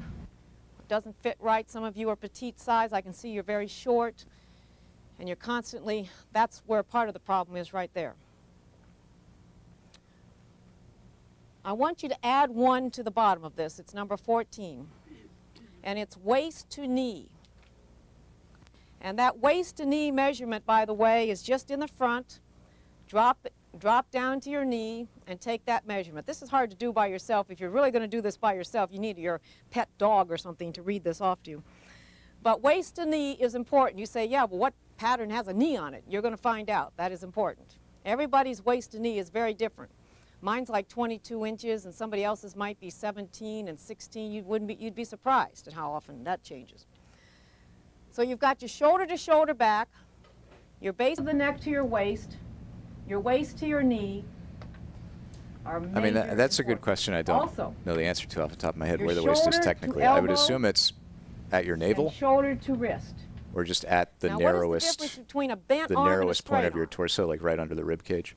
You take a straight arm measurement. I'm not sure what like the canonical for a jacket landmark like I have on is, today. though. There's no cuff. It's just going to hang there. If there's a cuff, any kind of a cuff that's got a gathered type thing, you would have the bent arm measurement, which is around the bent arm so that you have room to move your arm when you've got your blouse on, or you'll put your elbow right through it. So those are the most important ones. Of course, if you're making short sleeves, that one wouldn't be important at all. But it's shoulder to elbow, shoulder to wrist, bent or straight, straight for this kind of jacket, bent for a cuff. All this action is making me want to do tie bow tapes. There's 2 things that I would like to talk about and get them out of the way, and then we'll go from there.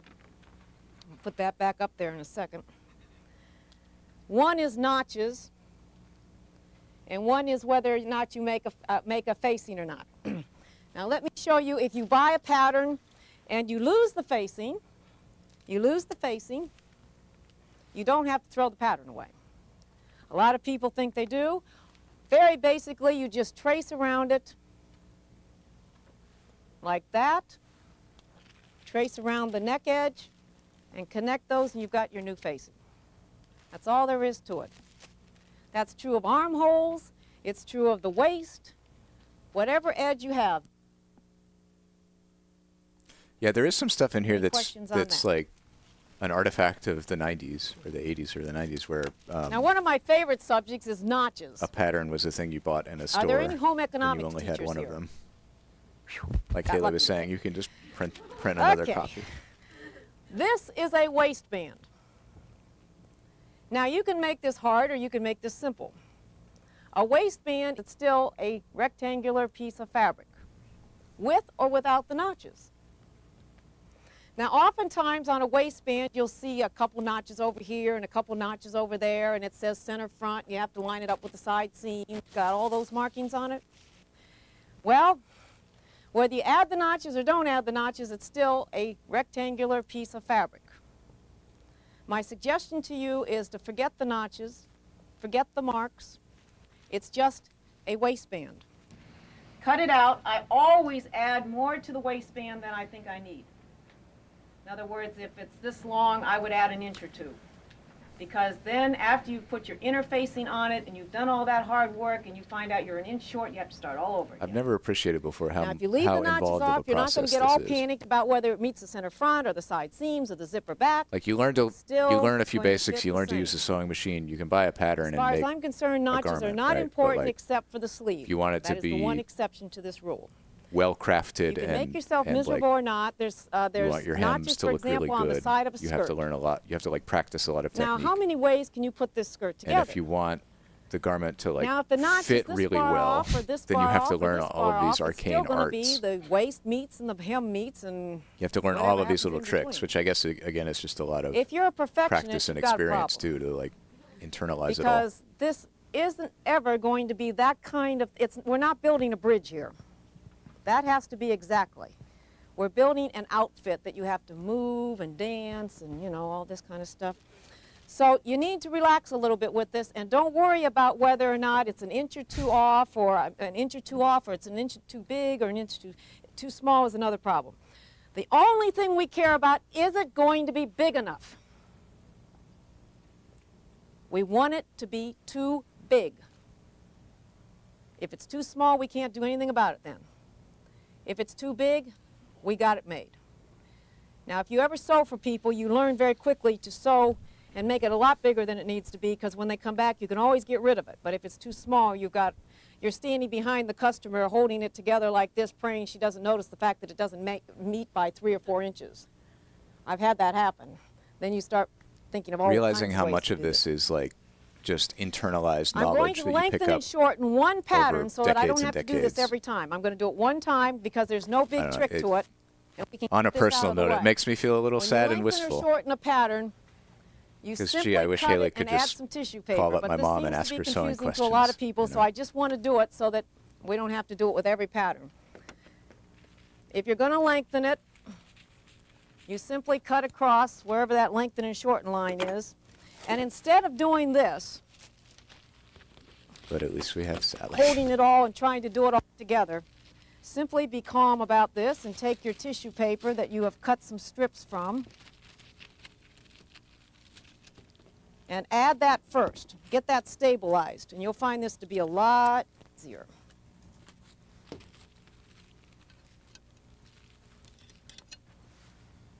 This is easier on your table at home, I can assure you. Okay, now let's say you have to lengthen this an inch. You would simply measure down 1 inch. I usually put about 2 lines. And then you line the bottom piece up and just take that back. Any questions? I always use tissue paper. You can use newspaper. You can use anything you want. And then it's set. Now you're going to find out if you do this to one piece, you've got to do it to some others too, don't you? This is a front, so you have to do it to the back. Okay, this is how you would lengthen it. If you were going to shorten it, you simply would fold it up and tape it, and you don't even have to add. Now, one of the problems is you're going to say, well, I only needed to lengthen it 1/4 of an inch. It's not worth the trouble. Yes, it is. Yes, it is. If it's 1/4 of an inch, 1/8 of an inch, do it. Because remember now, you're sewing for yourself. So if you have to do this, it's done. You don't have to do it again. It's already done. You can make the pattern again, and you don't have to worry about it. Okay, that's how you lengthen and shorten. God, Sally's just now, one brutal, of the things tearing I want those you to things repeat up, after me is crumpling them up. go to where the problem is. Go to where the problem is. Now, that's a very poor sentence for any English teacher sitting out here today. But that's what I want you to picture in your brain. For example, if it's tight here, and you let it out here, which is what most everybody does, give yourself a couple inches in the side seams. Where was it tight? So why am I letting it out here? What was it again? Go to where the problem is. That's all a right? perfectly if I fine have a sentence. sleeve and it pulls right There's here nothing because I've got a grammatically large upper suspect arm, about that sentence. is letting the seam out here where the problem is? The problem is here. Okay? If it pulls across the back, it's up here. It's not back here. So if that's where I've got to get you started, right here now. You've got to picture in your brain where the problem is. And if you can keep that thought, we'll go from there. Always work inside lines. We don't want to add to the sides. We don't want to add to the bottom. We don't want to change this curve. People are being paid big bucks to get these lines right. We don't want to change them. So we got to change the in-between stuff. This is a sleeve. My mom would have. Basic sleeve. My mom used to sew with Singer machines, and then they got crappy because work inside the lines and go to where the problem is. So if it's pulling here, it's pulling here. Kenmore, she means we have to change it there somewhere. also would spit we'll on in disgust and contempt. Never, ever add to a fold. I have seen people do that, where you move but you it can off still the get a fold Kenmore little bit service, because it pulls in the front. better, I'm sure. Or it's not big enough in the hips, so you pull it off the fold a little bit. Don't do that. Don't ever add to the fold or to a center back. You just don't want to add there. Okay, this is a sleeve. This is well worth. The reason for buying the video or coming to this seminar today is Sally's V-trick. We're going to learn Sally's V-trick. It's a guaranteed promise that this will work every single time. Sally's famous V-trick. And I don't know why it seems like it, but I think you would all agree that the sleeve seems to be too big for the hole. Ever notice that? Now my question is, why don't they make the sleeve a little smaller and it'll fit the hole, right? Okay, well that's not what happens. The sleeve is always too big for the hole for easing reasons and for a lot of reasons. I'm not trying to downplay the fact that there's a reason for it, but as you all know, when you're working with a fabric that has no give, which we're back to unfortunately, we got out of the knits for a while there, but now we're back to gabardines and things and silks, you can't exactly pull and stretch. So how can we get this sleeve to fit into the hole? The V-trick. This is very simple. Gabardine is a durable twill worsted wool. That's the center of the pattern. The only notches that are important when you're making an outfit is the single notch on the and the double notch on the back. The front is always singled, the back is always double. Always. Front 1, 2, back. Always up front when you're number 1. You can remember it that way. But those, you don't want to cut those off. You'll never get it straight. Now, right in the middle of this sleeve, I simply draw about a 3-inch line on either side of the very center of the sleeve. And the reason you have some of those handouts are so you can draw on them and you can make some notes of these things. And on that V, I simply fold out about 1/4 of an inch, maybe even 1/8, very little as I can get in there. Like that.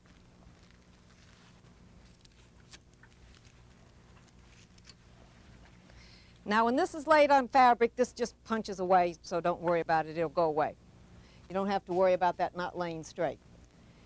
After you do that, You cut it out. This is done on the pattern. Please understand that. This is not done on the fabric. Then you do 1 row of regular basting stitches on your sleeve itself. Just 1 row. You know how they always tell you to do 2? Just do 1 row from notch to notch. And do not touch that line of stitching. It usually tells you to pull the bobbin thread and ease it in. The minute you start pulling that thread, you've got to gather. This is simply put in there to How dare you keep touch from that the dog thread. and the cat from dragging the sleeve down the steps and stretching it out a little bit. This is just to keep it together.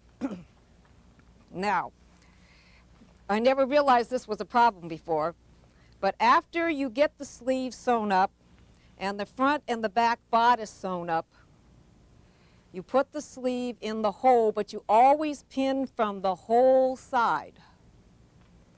Never pin from out here. Always inside.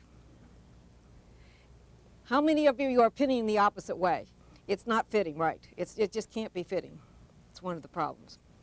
Because for some reason your fingers work differently when they're going on the inside.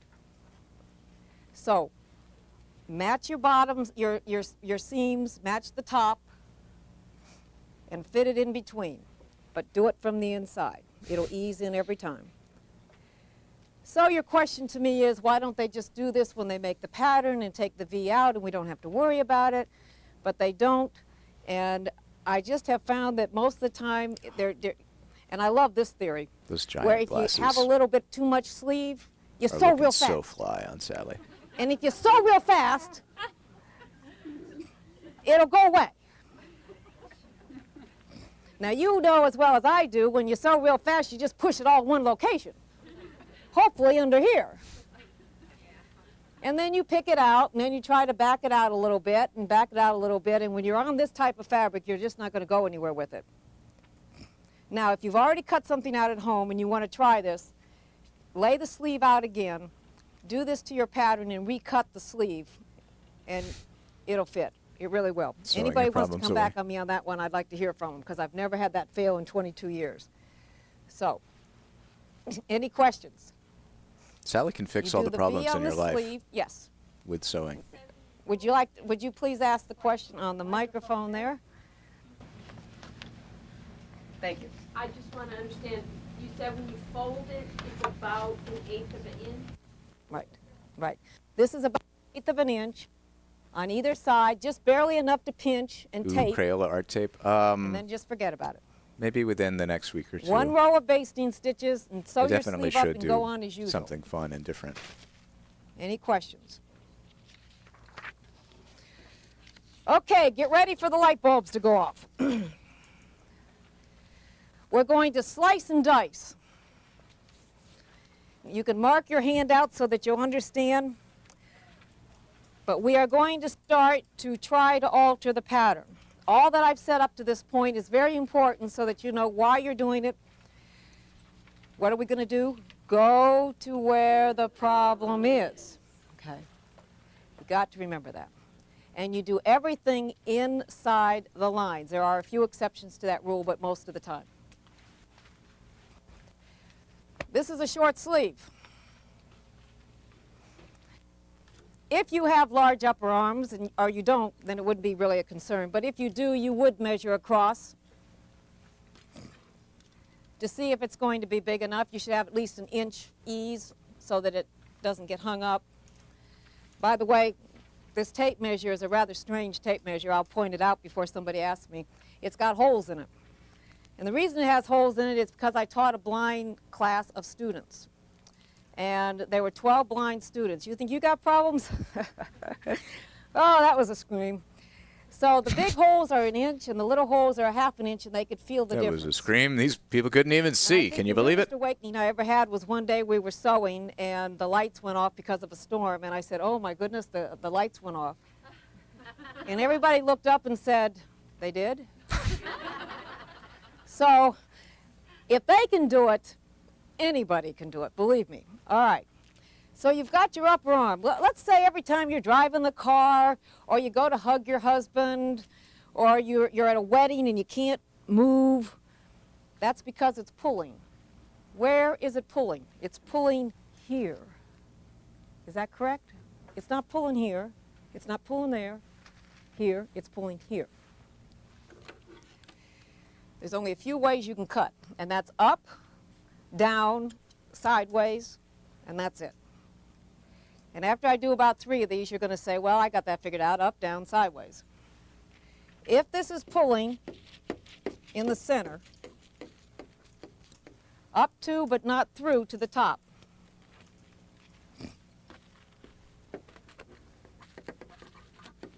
to the side, but not through. There's a guy, Haley and I watched a video by a guy named, he's called Deviant You'll see how the Olam. pattern catches He's a itself here in a second. information security guy that's pretty big on social media, and he does hard like to do in the air. lock picking, and he's a penetration tester, so he Okay, by cutting this the same way. He and his company basically break into buildings what and you have basically done is gain spread access it in the to middle, sensitive information to test company brought security the bottom lines practices. back together. And he did a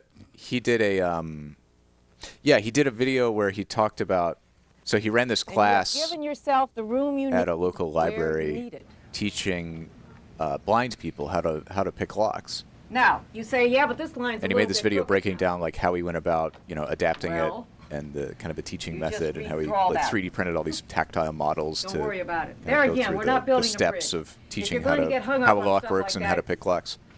Don't bother. And it was really Because really it'll drive interesting. you nuts. This is spreading at the middle. We cut it up to, but not through. Because like if you can Over if you to, can but not adapt through, enough to and just spread teach it people and taped it. in a way that works for them, Now, it'll then take the a couple actual of these to get practice the picture. is like pretty Cut up to, accessible. but You not don't need to through, see to over pick a lock. To, but not through, and then just sort of played with, spread it a little bit.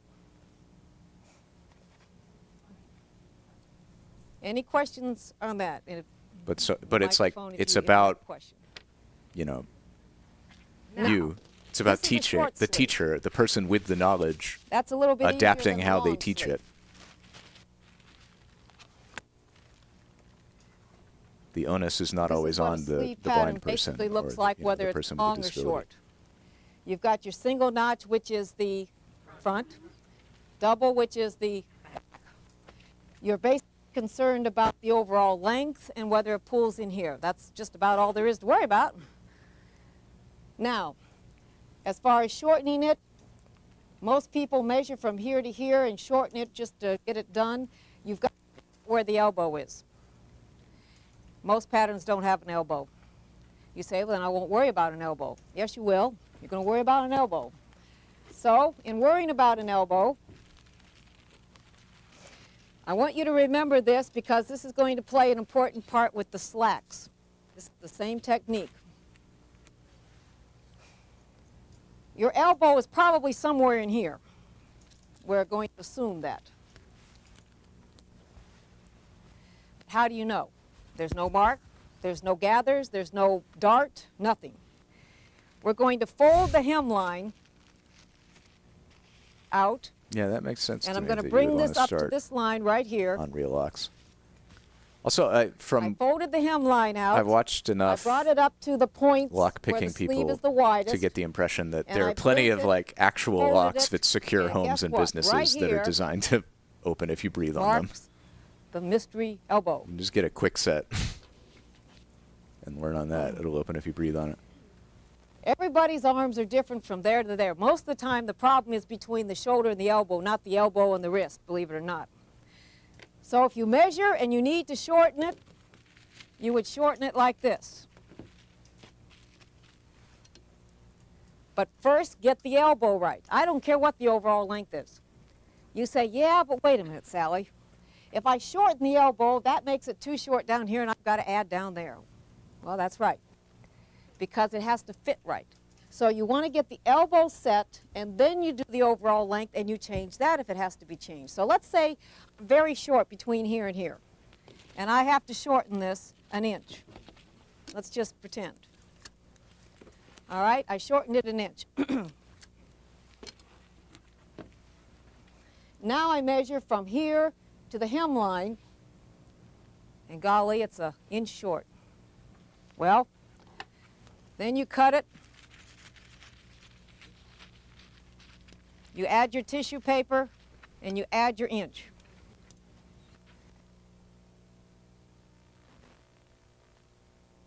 And said if the overall length is okay, I'm not going to worry about that elbow. Please worry about the elbow, then worry about the wrist, in that order.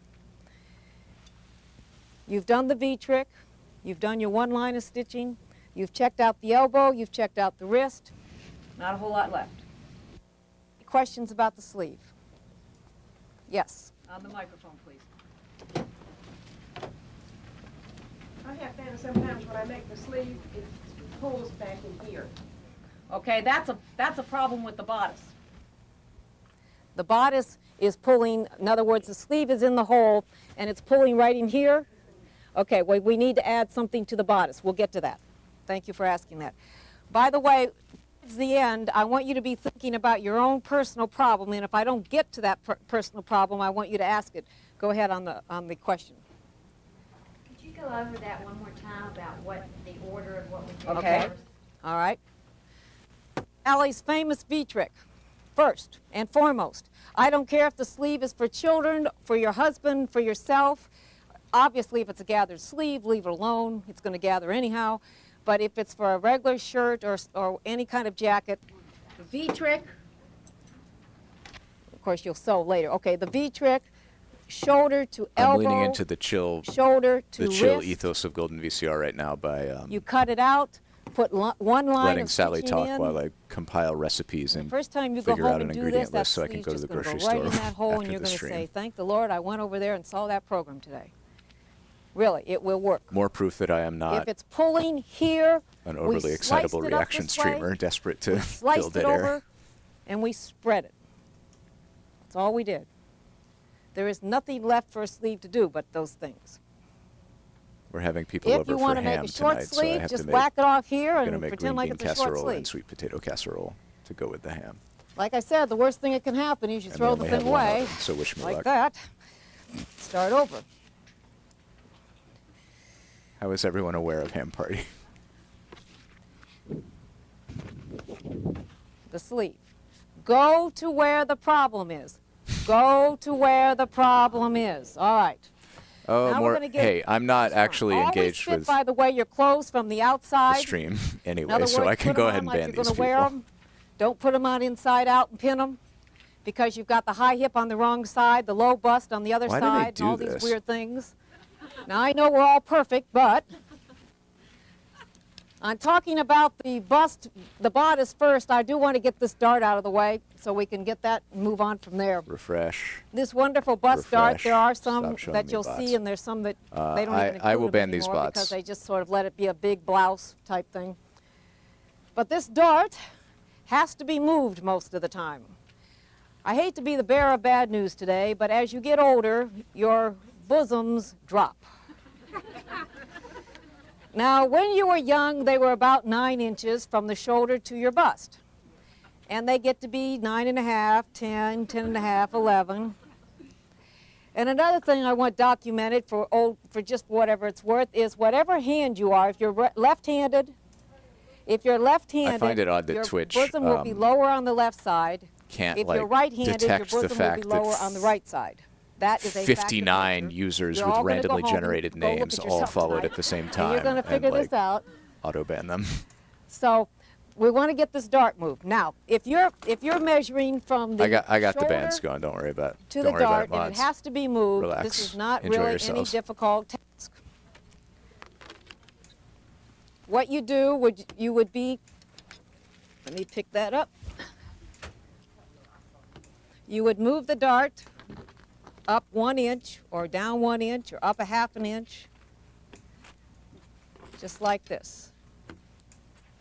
You would just keep making your marks using the lines that are already there, and then you would connect like you used to do, connect dots,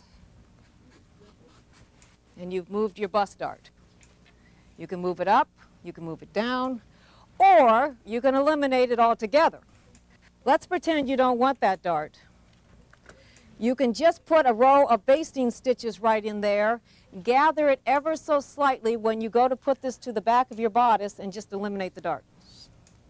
I have not heard Some of that, people Joe. don't like a dart anymore. They just want it to be blousy. That's maybe a good idea. So you could gather just in that area so that it fits to the back of the pattern and just eliminate it. You'll never know the difference.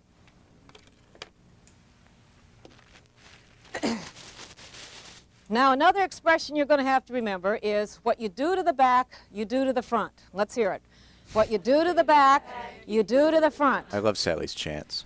Almost all the time. There are a few exceptions. There's always exceptions. You know how that is. There's always exceptions to the rule. The point of that statement is, if you measure an area, whether it be your Okay, the center, 59 your bots shoulder have to been shoulder banned. back, or your Hooray. center back to your waist, you can't do one thing on the front and one thing on the back. You just can't. It has to go together. So if we change the distance here from shoulder to shoulder, we got to do the same to the front. If we change the distance here, we've got to do the same to the front. You say, yeah, but I'm different in the back or the front. Well, we have to come up with a happy medium somewhere. So shoulder to shoulder back is the first one that we worry about, and that is on your measurement chart that we talked about that was so important. Okay. This is the back. If there is a dart there, just pinch out that dart and put a pin or something and get rid of it so you can forget about it for now. Because when you measure shoulder to shoulder across this way, that's 16 inches. A lot of people aren't 16 inches. They can be 15 inches, they can be 14 inches, they can be 8 inches. So the fact is you're going to have to either increase it across here or take it in. The taking in is very simple. Stay away from your dart and simply pinch out some until this measures across what you need it to measure. 15 inches, 14 inches, it's not that much, so you don't have to worry about it being way out of whack or anything. Forget the dart, leave it there, but on either side, either here or here, pinch out some and get it to be the measurement you need. Ooh. Does everybody understand that? Just Ooh, pinch purple. it out. Now, if you have to Robo make it Sally. because it pulls across here, The bots are simply back to would learn how do to the measure and opposite. sew properly. you simply would That's take beautiful. that same Thank you line for of the thought thank you for the 200 bits and the ghost slick dude. and you would move it out ever so slightly, and it would equal, let's say you have 19 inches across or 18 inches, you just move it out, put tissue paper underneath it and tape it down. Is there any questions on that? You either take it out or move it in. Now, what you do to the back, you do to the front. If I have done that to the back of my pattern, I would then turn around and immediately do the same to the front so that these two things can go back together again. If I take it in, I would take it in. Okay. Now, center back to waist. Everybody's got a weird thing there. I'm 16 inches. You look about like a 14. You look like a 17 or 18 because you're real short. The lady behind you is maybe 13. So there's going to be all these different measurements. Is this a carnival game where Sally guesses your measurements? But obviously, if I shorten the back, I have to shorten the front. If I lengthen it, I would cut it across here, I would put tissue paper in it, and I would do the same to the front, what I did to the back.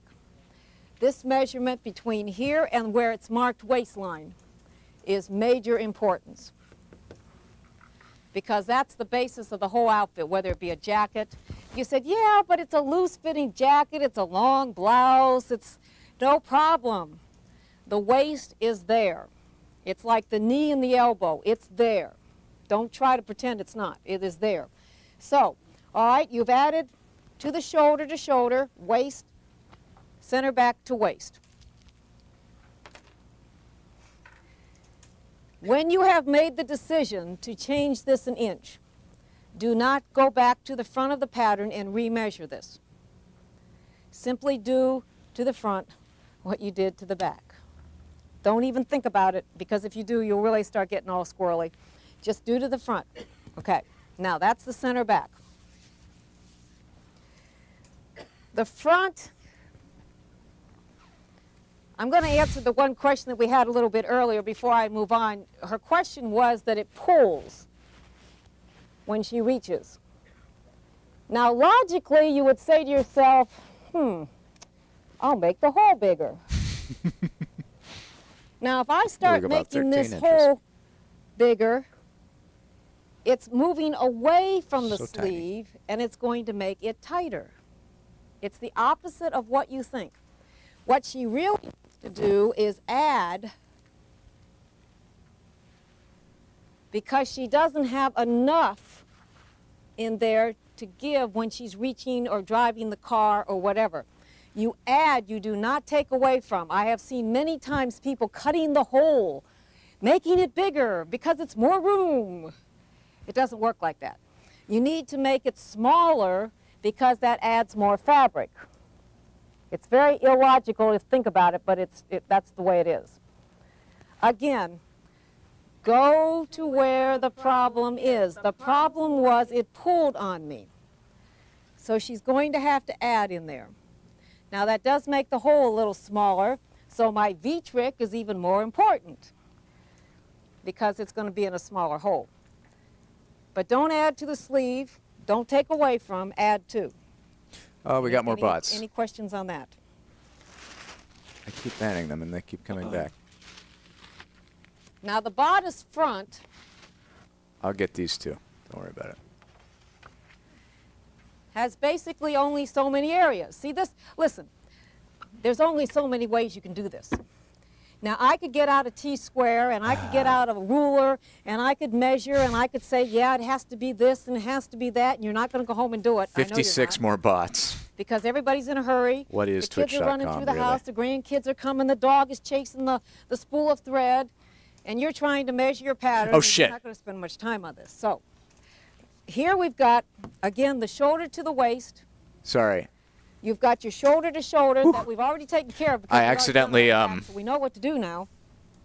So basically, see, I copied the names of all the bots into a text document so I could prefix all of them with /ban and then copy that into chat. Enough in here, this is where the but I accidentally typed /mod and I modded the first bot. It's not here.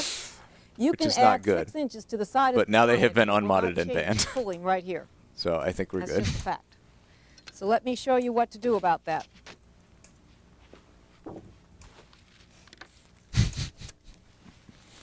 Oath indeed. We've moved the bust dart if we needed to, or we've eliminated it. Don't really care. We've already changed the shoulders, we've changed the length. Do not take this folded line and move it off the fold of the fabric. You will wish you hadn't done that, because it also changes the neckline. The bots be back. Even if you move it off the fabric on the fold this way and leave the neckline on the fold, like some of us have done. Did the bots kill your ghost? It doesn't, then you don't have your straight of the grain. So don't move this off the center fold because it changes the neckline.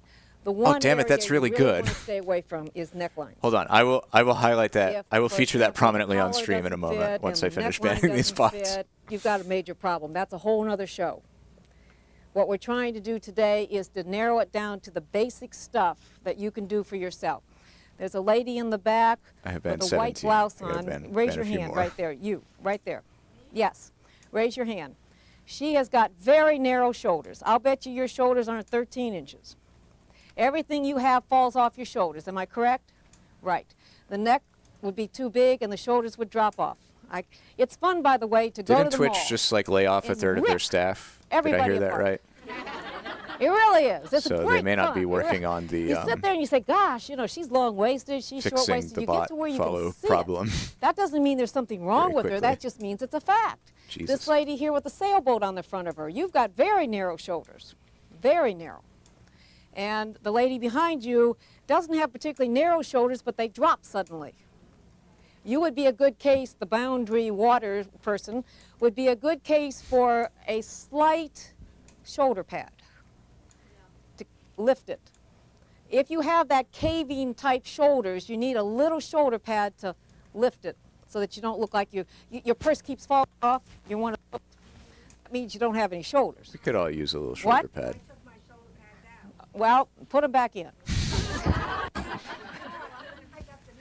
Pick up the neck, okay.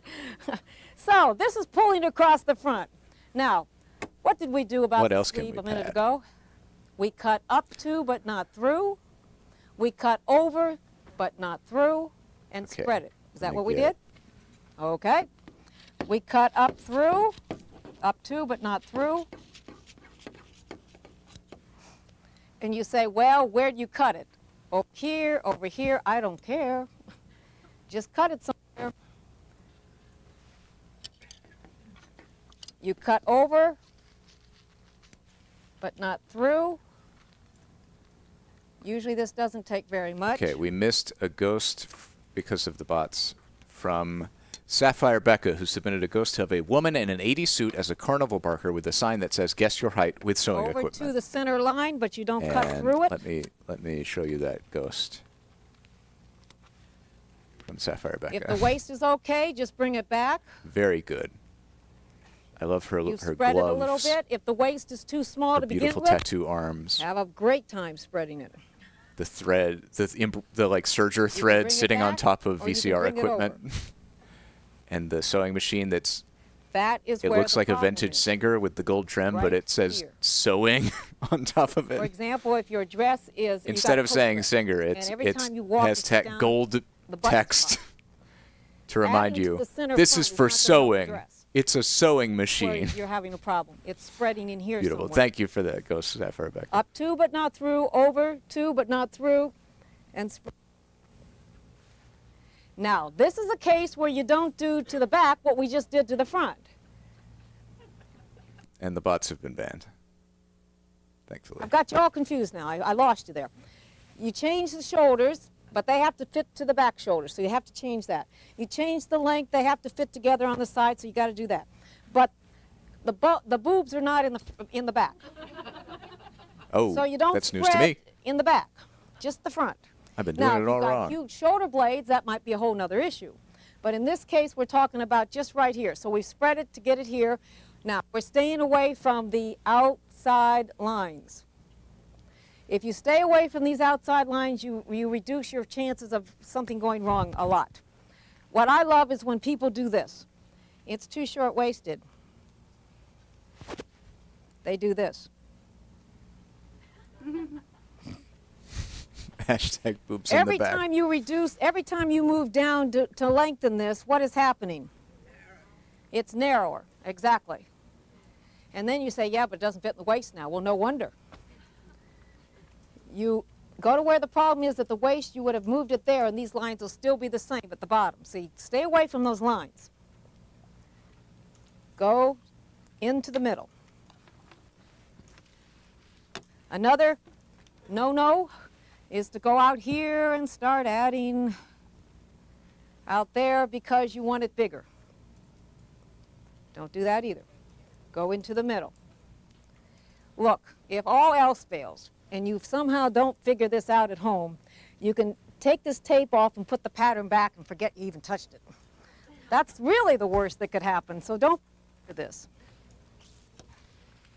Any questions about the bust, the pulling on the arms? Now, did we do to the front what we did to the back? She said it pulled back here. Did she say it pulled back here? Did she say every time she goes like this, it pulls? I'd like to know what you were doing when that happened. That's sort of a mental image, isn't it? Now, this I could understand. We could have a better mental image of that one. But she said it pulled when she did this. We did it to the back. We left the front alone. It's still the same hole. Okay. Yes. Oh, I thought I saw somebody. Somebody was scratching.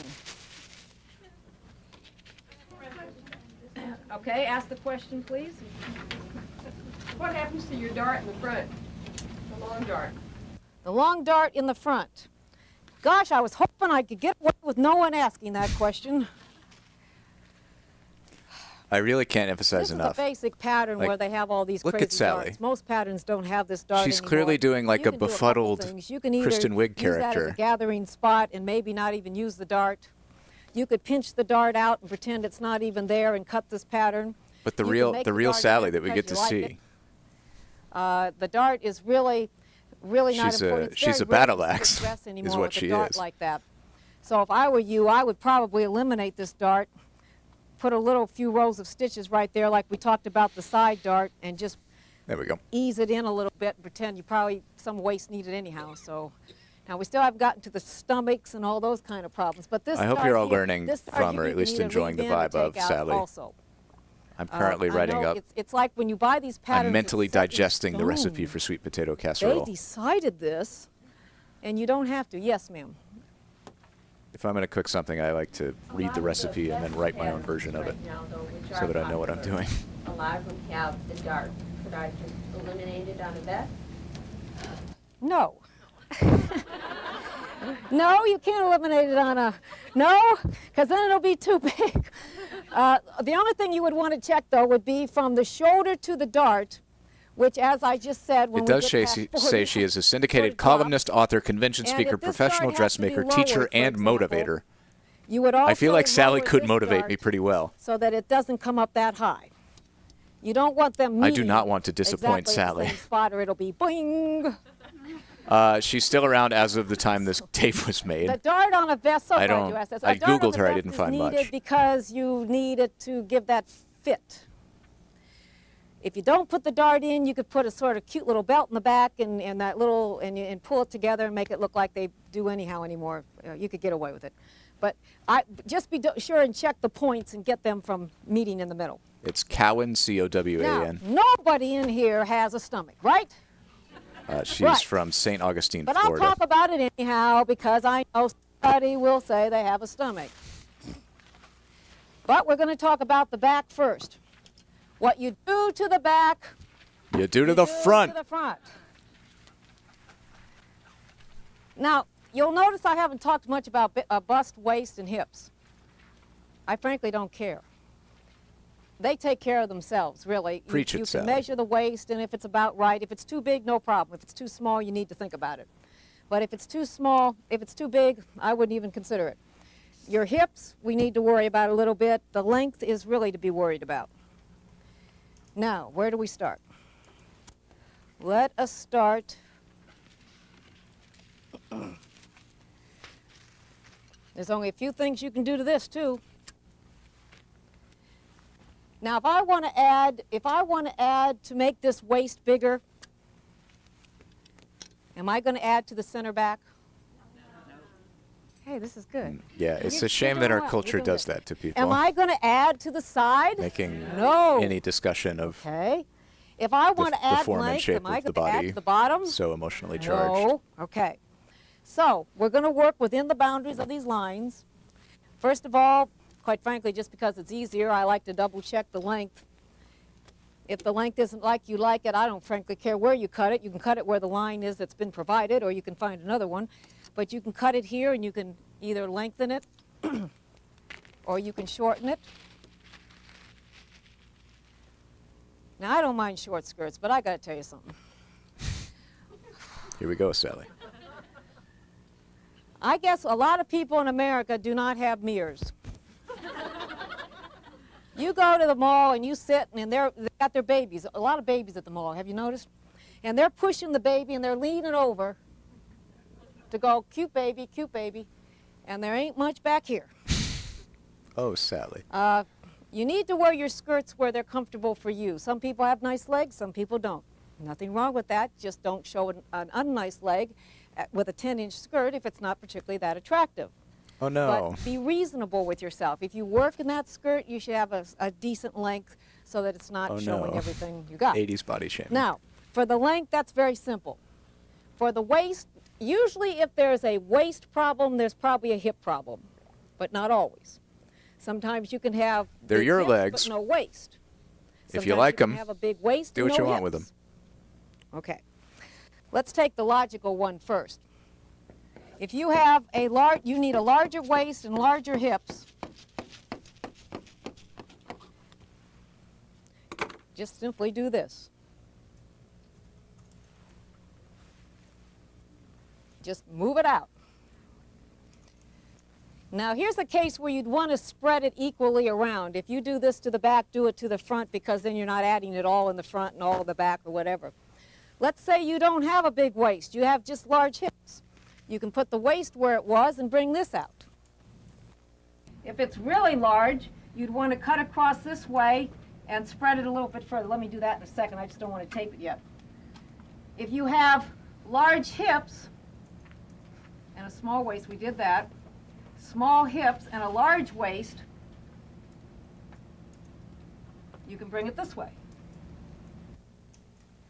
No one's gone home yet. Does that mean I haven't lost anybody?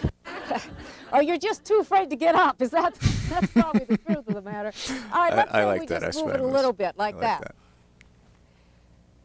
But yeah, I found several Sally Cowans who may or may not be Sally Cowan, the Sally Cowan in question. You can even spread it further by making that cut like we've made times, so that you're not really increasing it so much across the bottom, just so much right in here.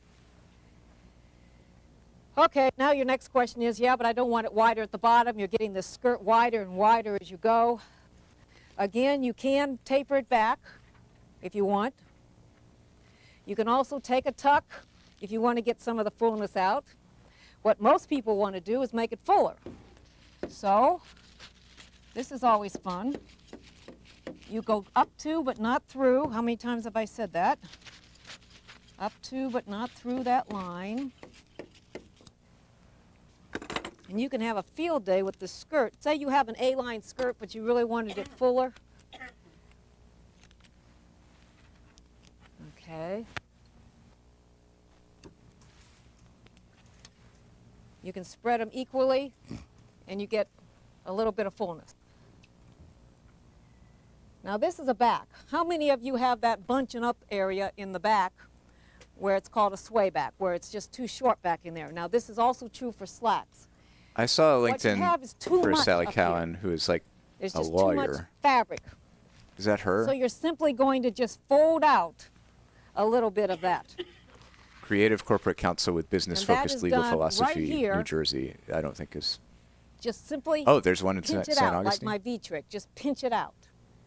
And that shortens the distance back there, and you don't have all this left.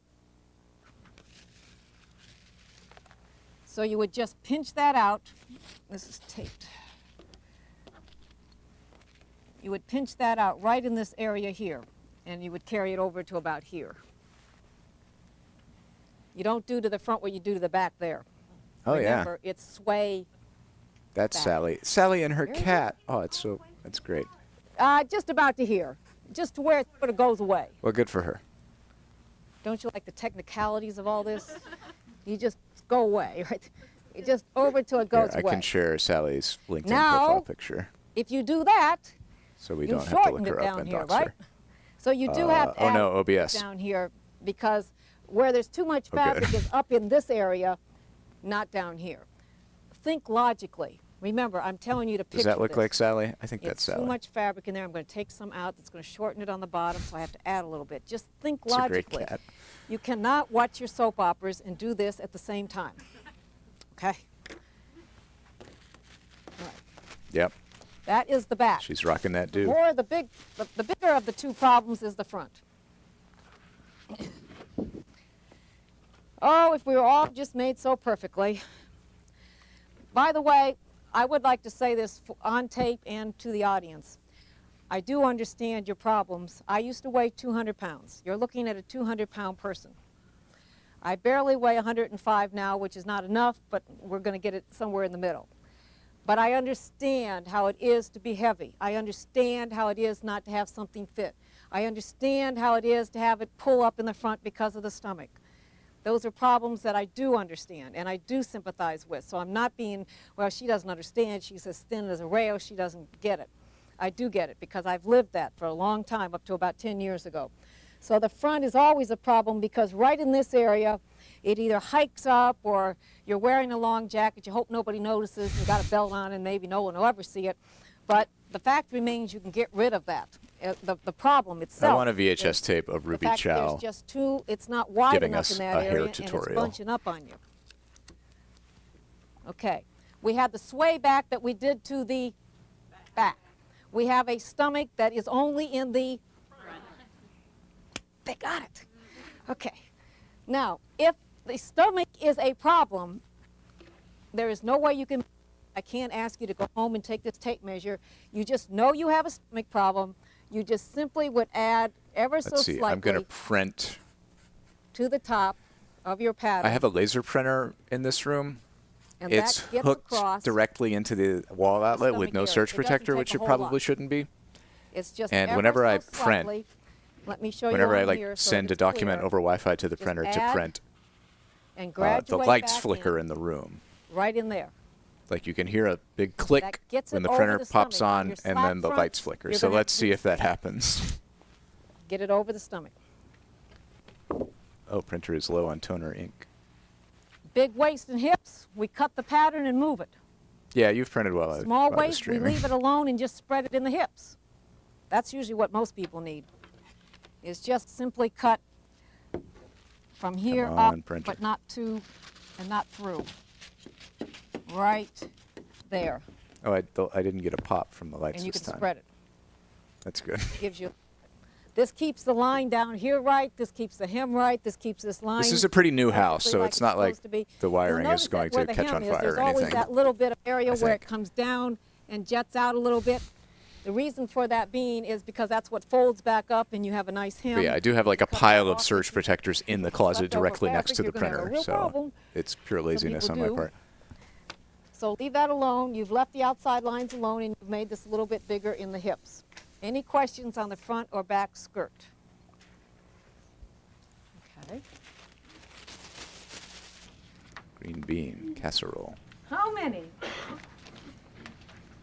of you? Sweet Excuse potato me, we have a question. casserole. What I would like to know, you were mentioning the pants, if they pull across the stomach. Right. Okay, that's where mine wants to pull, and the pockets want to gap out. Okay. Okay, now where I make the same In the front. thing in the front, up at the top, in the middle. And by spreading in the hip area, it won't pull anymore. It's a little bit tight there in the hips. It's pulling across the stomach. So by spreading, Welcome, Jimmy. when We're we get the learning slacks, I'll answer that. for pattern sure. fitting from But Sally. you need a little bit in here and a little bit here. Right. And that would take care of it. We've She's saying got, the pockets gap. I think about 20 minutes left on this tape. Okay. And we're On the at 4 slides, hours I'll show you streaming now, that. so we'll probably call that after Sally. We all have a dozen pair of pants in our closet. Some we wear that nobody ever sees. Those are the ones we really love. Some we wear to cocktail parties where, God forbid, if we had to sit. Some we wear in the car because they sit nice. But there's all these different pairs, and the only difference is what? The crotch. I love it when you go to a cocktail party, you're sitting in this pair of slacks all the way to the cocktail party. And then you get there and you stand up, boy, it's great, you know, until you have to get back in the car. But there's a We have way not to seen solve Sally that before, problem. no. We're going to talk about that right now. This is a pair of slacks. They will not fit most of us in this room. But that is a pair of slacks. How many of you have at least one pair that fit? Sort of. Okay. All right. When you want to be seen in the worst outfit that you never want to be seen in, always put it on and run to the store. And everybody in Jacksonville or St. Augustine will be at that Walmart. I got back to St. Augustine after being gone like 5 years, hadn't seen anybody in years, I was unpacking, you know how you look when you're doing that. Had on the worst of my lifetime. I ran over to Walmart, and I think they advertised, "Come to Walmart and see Sally today." Everybody was at Walmart, so don't ever do that, because you'll be sure and run into all your friends, and your enemies too, I might add. Your pants. Having closed the There's a back fit and there's is a front. great. Basically, the only difference is if there's pockets on the side, if It's a dark, true, I think, for everyone. You feel better when you look Remember in the mirror earlier and your I clothes fit. talked to you about the elbow. There is a knee. There is a knee. I want to show you a good example of something. I'll come around here and show you just for an example. if you'll come here for me a minute and let me see someone with real short, I know you have short legs. Yeah, right. From here to her knee is about 24 inches. You're longer than I thought. Okay, she's 22 inches, Nancy.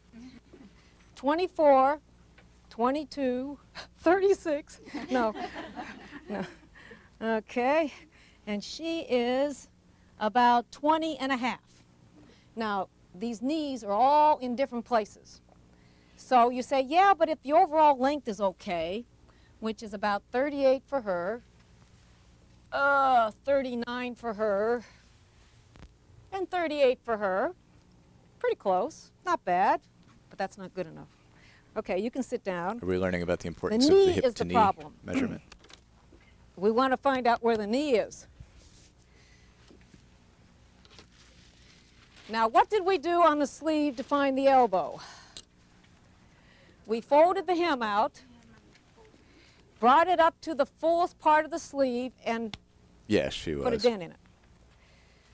We're going to take the fold of the hem. Size 10 to 14 or whatever it was. We're going to bring it up to the crotch line. Going to bring it up to the crotch line right here. Yeah, thank you. I'm glad I thought to put them there. Hemline's folded out up to the crotch line, and this is the knee.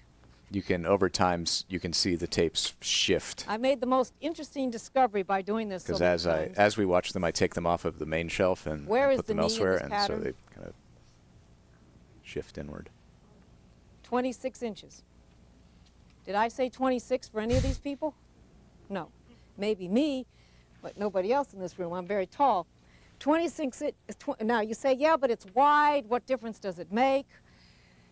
I have found that if you get the knee in the right place, the overall length usually turns out.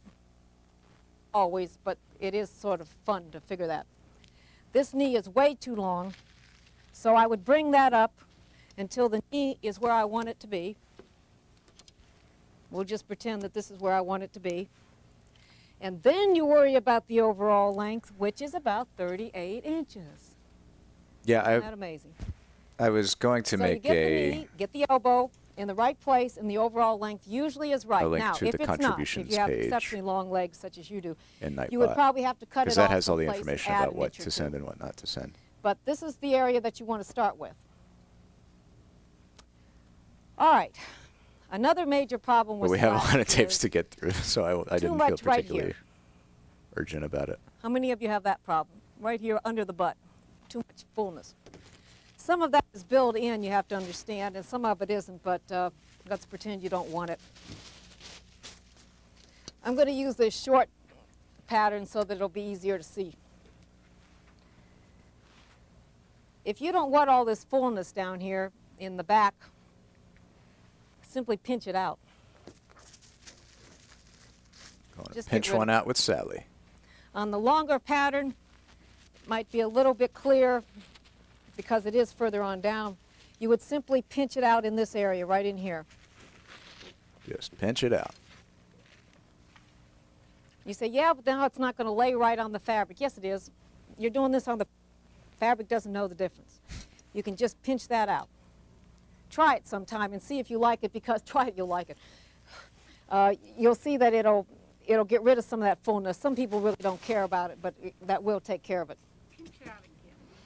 Just sort of pinch it out right in here. Right? Go to where the problem is. It's right down here.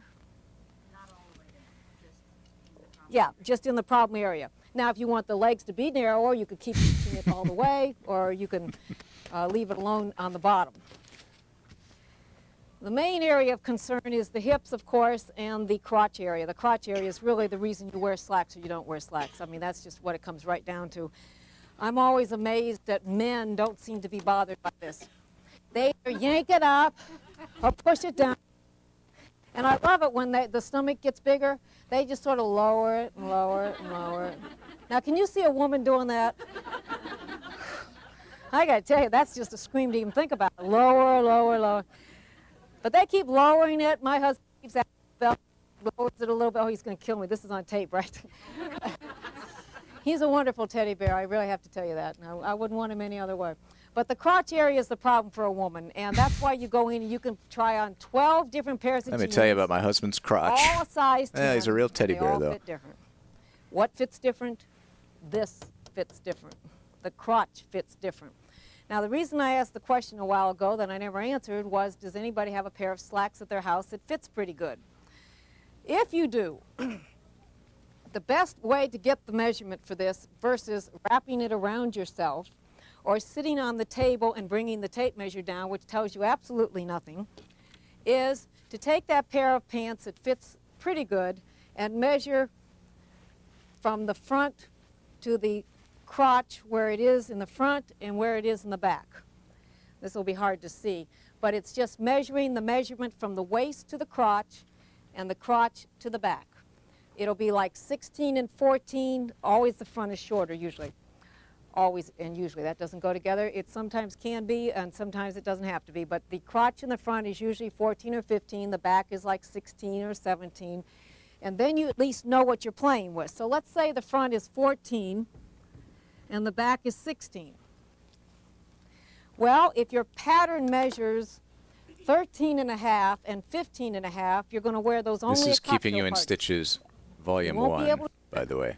It's the only one we have, but it's Volume 1. To I find don't know the if there are natural other waistline, Sally believe it tapes. or not, on this pattern is way down here. But it does say 90 minutes, It's and we because it's are folded over and has big elastic in it, but you have to look for the waist. 77 It might be up minutes here. in. It We could got be about down 10 here, minutes it could left be a of lot this. of places. But you just measure with your tape measure tilted up, and this happens to measure 16. And this is the back. But let's pretend it doesn't. I'm curious if there's This anything, is one of the few places you add to the Haley, outside of the line. that you've learned from this or that's You made would you bring think. that out and taper this Or back in. anybody who is You would into this add who to the sews. crotch. What you're basically doing is just adding more fabric at the crotch. You understand that? Now, you do not do to the back what you do to the front. All the rules that I gave you before do not work on pants. You do only to the back what you have to add. The front you might not have to add anything. Maybe the front is 14 and it is 14. If it's too long, you would just come up and take some off. In other words, I would taper in that way. That's very rare. Believe me, I very rarely have found too much. This is on an individual basis. You do to the back, just do it to the back. When you take the front, you remeasure the front, and you make a decision if the crotch is going to be big enough in the front.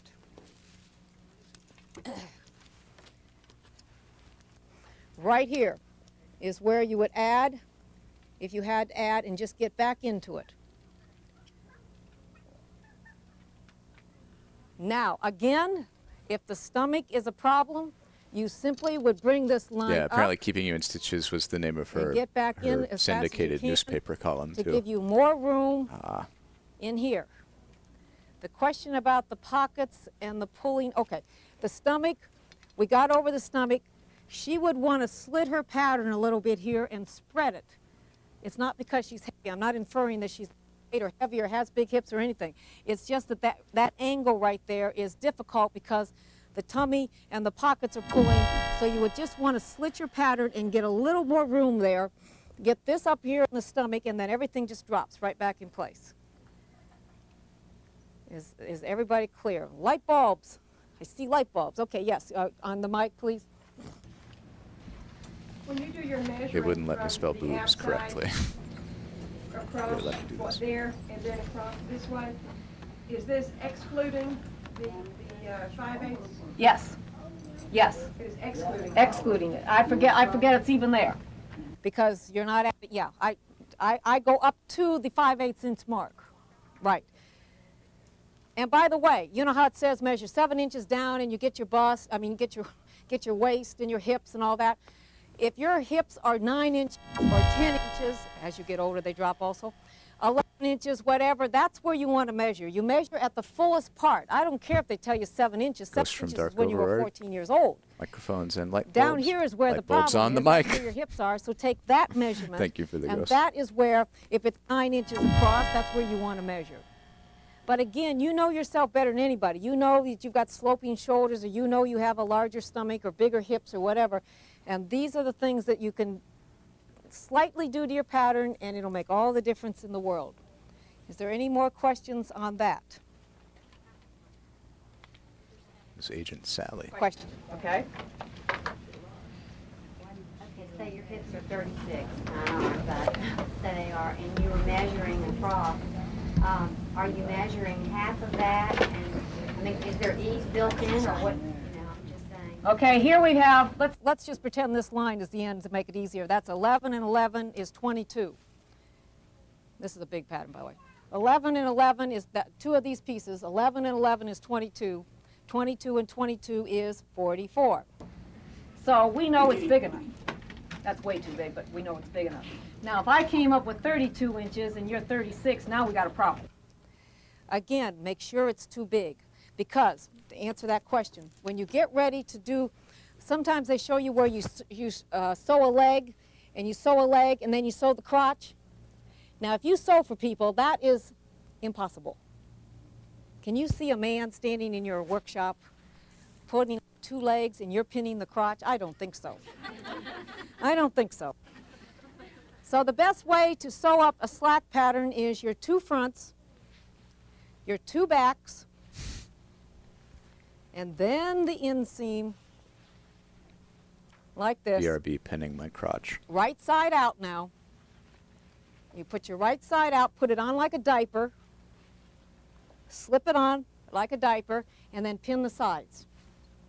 That way you can get the stomach right, and you can get the sides right, and see if the pockets pull, and all of that.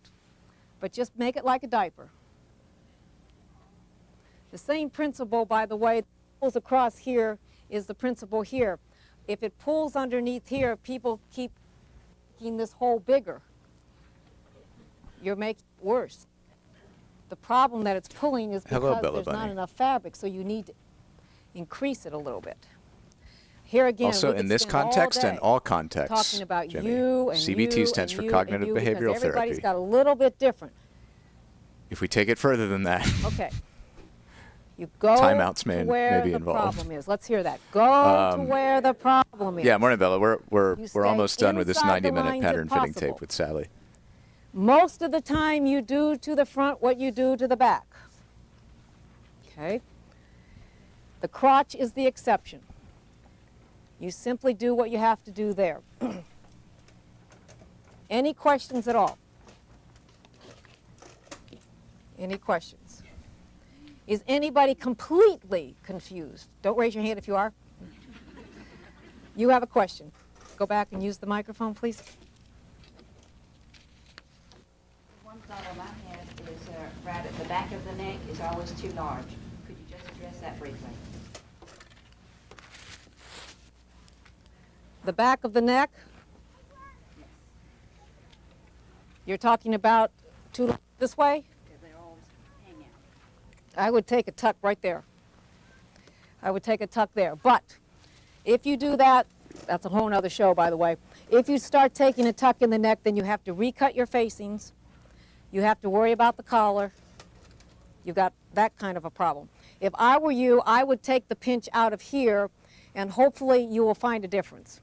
That'll help eliminate some of that. If it's just huge in the neck, you're either buying the wrong size pattern or it's not the style you should be wearing. Because this, if you have to make too much a change right in here, you run into your facings, your collars, your inner facings, and everything. If you can take a little tuck here and maybe pull some of that in a little bit, I think you'll find if the shoulders are right, this won't be so wrong. That won't be quite so wrong. If all else fails, you read the directions. Now, the reason I bring that up is I rarely look at these, but unfortunately one day I was making this prom dress not long ago, and I decided to read the directions. Worst mistake I ever made. I want you to listen to this paragraph. Pin casing with boning to wrong side of foundation front and foundation back, centering over placement lines, having raw edges even, stitch close to large edges, and baste across upper and lower edges. What am I talking about? I spent 2 days worrying about that because I couldn't figure out how to get it all together. First of all, you have to know what boning is. You have to know what foundation front is and placement lines, which I might add was misspelled. So don't always go to this first. Try to be logical in your mind. What do I do? What can I do first? I want to give you one slight hint before we close on this. I have some sewing tips up here that you're welcome to come and look at, and I do have 2 sewing books, left-handed sewing and left-handed stitchery, for those of you that are left-handed or have a friend that are. When you're trying to get 2 seams to come together, they often don't. If you've got 2 plaids that come together, they often don't. Think about it a minute. When you're sewing, the top layer is moving faster than the bottom. It's coming forward, the bottom one's going backwards. If this is the top and I'm sewing, always set the top a little bit above the lower seam. So that means that this seam, the orange one, is ever so slightly above the black seam, because when I start sewing and I come down, sew, bam, that line right there will just drop like a rut in place. If you set them exactly together as you're pinning, then you sew, they all drop another 1/8 of an inch. Getting some good Sally Always tips. bring it up a little bit, and then when you sew, poof, it drops. Were you aware of this Sally You tip, never want Haley? me sitting behind you in church, by the way. Did you know Sally's famous V trick already? I love to notice zippers that don't meet at the neck, facings that are crooked. I always know if it's homemade by that. And sitting in the back of a church, looking at the back of everybody's necks for an hour, it's rather awesome too. So that's another little thing you can do. Go to the mall, go to church, and watch. Sally seems extremely competent and authoritative. I love this little poem that I'm going to end with because I think it is so true of each and every one of us. Because I'm your friend, I think you... Wait, I want Sally's poem to be heard in its entirety, uninterrupted.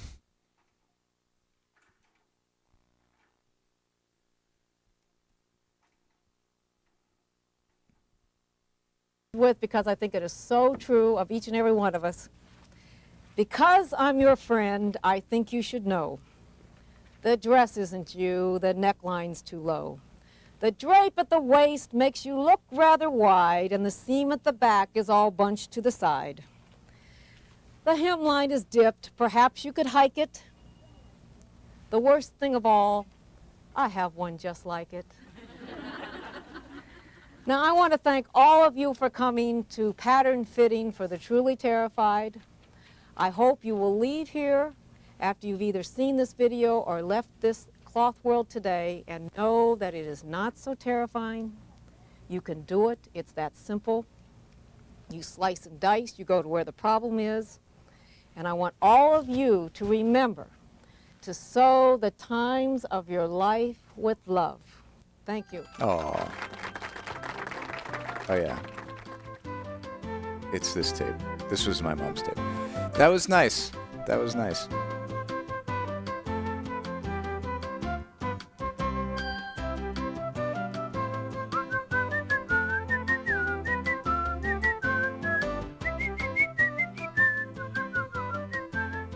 Cloth World. In closing, I'd like to It's her cat! apologize to my mother for saying that she was 80 years old when she, in reality, is only 78. And her grandson, Teddy, also apologizes. I love it. Bless her. Bless Sally. This may be a different cat. Probably a different cat. But I don't know. This cat looks very old.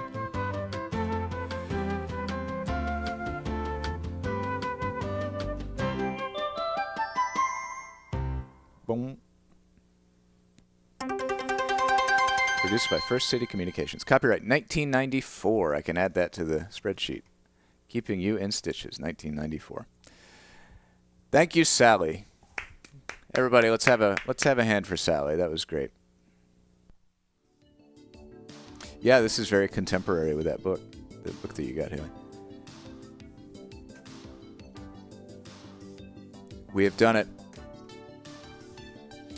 We have done it. Ghost from the Bella Bunny. Oh my God. The galaxy is in Orion's eyes.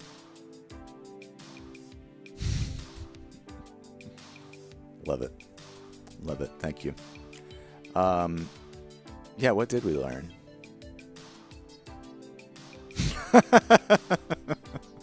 I'm glad the cat jolted you out of your lurking, Starlone Gunner. It was quite a cat. Do to the front what you do to the back. The boobs are not in the back. The crotch is always the problem.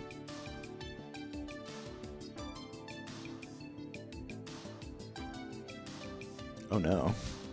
Ugh. Sorry to hear that. Do they still put Olestra in things? I hope not. Oh, Ruby Chow, yeah. All hail Ruby, indeed. I have to go buy a bunch of stuff to make 2 casseroles into ham. Thank you all for hanging in here for this 4-hour and 25-minute stream. I think that's going to be it for today, unless someone wants to snipe in a 1,000-bit contribution for either Kirk Franklin or Picnic. But that is mostly a joke. Let's see. Friday. If you were here last Friday for Fitness Friday, that is something I want to do weekly, but it's a more informal, short, one-and-done sort of thing. I will probably be doing that this Friday, but I have a haircut scheduled for 10:30, so it'll be a little later. It'll be like noonish if I end up doing that. If there's a fitness tape that looks interesting to you, whoops, check it out on goldenvcr.com. Tapes. Check out the fitness tapes if you want, and if there's something you're interested in me doing or that you want to do along with me. We could absolutely do Sweat into the Oldies, and there would absolutely not be a VOD, and that's okay. Yeah, check those out. So that will probably be on Friday at noon, and then after that, Saturday at 10 a.m. should be the next stream. Yeah. Let's go with that. But for now, folks, thank you all for being here. I'm glad we could learn something today. If you are just if you came in late and you want to just get a preview of what's in the VOD, we had Mighty Machines have a demolition site. We had Out of the Jungle, coping with the reality of teen peer pressure. Content warning, a lot of I don't know, teen suicide, sexual assault vibes. If you're not into that, I'll put a timestamp in the VOD so people can skip it. Things that aren't there anymore in Seattle, where we learned about casual animal cruelty. We had some Bountiful Blessings sermon and pattern fitting for the truly terrified with Sally Cowan. Ruby Chow was great. With all that said, thank you all. Hope you have a lovely day, and I'll see you Friday or Saturday or Monday, whatever stream you want to catch. Oh, and just to test out Nightbot, if you want to get up on that, get up on those VODs, head on over to... yes, I do have Nightbot. Also, the chat... Wait, I posted something in chat and it didn't come through. That's concerning. Fun. Anyway, bye. Have a lovely, lovely Wednesday and a beautiful rest of your week.